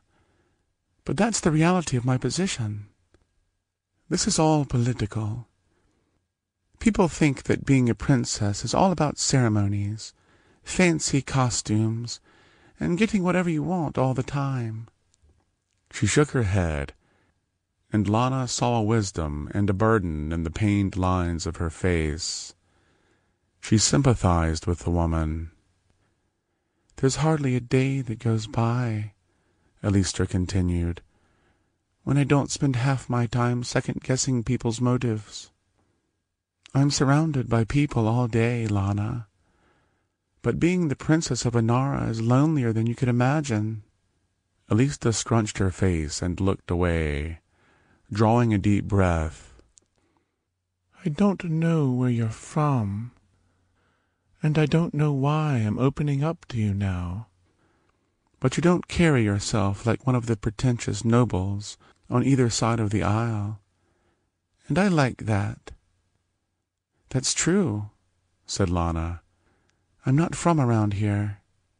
"Which raises the all-important question of how you got in here in the first place.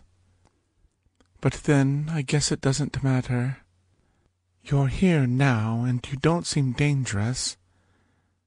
Thanks for letting me vent." Lana smiled at her. "You seem to care a lot about your people. I admire that, and I respect it."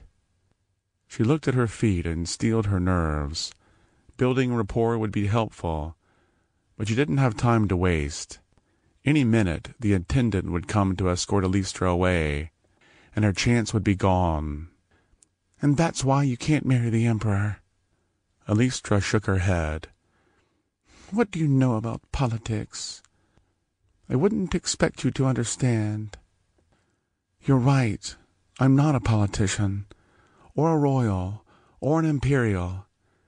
I'm not wealthy. I've never held a position of power or of influence. But I do know a thing or two about life." She felt the courage well up inside her. "I'm a cargo pilot from Tarxus, and I've seen what happens when the Empire moves in.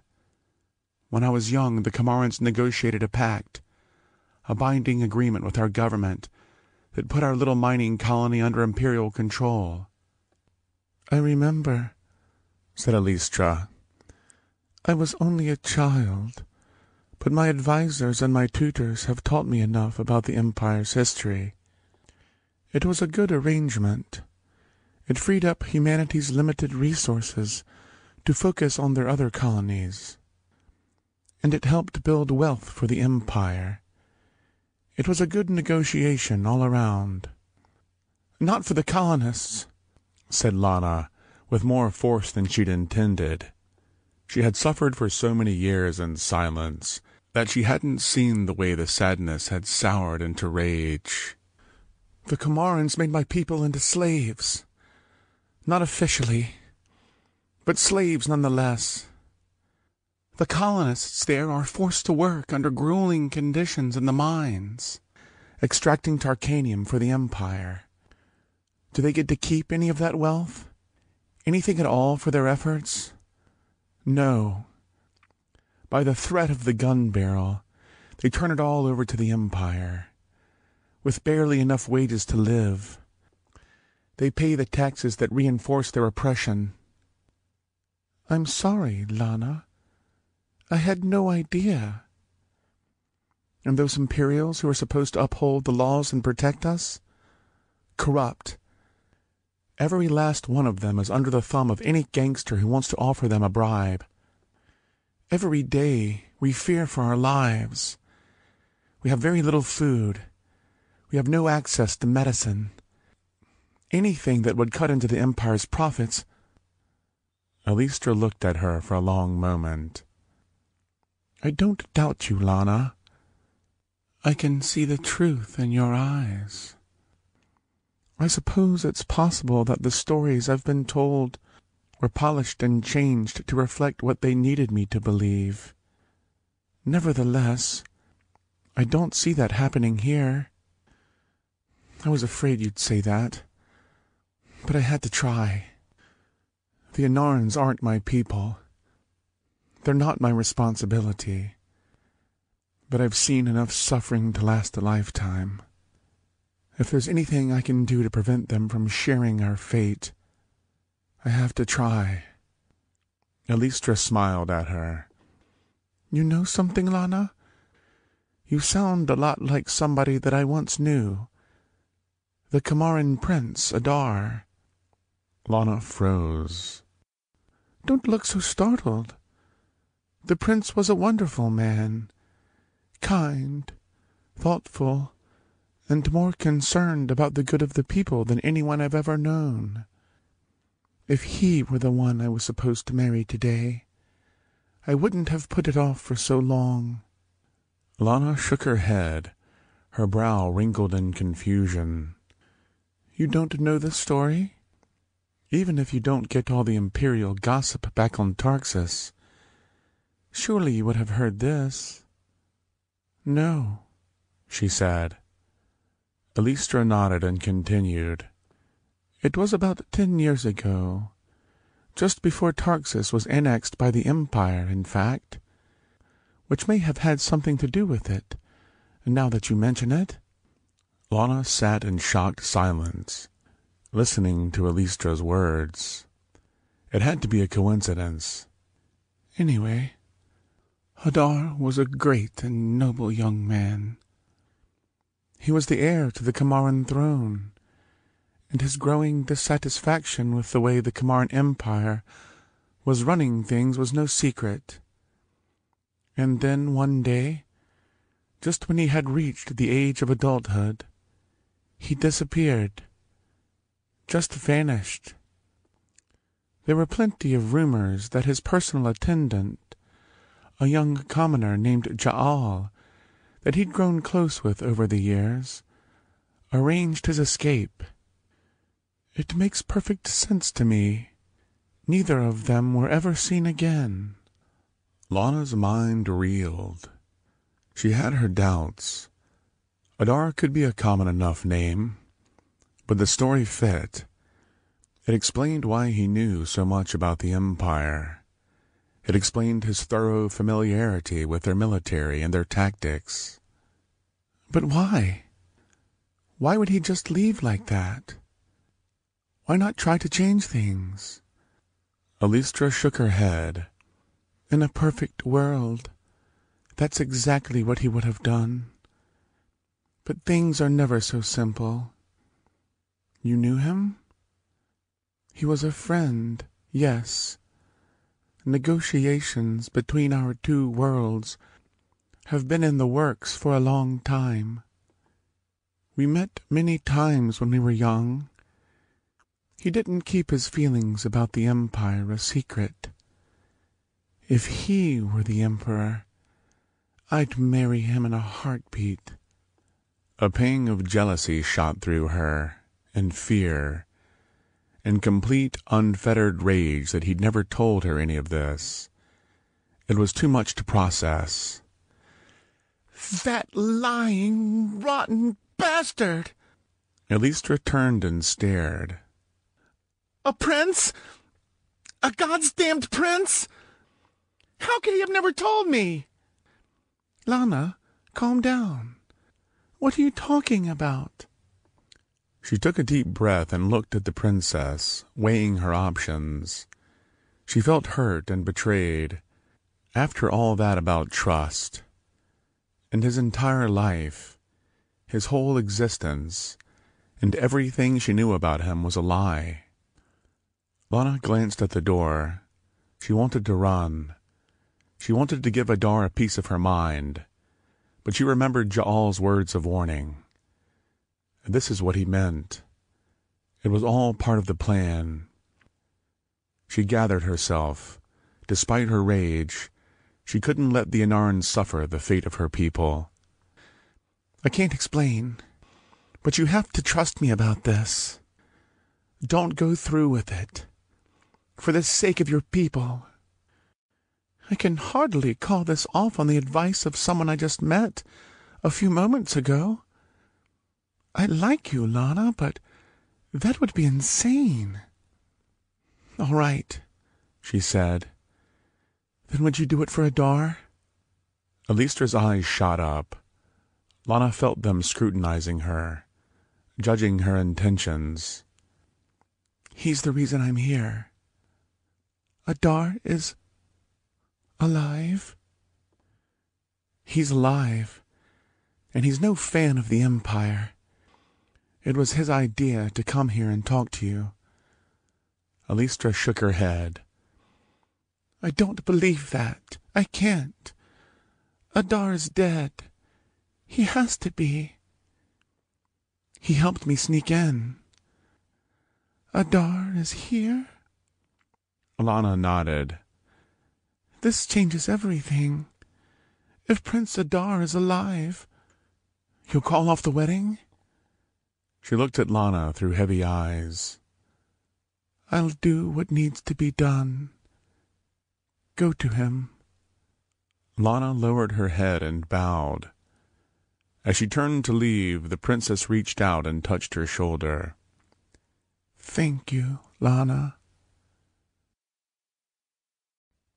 Chapter 15. Lana didn't notice the faces of the people as she wound her way back through the crowd. The Prince of Kamara?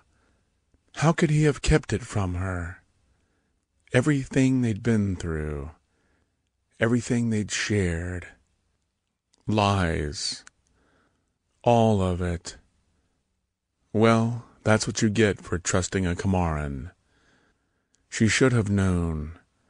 All the signs and all the red flags should have kept her far away.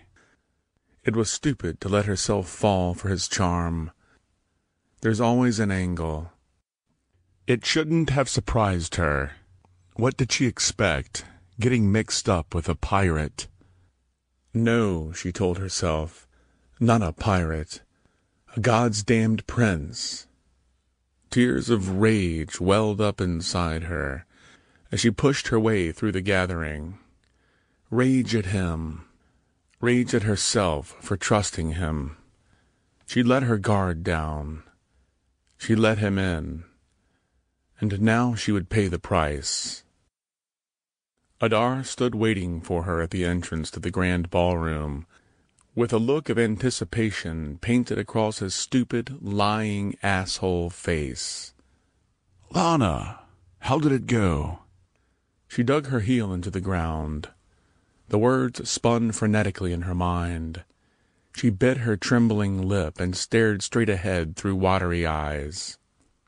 "Lana, what happened?" "How could you?" came the whisper at last. He reached out to comfort her, but his touch burned her shoulder as she shook him away. Adar drew a deep breath. "Lana, I'm sorry. I should have told you." "I trusted you," she said. She shook her head, fighting back tears. She couldn't let him see her cry. "Was it all a lie?" Adar looked at her with sympathetic eyes. Before he could answer, they glimpsed a flurry of movement above. Elistra stepped onto the balcony, accompanied by a pair of guards, broad-shouldered and fully armed. The princess stepped out from in between them and whispered to the head of the ceremony. His head shot up, eyes wide. The quartet stepped forward together, looking out at the crowd. Lana watched through her sobs, waiting for the announcement. The princess scanned the room. When she spotted Lana, the two shared a brief moment of eye contact. But Elistra's face was inscrutable. She leaned over to the large Kamaran guard, whispering as she pointed out towards Lana and Adar. The large man nodded and stepped away, raising a finger to his earpiece as he spoke. "Shit," said Adar under his breath. Lana looked up at him. "Time to go, Lana." He turned and moved back through the crowd, pulling a reluctant Lana along by her hand. The crowd provided some cover, but it wouldn't be enough. The guards had their descriptions now, and it would only be a matter of time before they found them. "Ladies and gentlemen, distinguished guests," came the voice of the head of ceremony. "I'm sorry to announce that the ceremony will be postponed. Please make your way to the exits." "They're trying to flush us out," said Adar. "Guards at every exit." "What do we do?" said Lana. "Follow me," he said. "Stay low. They'll be watching." Adar led her through the crowd as they swarmed back towards the palace gates. Lana kept her head down, her heart pounding as the heavy-booted guards circled the room. "This way," said Adar. He pulled her around behind the towering statue that they'd marked on their way into the palace. Adar reached down to the statue's base, sliding his fingers along the metal plating until his hands found purchase. The roar of the crowd swelled up around them. Not accustomed to being herded like cattle, the royals and the nobles bickered amongst themselves in a panicked frenzy. Adar took a deep breath and lifted the plate as quietly as he could. It creaked and groaned as he slid it along the stone, but the tumult of the fleeing crowd masked the sound. "After you," he said to Lana, pointing down at a narrow granite stairway hidden beneath the plate. Lana glared at him. She hated everything about this. Climbing down into the darkness, fleeing for her life. How could he expect her to trust him now?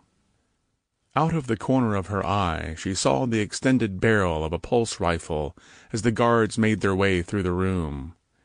She knew her window of opportunity was closing. Whether she liked it or not, Adar was her only way out of this. She began her descent down the rocky steps as Adar slid the cover back into place above them. "This is crazy," she thought. "This is utterly insane. How did I get myself into this?" It was stupid to ever fall for him. Stupid to go along with his plan. As she cursed and berated herself, she wasn't focused on the path ahead. Her heel caught in a small crevice, and she teetered forward. Adar reacted fast. He caught her, wrapping his strong arms around her body and pulling her back to safety. The feel of his skin seared her. She flailed violently against his touch, but his arms held her steady. "Watch your step, Lana." She steadied herself and shook free from his grasp. "Yeah," she said. She lowered herself to the ground. Her body shook with fear and anger and pain, It was too much. For a brief and shining moment, she had allowed herself to hope, to think that maybe the universe had a plan, and that everything would work out, that she could help her brother, that she could save an entire planet from the suffering she'd endured, and that maybe, just maybe, happiness was possible, even love. Adar bent down beside her. "I'm sorry, Lana," he said gently. He lifted a finger to her chin. "I should have never kept it from you. Are you okay?" What the hell kind of question was that? She wanted to scream at him. Lana's chest shook as she fought to control herself. She couldn't let him see, couldn't let him know how much she cared. "We have to keep moving," he said. "It won't be long until they've cleared the crowd and realize that we're not there." She knew he was right. It wasn't safe to stay here. If the guards caught up with them, they'd break more than her heart. She swallowed hard, stuffing her feelings back down inside her, just as she'd done 1,000 times before. She drew a deep breath and pulled off her heels, tossing them over the railing into the abyss below. "Let's go," she said. Ahead, the passage opened up into a large cavernous room. A deep ravine hugged the edge of the path, and the roar of rushing water heading out to sea masked the sound of their footfalls as they continued onward. The massive rocks were enough to keep her focused on the path ahead.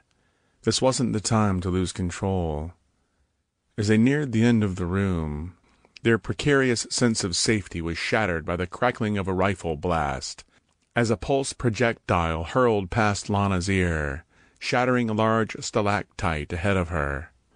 Adar pulled her to the ground on the far side of a rock. "Stop!"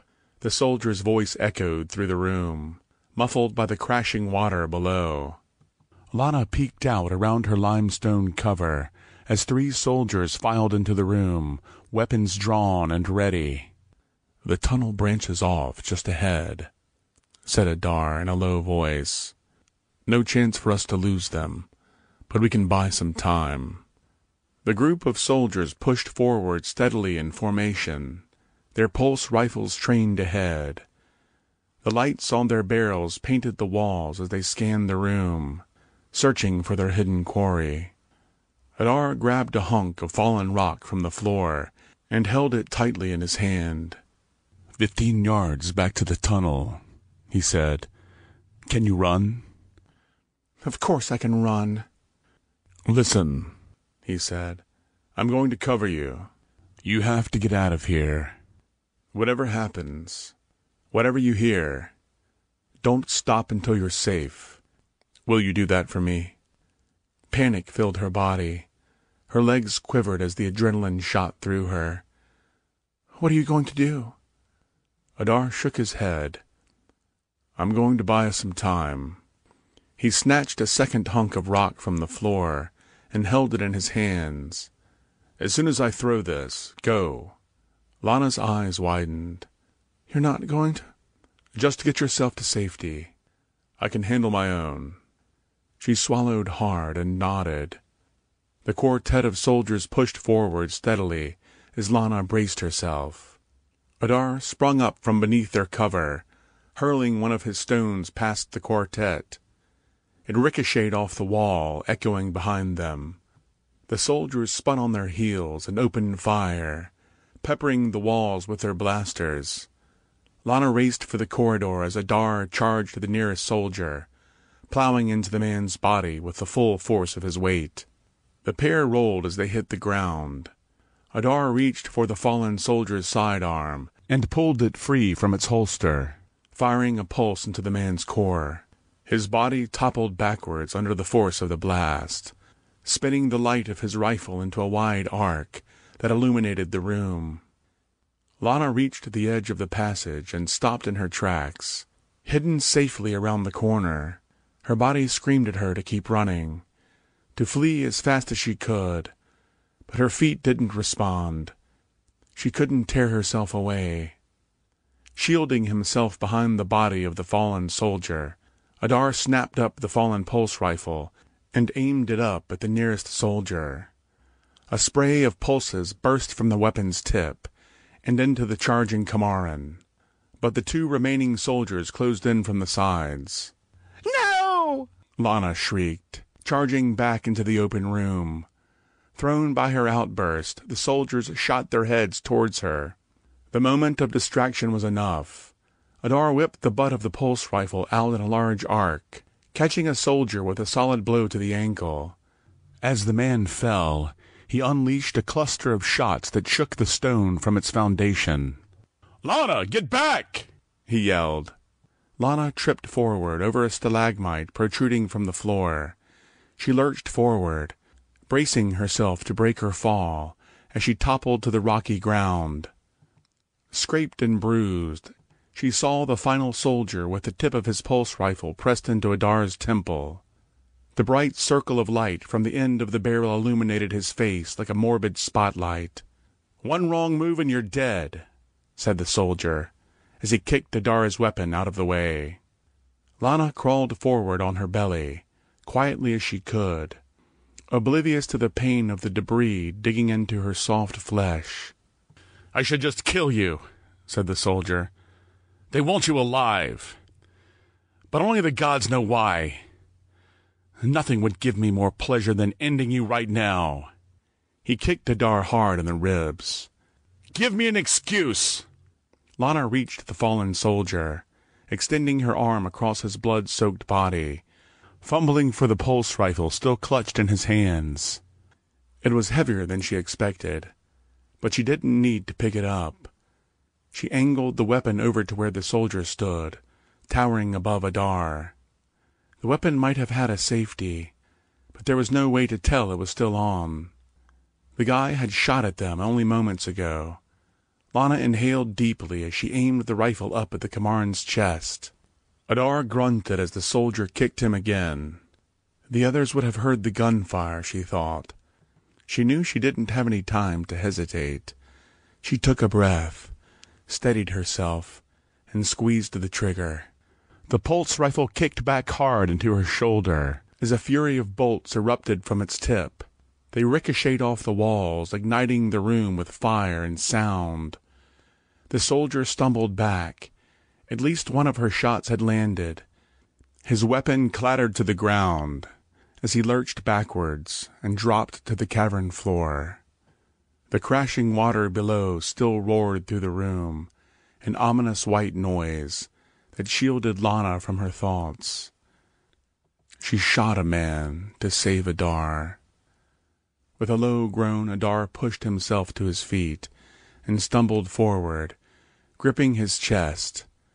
His breath was labored as he worked his way through the room, leaning against the wall to support his heavy frame. "Adar, are you—" He placed a cracked hand upon her shoulder. "You saved me, Lana," he said. Through teary eyes, a faint smile emerged. "That's twice now." Adar shook his head and smiled back. "This time it counts," he said. Lana hugged him tightly. The anger boiling up inside her was overpowered by her relief. She wasn't going to lose him. He didn't deserve to die. "There will be more on the way," he said. "We have to move fast." Adar picked up the flashlight that had dislodged from the fallen soldier's pulse rifle. "This should be helpful," he said, placing the sturdy steel tube in Lana's hands. "You lead the way." Lana turned on her heels and headed back toward the small tunnel. She was surprised by the relief she felt at his safety. After everything he'd put her through, she had fallen for him harder than she'd imagined, harder than she'd thought possible. What would she have done if she had known the truth about him from the start? She detested the rule of the Kamaran Empire. Adar gave up his claim to the throne to escape it, and he was working to undo the damage that their rule had caused. And he cared about her, too. He had risked his life to protect her, time and time again, The passion in his eyes was obvious, but his need for her body didn't overpower his decency, his respect for her. The only man she'd ever known who deserved to wear a crown was the one man who passed it up. If only he had been honest with her. The poison of betrayal coursed through her, even as her feelings for him grew. "We're almost to the entrance," he said. "We lost radio contact with Ja'al when we came into this place. Seems that even our tech is no match for thousands of meters of stone. But the crew will be there with the shuttle." "Shit!"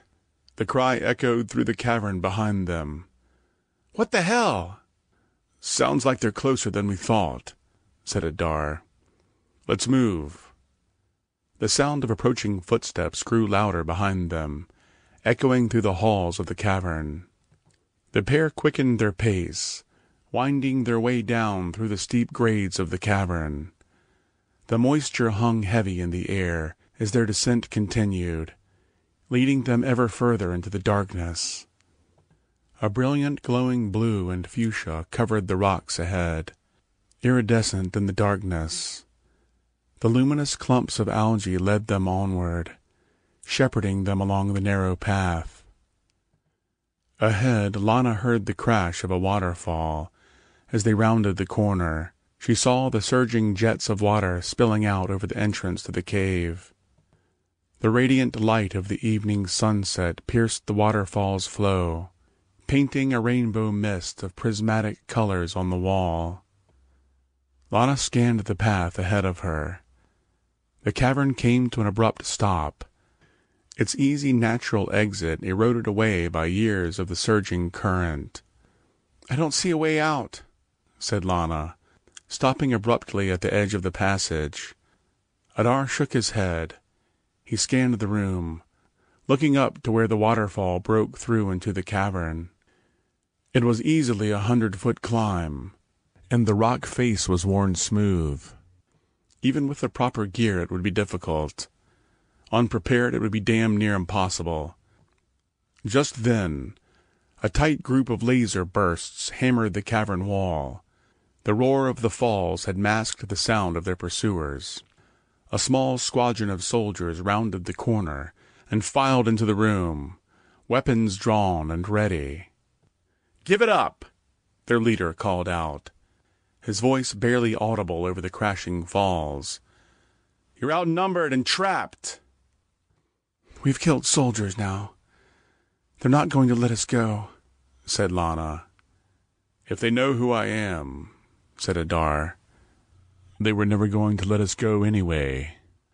Lana wondered whether he was referring to his royal blood or his years of piracy. Either way, the result was the same.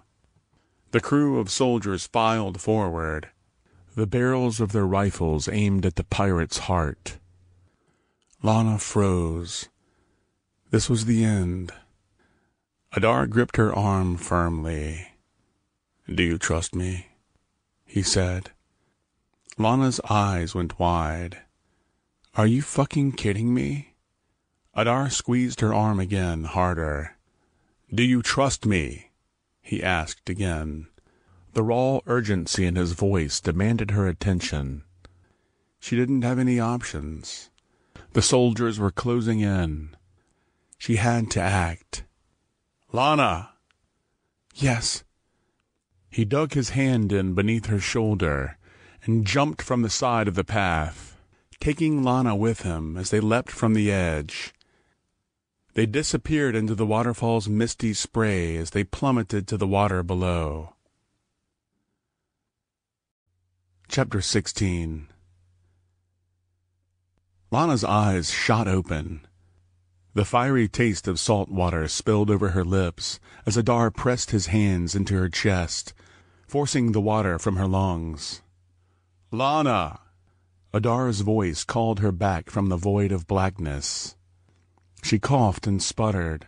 Her soaking body ached. The bright light burned her eyes as she shook, and she saw Adar standing over her. A firm pair of straps held her fast as she tried to keel forward. What happened? She said, as the memories flooded back. The soldiers were closing in, and they jumped. Where am I? She gasped.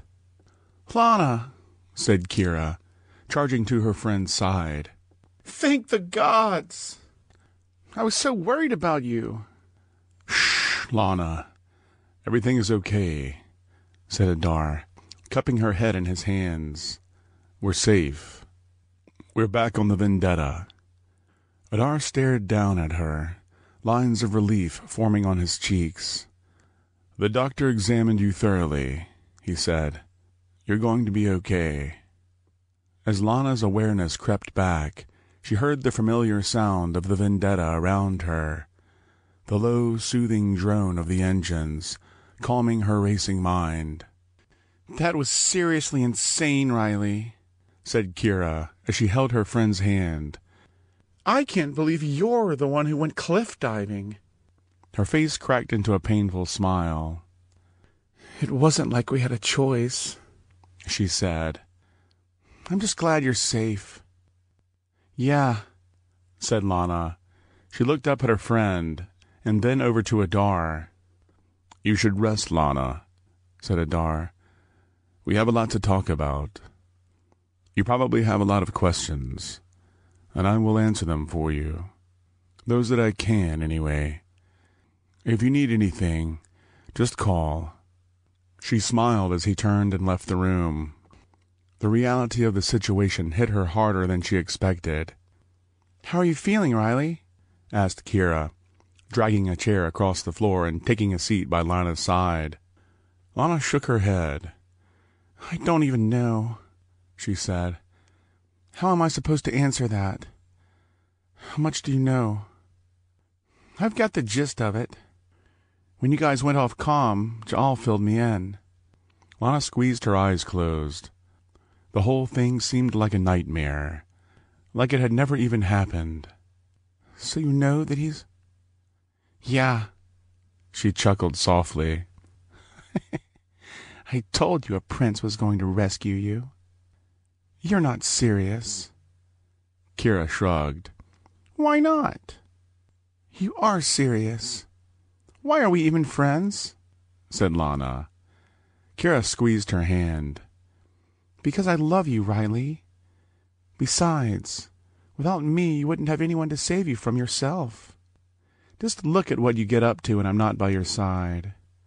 Jumping off cliffs like a maniac? Besides that, flying through the Deniger Belt and your stunts on the Magnacycle, I'd almost think you had a death wish. You don't, do you? I'm not even going to dignify that with a response. That's my girl, said Kira. Just double-checking. I wasn't sure how you were going to take all this. Yeah, I'm still figuring that part out. God's damn it, Kira. It was stupid to ever get mixed up with them. Kira shook her head. No, Lana. It wasn't stupid. Risky, definitely, but not stupid. Think about how much good you did down there. Princess Alistra did call off the wedding. Inara won't be joining the Kamaran Empire anytime soon. What you did down there was heroic, Riley. Think about all the suffering you prevented. All the lives you saved. But not Tanner's. We didn't get the serum. We didn't get the money to pay for any serum either. And worse, the Kamaran High Command is going to be looking for me now. And the consortium isn't going to be too likely to trust us with our high-priority cargo anymore. There's no going back. We can always stay here, said Kira. Join the Raiders for real. If you're not convinced yet that they're good people, then there really is no hope for you. I don't know if I can do that, said Lana. Sure you can. We can get a message to Sakaj. We'll talk to the crew about smuggling Tanner off the planet, and we'll find a way to get him treated. Hell, you just made friends with Princess Alistra. If she can't get you the serum, then no one can. I don't think she's my friend. She sent the guards after us. I'm sure there was more to it than that, said Kira. Lana shook her head. It doesn't matter anyway. I can't stay with the Raiders. Why not, Riley? What's the problem? Because I still don't believe I can trust him. You understand why he kept his past a secret, right? He was trying to protect you. And it almost got us killed, said Lana. But more importantly, why spend all this time running? He's been doing his best to make things better for everyone, said Kira. But he was the prince. Why not use that? Behind his bravado, Adar is a coward. I think you must have hit your head harder than you thought, Riley. Maybe. I guess we'll find out soon. You're planning something, said Kira. I just need some answers. Lana slept fitfully, starting awake in a cold sweat. She couldn't get the image of Tanner out of her head, staring back out at her through the open window of their little clay home back on Tarxis. He was a tough kid, and he had Oni to help take care of him, but Lana had already been gone for too long, and he didn't need any more trouble than life had already given him. Tanner wasn't the only one, and Tarxis wasn't the only world. As the Empire grew and spread, things were getting worse. She had to help her brother, but it wasn't enough. It would never be enough. The sheer terror of helplessness spread through her. Some things in the universe could be chalked up to fate, or simple bad luck. But injustice? That was more than she could bear. The moment of clarity hit her like a herd of stampeding Morgullo. She realized what had been bothering her. She had to talk to him. Lana bolted upright and drew a deep drink from the bottle of water that Kira had left at her bedside. Pulling the drip needle from her arm, she worked her jumpsuit over her legs with purpose and certainty. The halls of the ship were deathly quiet as she walked through the darkness to Adar's cabin. The crew's celebratory game of traps long since finished. No one haunted the corridors, though the faint smell of cooked meat and liquor still lingered in the air. But before she could talk herself out of it, she lifted her palm to the wall panel outside the great cabin and waited. "Lana," came Adar's groggy voice, "I didn't expect you until morning." "We need to talk now. I need answers." "It can't wait?" "No." A long pause. "Give me a moment." 3 high-pitched beeps ended the transmission. When the door slid open, Adar stood before her half-dressed, his golden skin glowing softly in the dim light. "Come in, Lana. Sorry to have kept you waiting." She couldn't help admiring his bare-chested body. The memories of his flesh pressed against her rushed in. She felt his mouth on her body, the hunger of his kiss, the passion of his hands as they explored her. But that wasn't why she came here. Not today. "Can I get you anything, Lana? A drink?" Lana shook her head. Adar grabbed a bottle of Anaran spiced coffee and poured it into his mug. "We have the crew to thank for this little luxury," he said. "I've learned that in this line of work it's important to find joy in the little things when you can." "It doesn't seem like there's much joy to be found in this universe, Adar." "No," he said. "It doesn't. Please, have a seat." He slid into the large chair opposite her at the table. Lana appreciated his ability to take a hint. She wasn't in the mood for their usual playful joust. She slid herself into the Morgello leather chair across from him. "Lana," he began, "no apology on my behalf could ever earn your forgiveness. I deceived you. and I put your life at risk. I will own the consequences of that decision." Lana sat motionless. "Yes," she said. "And you've no doubt worked out the reason." Lana braced herself for his rationalization. She found herself hoping that he could justify himself. She wanted him to convince her there was a reason he'd turned his back on his people and his throne. She needed to believe that there was a larger plan. "What I've worked out, Adar, is that you thought hiding the truth would keep me safe." She didn't have time for games. She needed to know. "At least, that's the story you're telling yourself. But I'm not sure it's true. Even now, you can't be honest. Not with me. Not even with yourself." "You're angry with me. I can't say I blame you." "You turned your back on your people. You turned your back on everyone." "Lana, it's not so simple. I'm doing what I can to help them." "Really? Because it seems like you're running, Adar." He stared off into the distance for a long moment. "What I'm doing, Lana, is trying to make life better for everyone." "And you think that flying around the Gamma Quadrant, hijacking transport ships makes a difference?" "The supplies we recover make a difference to the people who receive them. In the last 3 years alone, we've secured food and medicine for tens of thousands of people who would have died without it. We're doing what we can, Lana."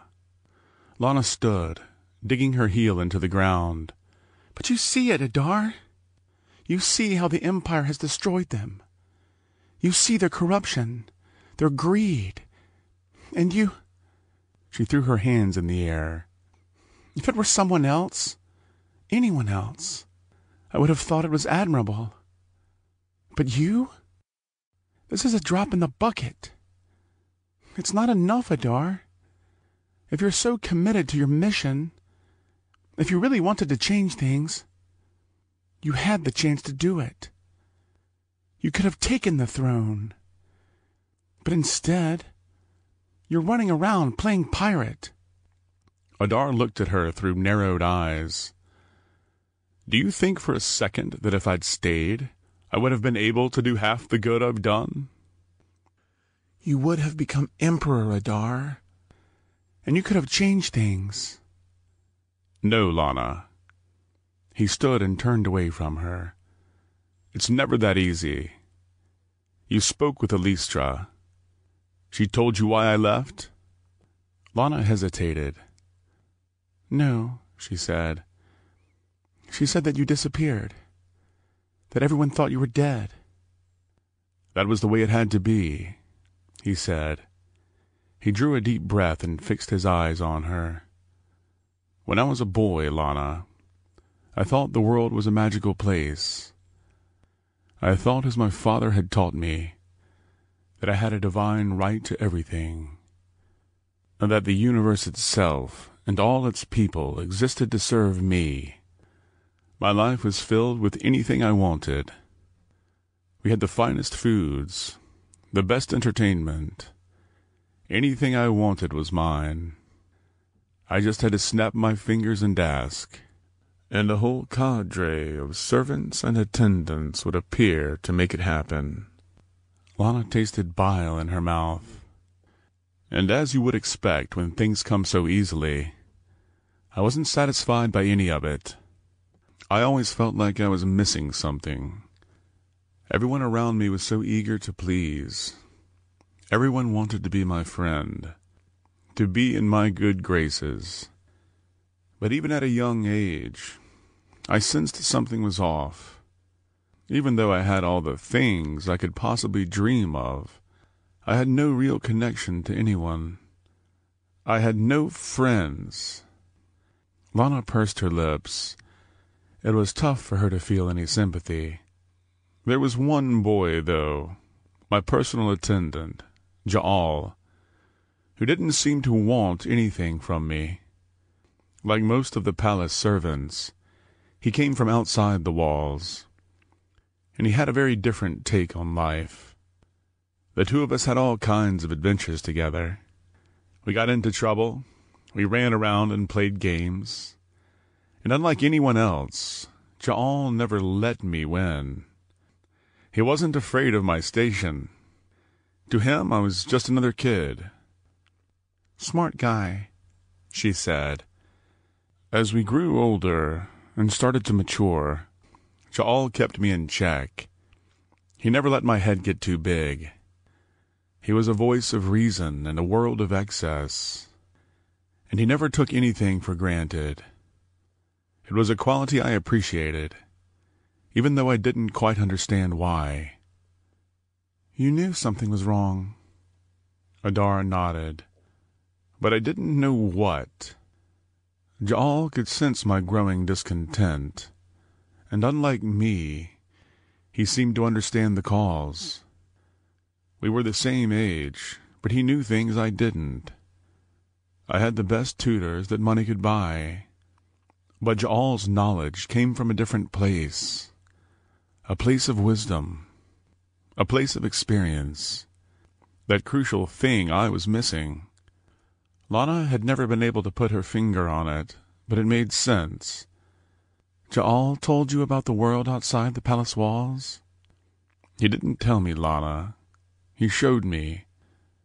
One night when everyone was asleep, we sneaked outside the gates. It took a few months of planning, figuring out how to trick all the sensors and trackers, learning the schedules and routes of the palace patrols. But we waited for the right moment, and we managed it. And nothing could have prepared me for what I saw out there. A dose of reality. We didn't have to go very far to see it. He led me through the streets of Kamara, and they were everywhere. The people, the suffering. Just outside the palace walls there was hunger. There was sickness. The people cursed the empire under their breaths. And I learned that the world I knew was a lie. That what we had wasn't ours. What we took from them. I knew something had to change. Lana reached her hand out to him. That's more than most people in your position would have done. It's not an easy truth to see. I couldn't be part of it any longer. I couldn't stay. I resolved to do something different. So Ja'al and I formed the Raiders, to try and give something back. But why? There must have been a better way. She shook her head. You were the heir to the empire. You could have done so much more. Changed things from the inside. You could have led the people in a different direction. The pain was clear on his face. There's not a day that goes by when I don't second-guess that decision, Lana. But if there's one thing I learned inside the palace walls, it's that people who have power don't like change. They don't want to give up their advantages and their luxuries. If I had taken the throne and tried to change things that way, I would have been killed. No, Adar. Everyone wants change. The galaxy can't go on like this. I'm helping people in the best way I can. But I can't single-handedly force the Empire to change. They're too firmly entrenched. The corruption runs too deep. Even if I were in charge, I couldn't do it alone. You don't have to do it alone, Adar. Adar shook his head. It doesn't matter. The Empire's grasp is too tight. You're afraid, said Lana. That's what this is about. You've seen the people of Kamara, of Tarxis, of Inara. You know that the people are ready for change. You don't understand the costs. The Empire cannot be fixed from the inside. My father. He looked to the ground. He saw it too. He had his doubts, and he began to grow quite vocal about them. It made the High Council uncomfortable. They were happy with their lives. They didn't want to give up their luxury or their power. They assassinated my father, not long after. That's when I left. And that's why my cousin, Kalan, sits on the throne now. The Empire's tendrils have grown even thicker under his rule. But I had seen the costs of trying to change the system from the inside. I had to help the people some other way. Adar, look around. You're a leader. You were born to be a leader.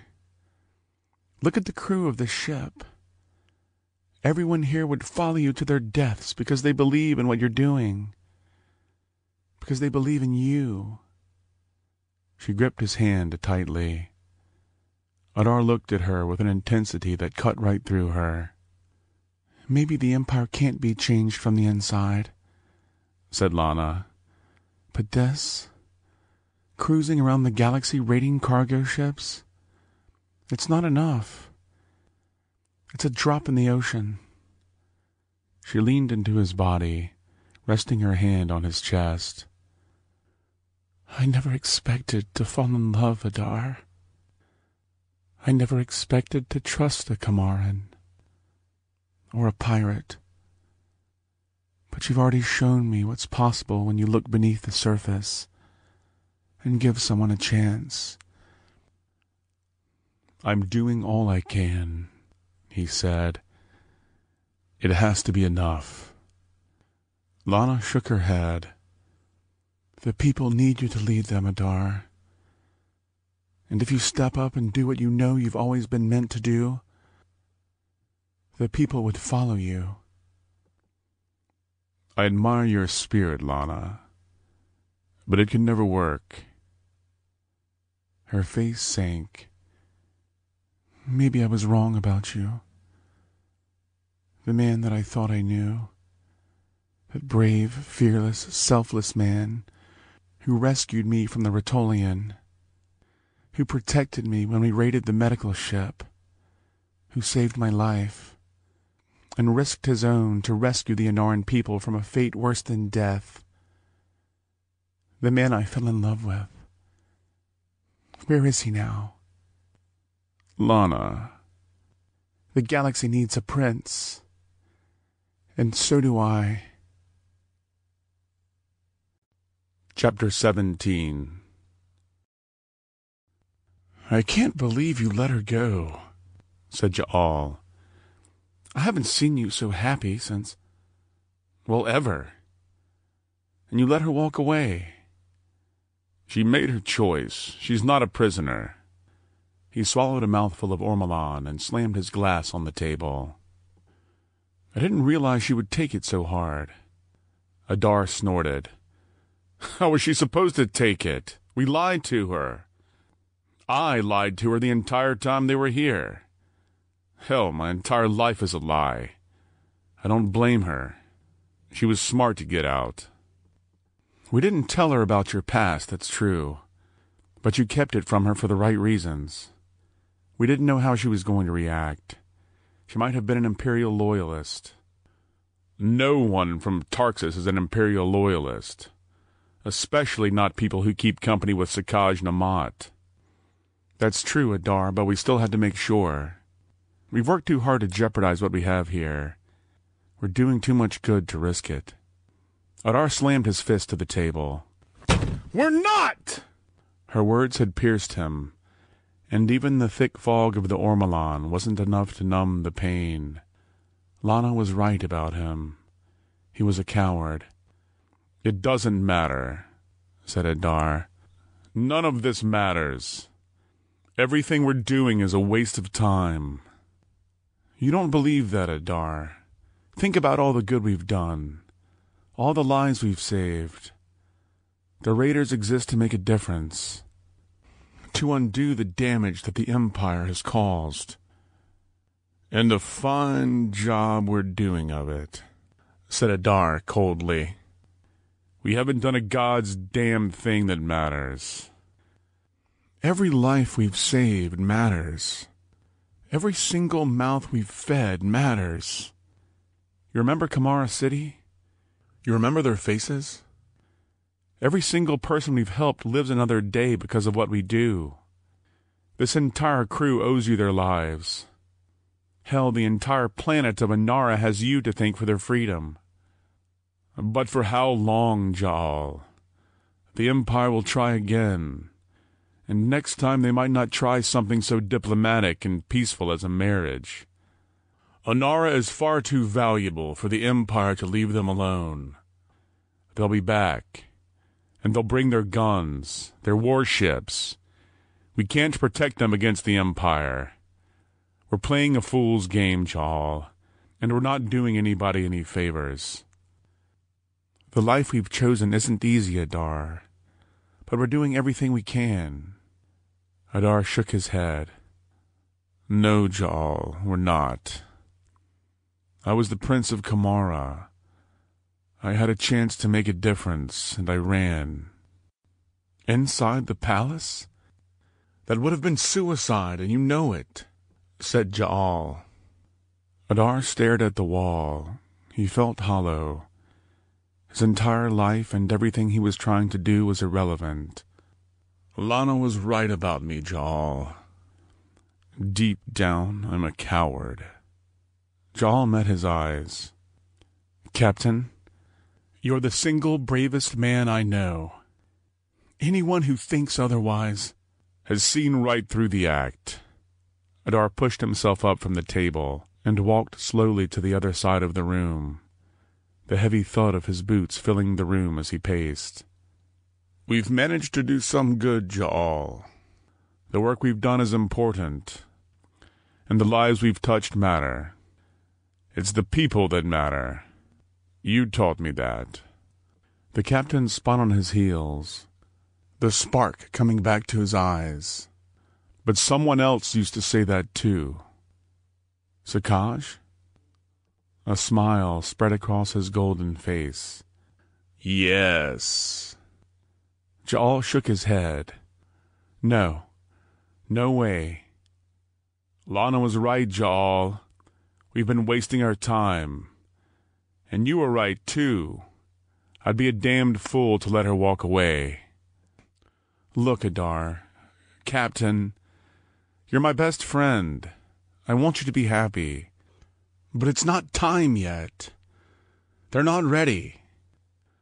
No one is ever ready, my friend. But we start anyway. And we make the best of it. Fortune favors the bold, Ja'al. And it's about damned time we earned her attention. You're insane. You're completely, irredeemably mad. Sakaj has connections, but there's no way his little contingent of malcontents can topple the Empire. Of course not, Ja'al, but the weapons stash we gave them will provide more than enough firepower to take out the Tarxian government. All the soldiers there are new recruits. Untrained and untested. They won't offer much resistance. Kamara will retaliate. They will. But news of the victory on Tarxus will spread, and the people will flock to our cause. It's about damn time the Gamma Raiders grew up and became a proper rebellion, don't you think?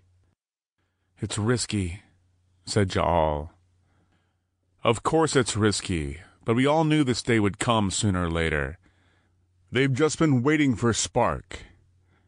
They've been waiting for someone to show them the way. And you think they'll follow you? Adar nodded. They don't just need a leader. They need a figurehead. A symbol they can unite behind. He clapped Ja'al on the shoulder and smiled. What they need is a prince. The Endurance dropped out of hyperspace just outside the Tarxus system, with a screeching groan of metal on metal as the hull contracted against itself in the gravity field. Home sweet home, said Kira. She fidgeted in her chair uncomfortably. I can't believe we're back here. Yeah, said Lana. Believe me, I'm not thrilled either. We could have stayed, you know. What happened up there anyway? It's complicated, she said. She wasn't sure she understood it herself. Too many conflicting feelings. It didn't matter how much she cared about him. He's not the man I thought he was. Yeah, Riley, we covered that, but I've never seen anyone look at me that way. He had it bad. You had it pretty bad yourself. But let's ignore for a minute how utterly insanely gorgeous he is. Please. He's a good man, Lana. He cares about his crew. And he cares about you. Hell, he devoted his life to getting food and medicine to people he doesn't even know. Who does that? Lana sighed and shrugged. Good people, Riley, that's who. Gods, he's perfect for you. He's everything you could ever possibly want. And not only that, he's a prince. I mean, an actual, literal prince. No, Kira, he isn't. Her insides knotted up, squeezing her stomach into a tight little ball. Not anymore. She drew a deep breath to calm herself. It would pass, like it always did. She could let it be a memory now. It would always be there, but it didn't have to hurt her. I'm not trying to upset you, Riley. It's just that I would give anything for a man half as good as Adar. You don't know how lucky you are. Don't you think you're being a little bit hard on him? Here's what I think. I have to take care of Tanner. And we have to figure out how the hell we're going to explain this failed delivery to the consortium. Oh, Riley! I almost forgot to tell you, said Kira. Tell me what? Kira grinned. Come and see for yourself. Lana sighed. She wasn't in the mood for games, but at least Kira was on to another topic. Throwing the ship into autopilot for a few minutes would be a small price to pay for a moment of peace. She reached out and palmed the console. The display flashed as she punched in the coordinates that would take them into orbit around Tarxus. This better be good, she said, as she lifted herself out of her chair. Oh, it's better than good, Riley. As Kira bounced along in front of her, Lana found it hard not to smile. No matter what happened to them, and no matter how bleak her life was back on Tarxus, at least she would have Kira's spirit to lift her. When they reached the cargo bay doors, Kira raised her hand to the scanner. A flash of blue read her palm as a small beam shined into her iris, and the metal door hissed open. Check it out, she said as she led Lana into the room. The motion lights flickered on as they stepped inside. There in the cargo bay was the small sealed box they had been tasked with delivering to Inara. What the hell? Kira shrugged. Parting gift from the Raiders. I still don't know what's in that thing, said Lana. What was so damned important that the consortium was willing to pay us so much, and attract the Raiders' attention in the first place? I have no idea, Riley, but whatever it is, they wanted us to have it back. So at least we won't have to explain why it went missing. Maybe we can keep our jobs after all. We didn't make the delivery, Lana said. No, but we didn't lose their cargo either. The worst thing that can happen is that they won't pay us. That's pretty optimistic. They'll be pissed that it didn't get delivered, said Lana. Maybe. Or maybe since the wedding was called off, everybody will be so panicked that no one will notice. Somehow I doubt that, said Lana. A light flashed in Kira's eyes. Oh, gods, no. I know that look. That look never means anything good. You don't even know what I was going to say. All right, fine, said Lana. After everything we've been through in the last week, maybe it's a good thing that we didn't deliver this, whatever it is. I mean, think about it. The raiders were all into helping people and doing good. They didn't just randomly pilfer crap from rich people. They only seized things that people needed.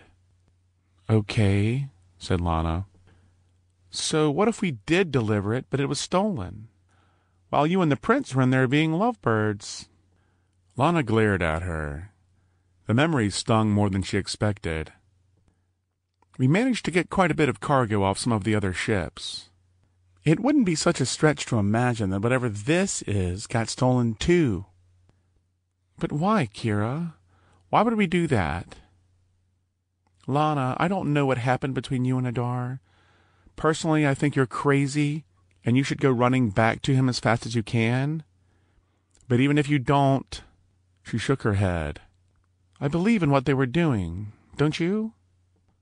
Lana heaved a sigh. They were doing something noble. It wasn't the way she wanted, but they were doing what they could. They were helping people. Maybe she had been too hard on him. Of course I do, Kira. So let's continue their work. Let's open up the mystery package and distribute it to the people of Tarxis. It would be a fitting tribute. Kira, that's not a bad idea at all. Kira was crazy, but her heart was in the right place. And she was right. It would be a fitting tribute. What the raiders were doing may be a drop in the ocean, but even the smallest drops made ripples. All right, she said. I'm in. She beamed. Great! Let's see what's in this thing. Kira unclipped a small round tool from her jumpsuit and pressed it against the locked crate, securing it in place. The device flickered to life and spun on its axis, emitting a warm red light and a high-pitched squeal. What the hell is that? Said Lana. Kira flashed a playful, innocent look. Parting gift from Ja'al. I may or may not have won it from him in our last game of traps. Lana cocked her eyebrows. Turning to a life of crime? Hush you, she said with a grin. It's harmless fun. The device whirred to a stop, and the lock flashed green and popped open. Ready? Said Kira. Lana nodded as she approached the crate. She wrapped her hands around the smooth steel edging and eased the lid open. Suspended in the center of the crate was a row of vials, protected by a thick foam lining. A soft blue liquid glowed inside. Lana's jaw dropped. They stared at each other in disbelief. You don't think that's... said Lana. She couldn't bring herself to utter the words, fearing somehow that saying it out loud would cause them to suddenly vanish. It's the serum, said Kira. Lana. Lana pulled a vial and shook it in her hand, swirling the liquid around. Her face fell. It's only half the serum. This solution isn't active unless it's mixed with the extract from an Anaran moon lily. Kira grabbed her shoulder, her eyes wide. Lana! What? Her face lifted into the widest smile Lana had ever seen. I thought they were just trying to get rid of me, but... What, Kira? What's going on? While you and Adar were in the palace, the rest of the crew went out to raid supplies. Yeah, I know. But I didn't go with them. I thought they were just trying to keep me from causing trouble. Lana, they sent me off into the jungle to pick flowers. My feelings weren't hurt. I mean, I would have been in their way, and I wanted to spend some time planet-side anyway. Sure, why not? Said Lana. Adar told me to keep my eyes out for a particular flower. He described them, told me they were extremely rare, that they only bloom once every 5 years, and we were lucky to be there when it happened. He said it made them priceless. I thought he meant that they were valued for their beauty, said Kira. He's right, they are rare. And insanely valuable. Did you find one? Said Lana. I did, but you don't have it. Kira shook her head. It was supposed to be a gift for you, from Adar. I'm guessing you didn't get it. Lana shot her a look, tears welling up in her eyes. We were so close. Look, said Kira. There's a note. Lana pulled the handwritten parchment from inside the crate. My dearest Lana, the contents of this crate have always belonged to you, as will my heart. No matter where life takes us, know that I am forever changed because of who you are and what you've meant to me. Adar. What it means, Riley, is that Prince Adar was looking out for you all along. Whatever happened between you, I think this makes up for it. And you really need to give him another chance. I'll bet he still has the lily. First things first, she said. Let's go get Tanner. Chapter 18. The sky grew dark as a blanket of clouds closed in over the Tarxis sky. Lana kicked her magnacycle into gear and sped off through the city towards her home, with Kira gripping tightly to her back. She didn't know how they were going to find Adar and the raiders again, but she could deal with that later. She still needed the moon lily, but at least she had the serum, and Tanner couldn't wait. Bright emerald flashes of sheet lightning crackled through the air, lighting up the horizon as she raced her cycle over the city streets. Lana relished the feeling of control that only her cycle could give her. Here she was in tune with the motions of her body and her craft, as she wound through the streets with practiced precision. She was home. The wind whipped across her face, blowing her hair wildly as she flew around the corner, past the entrance to the bazaar. The streets were empty tonight. Storms on Tarxis were rare, and everyone would be huddled indoors to protect themselves from the piercing blasts of sand stirred up by the wind. Lana thought of Sakaj. The old man would be worried sick about her. She was supposed to check in with him when she got home, but that would have to wait. Nothing mattered more than getting the serum back to Tanner. Sakaj would still be there tomorrow. She gunned the engine. The vibrations shook her body as they roared past the collapsed archway and back through the canyon. She could hardly wait to see the look on Tanner's face. This nightmare was coming to an end. Everything that she had gone through, all the struggle and pain, after so many years, it was finally over. Another flash of lightning lit up the sky. Thunder rumbled in the distance as the clouds burst above her. Lana imagined her father looking down at her. She remembered the suffering on her mother's face when the rend overcame her.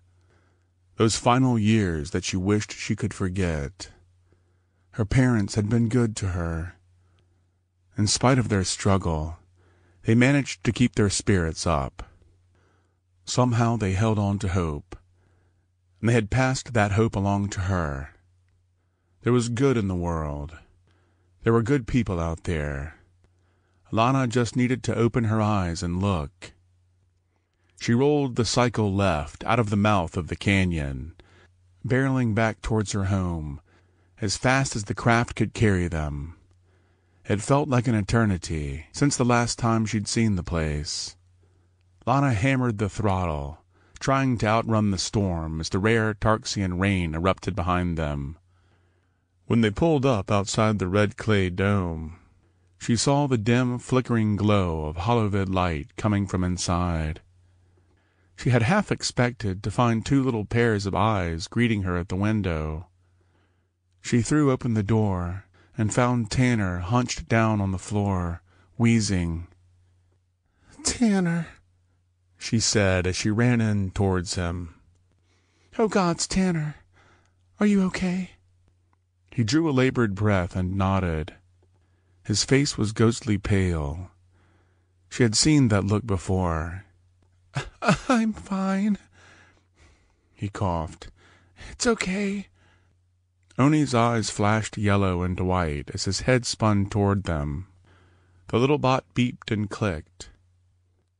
Oni's glad you're home. He sat back on the floor and contorted his face into a smile. I was gone too long, Tanner. I'm sorry. It's okay, Lana. Oni took care of me. Sakaj came by today, too. I'm just glad you're okay. How are you feeling?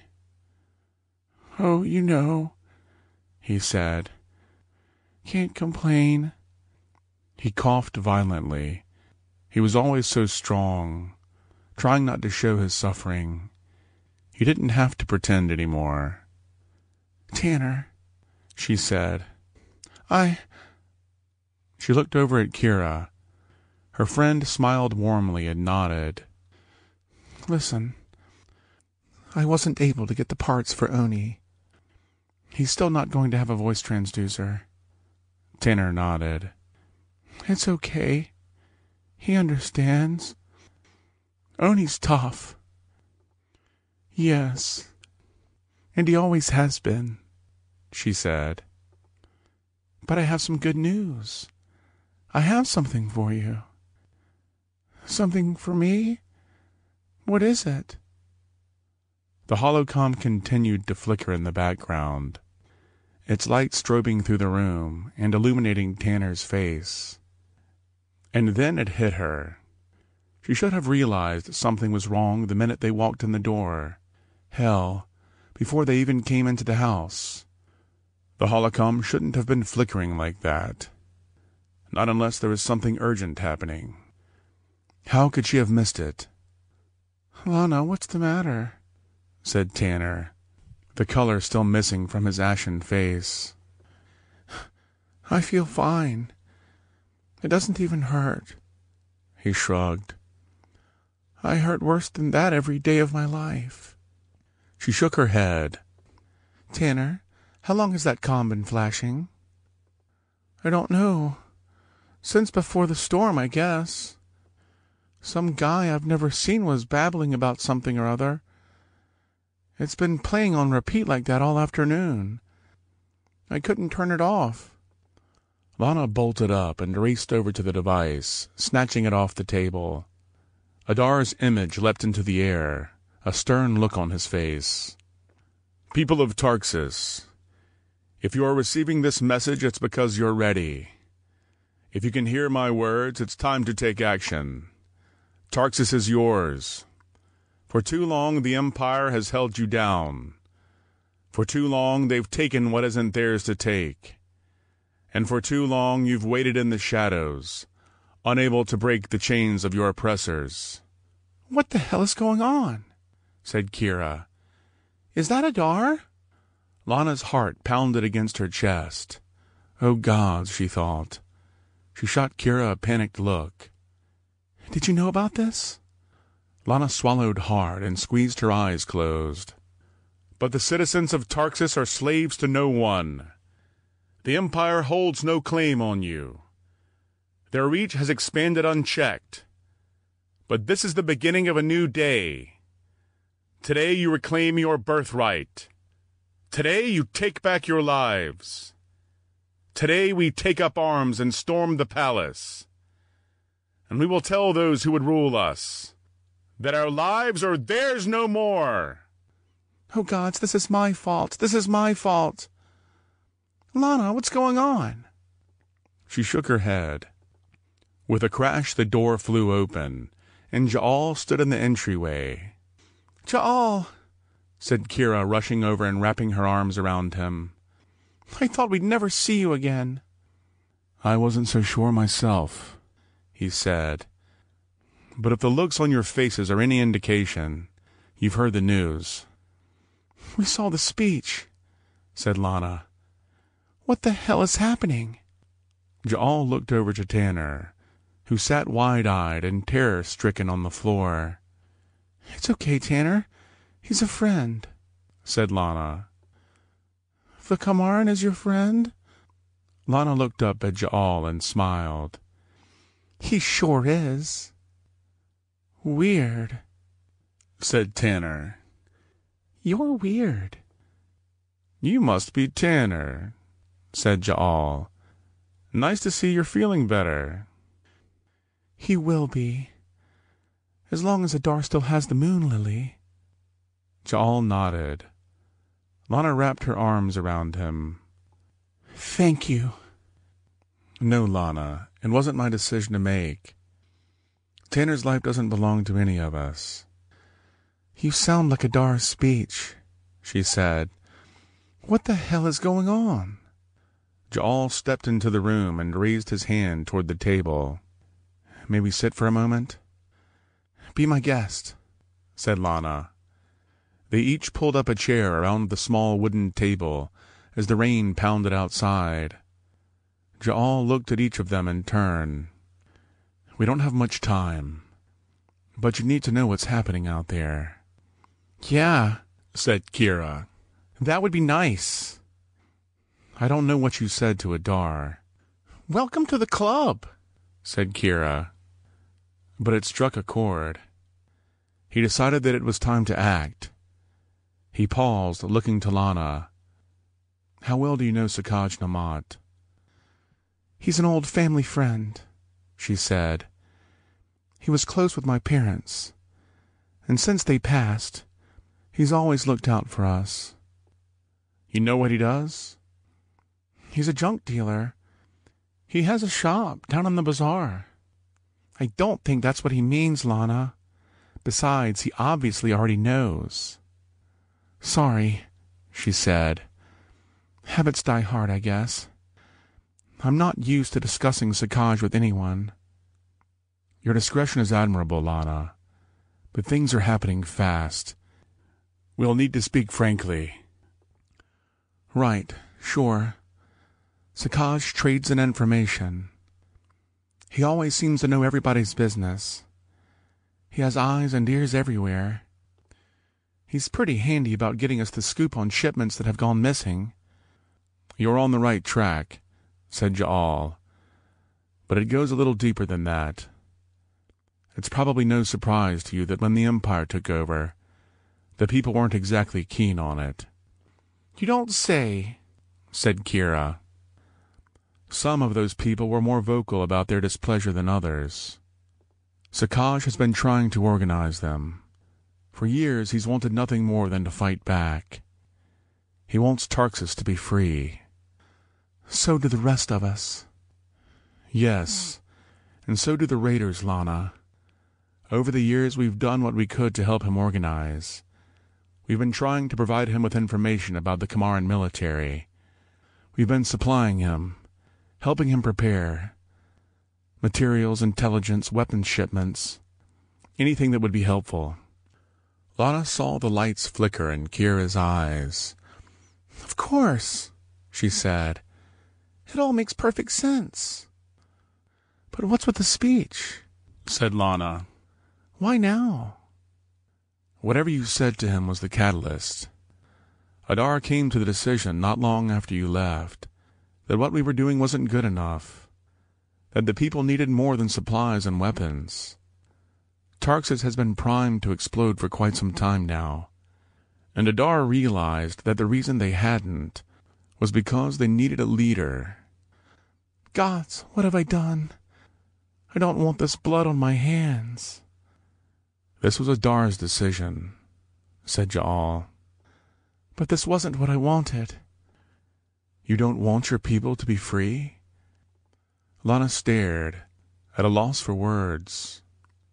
Ja'al placed his comm on the table in front of them and turned on the display. The people of Tarxus aren't pushovers, Lana. No one survives this place without learning how to handle themselves. It has made them strong, and the Empire made them angry.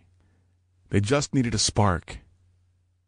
He waved his hand above the device, zooming in on a map of the city. Tonight's storm wasn't an accident, Lana.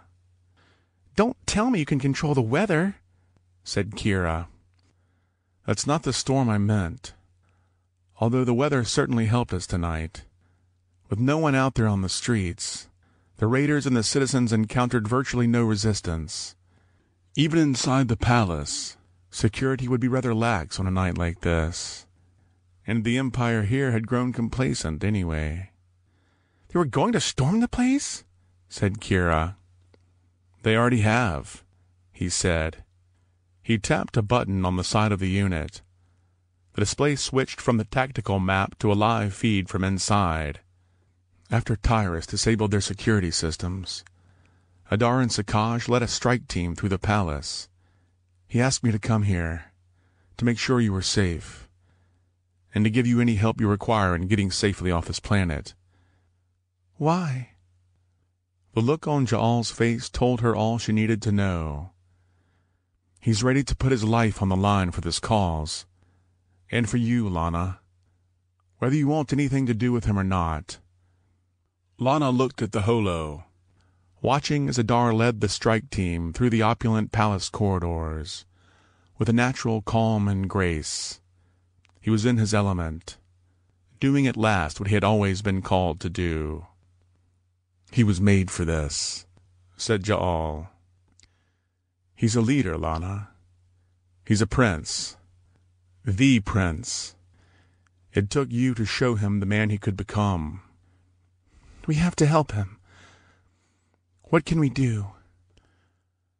"Adar will have the palace under control soon enough." He paused, looking to Lana. "But the Empire will retaliate. The mines are too valuable, and we'll need more people on our side if we're going to survive. The wheels of change have been set in motion, but the Empire's reach is broad. Word of what we've done here will spread quickly. We'll need to rally and organize the defectors." "Of course," she said. "I want to come with you." "It's not safe, Lana. Adar would never forgive me for allowing you to come to harm." Lana folded her arms. "What do you expect us to do? Where are we supposed to go?" Ja'al looked around to each of them in turn. He shrugged his massive shoulders as his brow lifted, and a wide smile drew across his face. "He's going to kill me for this. But it wouldn't be a rebellion without you. If you're in, there's no turning back. You'll probably never see this place again." Lana looked around their small clay home. They had grown used to living with nothing but the essentials. There was nothing to keep them there. "Well, I'm in," said Kira. She slung her leather pack over her shoulder. "Can't wait to get the hell off this godforsaken rock. When do we leave?" Lana looked at her brother. "Tanner, what do you say we have a little adventure? Can Oni come?" "Of course," said Ja'al. "I'll bet Tyrus can help you fix him right up. The captain keeps plenty of spare parts." "Thank you, Ja'al," said Lana. "That means more than you know." The Kamaran smiled. "And if I'm not mistaken, Lana, he has something for you, too." "The moon lilies." "Go to him. We'll meet you at the ship." Chapter 19. The streets of Tarxis shimmered, the clay slick with rain, as Lana raced through the empty city on her magnacycle. She wouldn't miss this place. There was no nostalgia, nothing left for her here. Everything she needed and everyone she loved would be gone before the storm was over. Except for Sakaj Namat. But the Artruvian didn't need her help. He could take care of himself.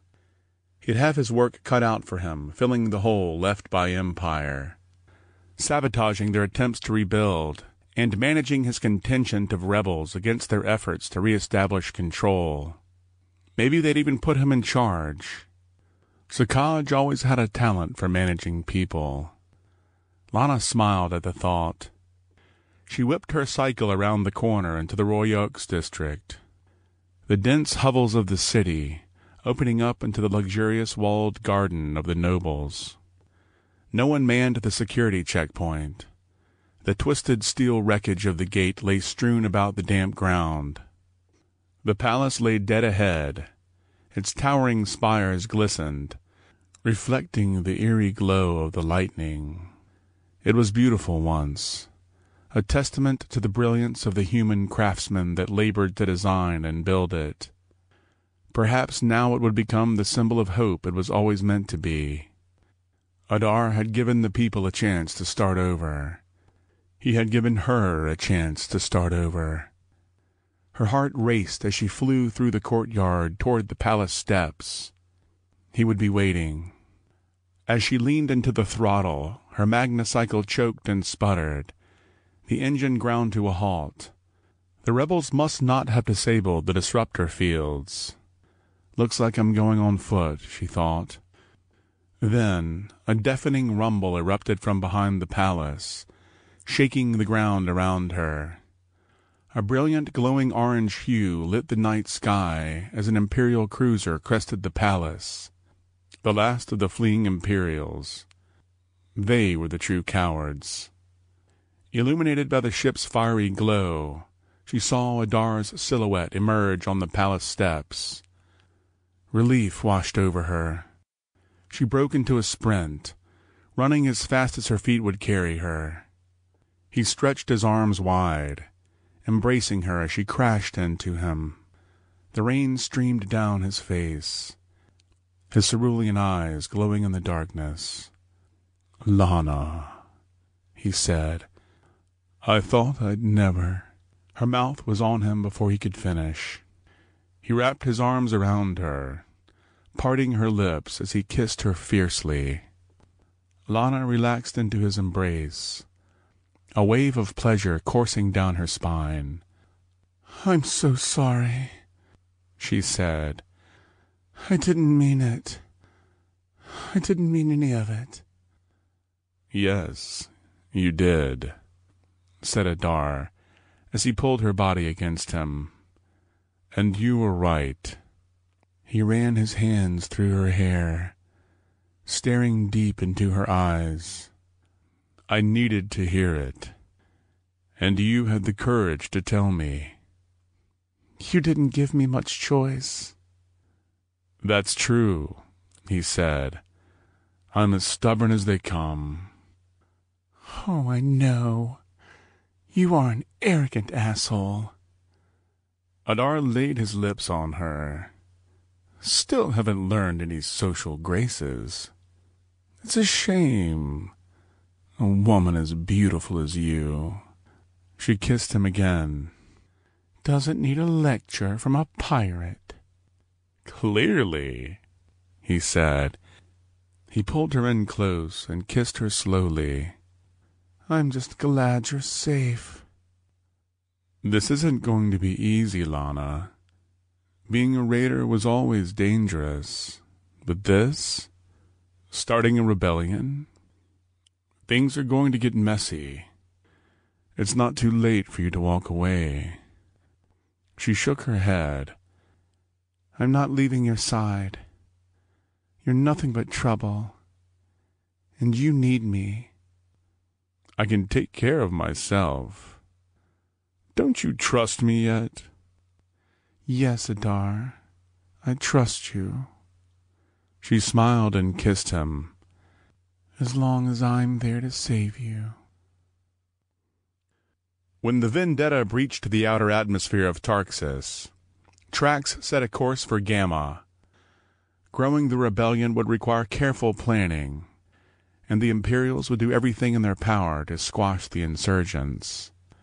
Hiding among the asteroids of the Denneker Belt would allow them time to plot their next move, while the fire spread to the distant corners of the galaxy. But Lana wasn't concerned with politics or tactics, at least not yet. She waited with bated breath for the artificial gravity aboard the ship to stabilize, so she could visit Tanner in the medical bay. She found him sleeping, splayed out across the bed with his eyes still sealed shut. The blazing sun of the Tarxus system burned behind him, its light creeping into his face. But it wouldn't wake him. If he could sleep through the takeoff of the Vendetta, he could sleep through anything. Lana smiled to herself. He wouldn't need to hide from the pain any more. "Are we ready?" she asked Gunnar. The doctor nodded. "Of course. I've double-checked the integrity of the serum in our molecular scanner. Everything is as it should be. He'll be good as new in no time." Kira laid a hand on her friend's shoulder. "Go ahead," said Adar. Lana reached out to her brother. "Tanner?"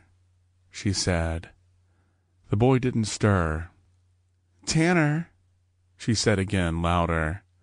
Still nothing. "Try the bot," said Kira.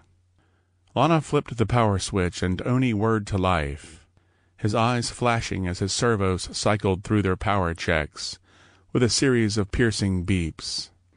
Tanner's eyes shot open. "What is it? What's going on?" "It's okay, Tanner," said Lana. "Sorry to wake you, but this couldn't wait. I have something for you. A surprise." "What is it?" he asked. "What could be better than this?" "Something we've been hoping for a long time," said Lana. "I believe this is what you're looking for," said Kira. She popped the metal chest open and handed Lana a small, glowing blue vial. Tanner's eyes grew wide. "Is that—" he wheezed. "How did you get that?" "It's a long story, Tanner." She looked up at Adar and saw him smiling back at her, his golden skin glowing. "What matters is that we have it now. Are you ready?" asked Lana. She could sense the hesitation in his eyes. He was very young, but he still remembered what happened when they gave the faulty serum to their mother. "Well, yeah. What do I need to do?" "Lie down." She tried to remember what her father had told her. The treatment was supposed to be easy, painless. He said the effects would be felt right away. A miracle, he'd called it, though he may have just been trying to ease his young daughter's fears. Lana hadn't forgotten what happened to their mother either. Sakaj was fond of reminding her how much she took after her father. He trusted the Kamaran gangsters to deliver the serum, and their duplicity cost their mother her life. Never trust a Kamaran. She shook her head. It was a philosophy she no longer needed. Adar was unlike any man she'd ever known, and he had proved time and time again that he deserved her trust. Kamaran or not, he had courage, honor, strength, and it was only because of him that she held the serum now in her quivering hands. "I'm going to give you an injection," she said, "but it will only hurt for a second. You're going to be brave, right?" "I'm not a kid, Lana." She looked him over. He'd suffered more in his 7 years than most people suffered in a lifetime. "No," she said firmly. "You're not." Oni buzzed and whirred, his eyes flickering white. "Lana," said Adar, as he pulled the moon lily from his pocket, "would you like to do the honors?" Lana took the flower, spinning the serum in her hand, its radiant purple leaves glistening in the light. She drew a deep breath and closed her eyes, paying a silent tribute to her parents and everything they had been through. And then she crushed the bulb between her fingers, swirling its essence into the glowing blue liquid. The vial fizzled with light as the compound reacted, turning a vivid shade of violet as the lily dissolved. "Okay," she said. "Are you ready?" She loaded the vial into the pistol-like jet injector and pressed the tip against her brother's arm. Tanner grabbed her hand and nodded. She squeezed the trigger. The mixture vanished into his arm. "How do you feel?" said Gunnar. Tanner looked around at each of them, his complexion returning to normal already. "I'm starving," he said. "When do we eat?" Lana gazed out the window as the vendetta raced away, leaving her old life behind her. She had dreamed about this moment for longer than she could remember, but never in any of those dreams did she picture it like this, surrounded by her new family, a crew of pirates, a brave band of rebels, and the Kamaran man she loved standing by her side. Dear reader, thank you for listening to Gamma Raiders, the Space Pirate Prince. If you want to get an email when my next book comes out, please consider signing up for my mailing list. http://eepurl.com/BPXN31. It is free, and I will only send an email when I'm releasing a book, organizing a contest, special offer, or have important news to share. If you enjoyed this audiobook, please consider leaving a review where you purchased this title. I appreciate your support and your valuable feedback. Happy reading, Callista. Contact Callista Sky. If you want to get an email when Callista releases her next book, be sure to sign up for her mailing list.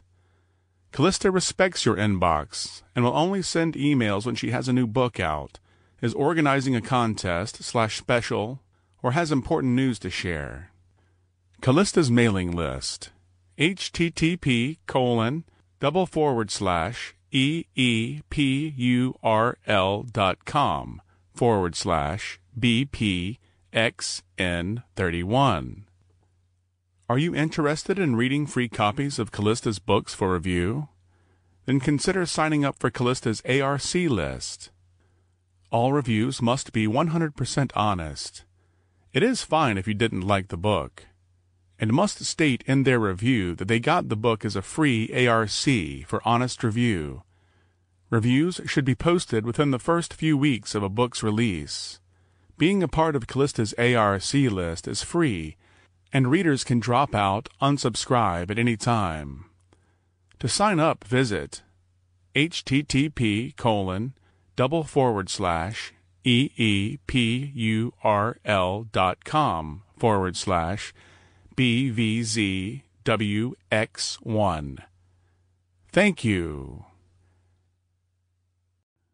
This has been Gamma Raiders, the Space Pirate Prince, Alien Alpha Science Fiction Romance.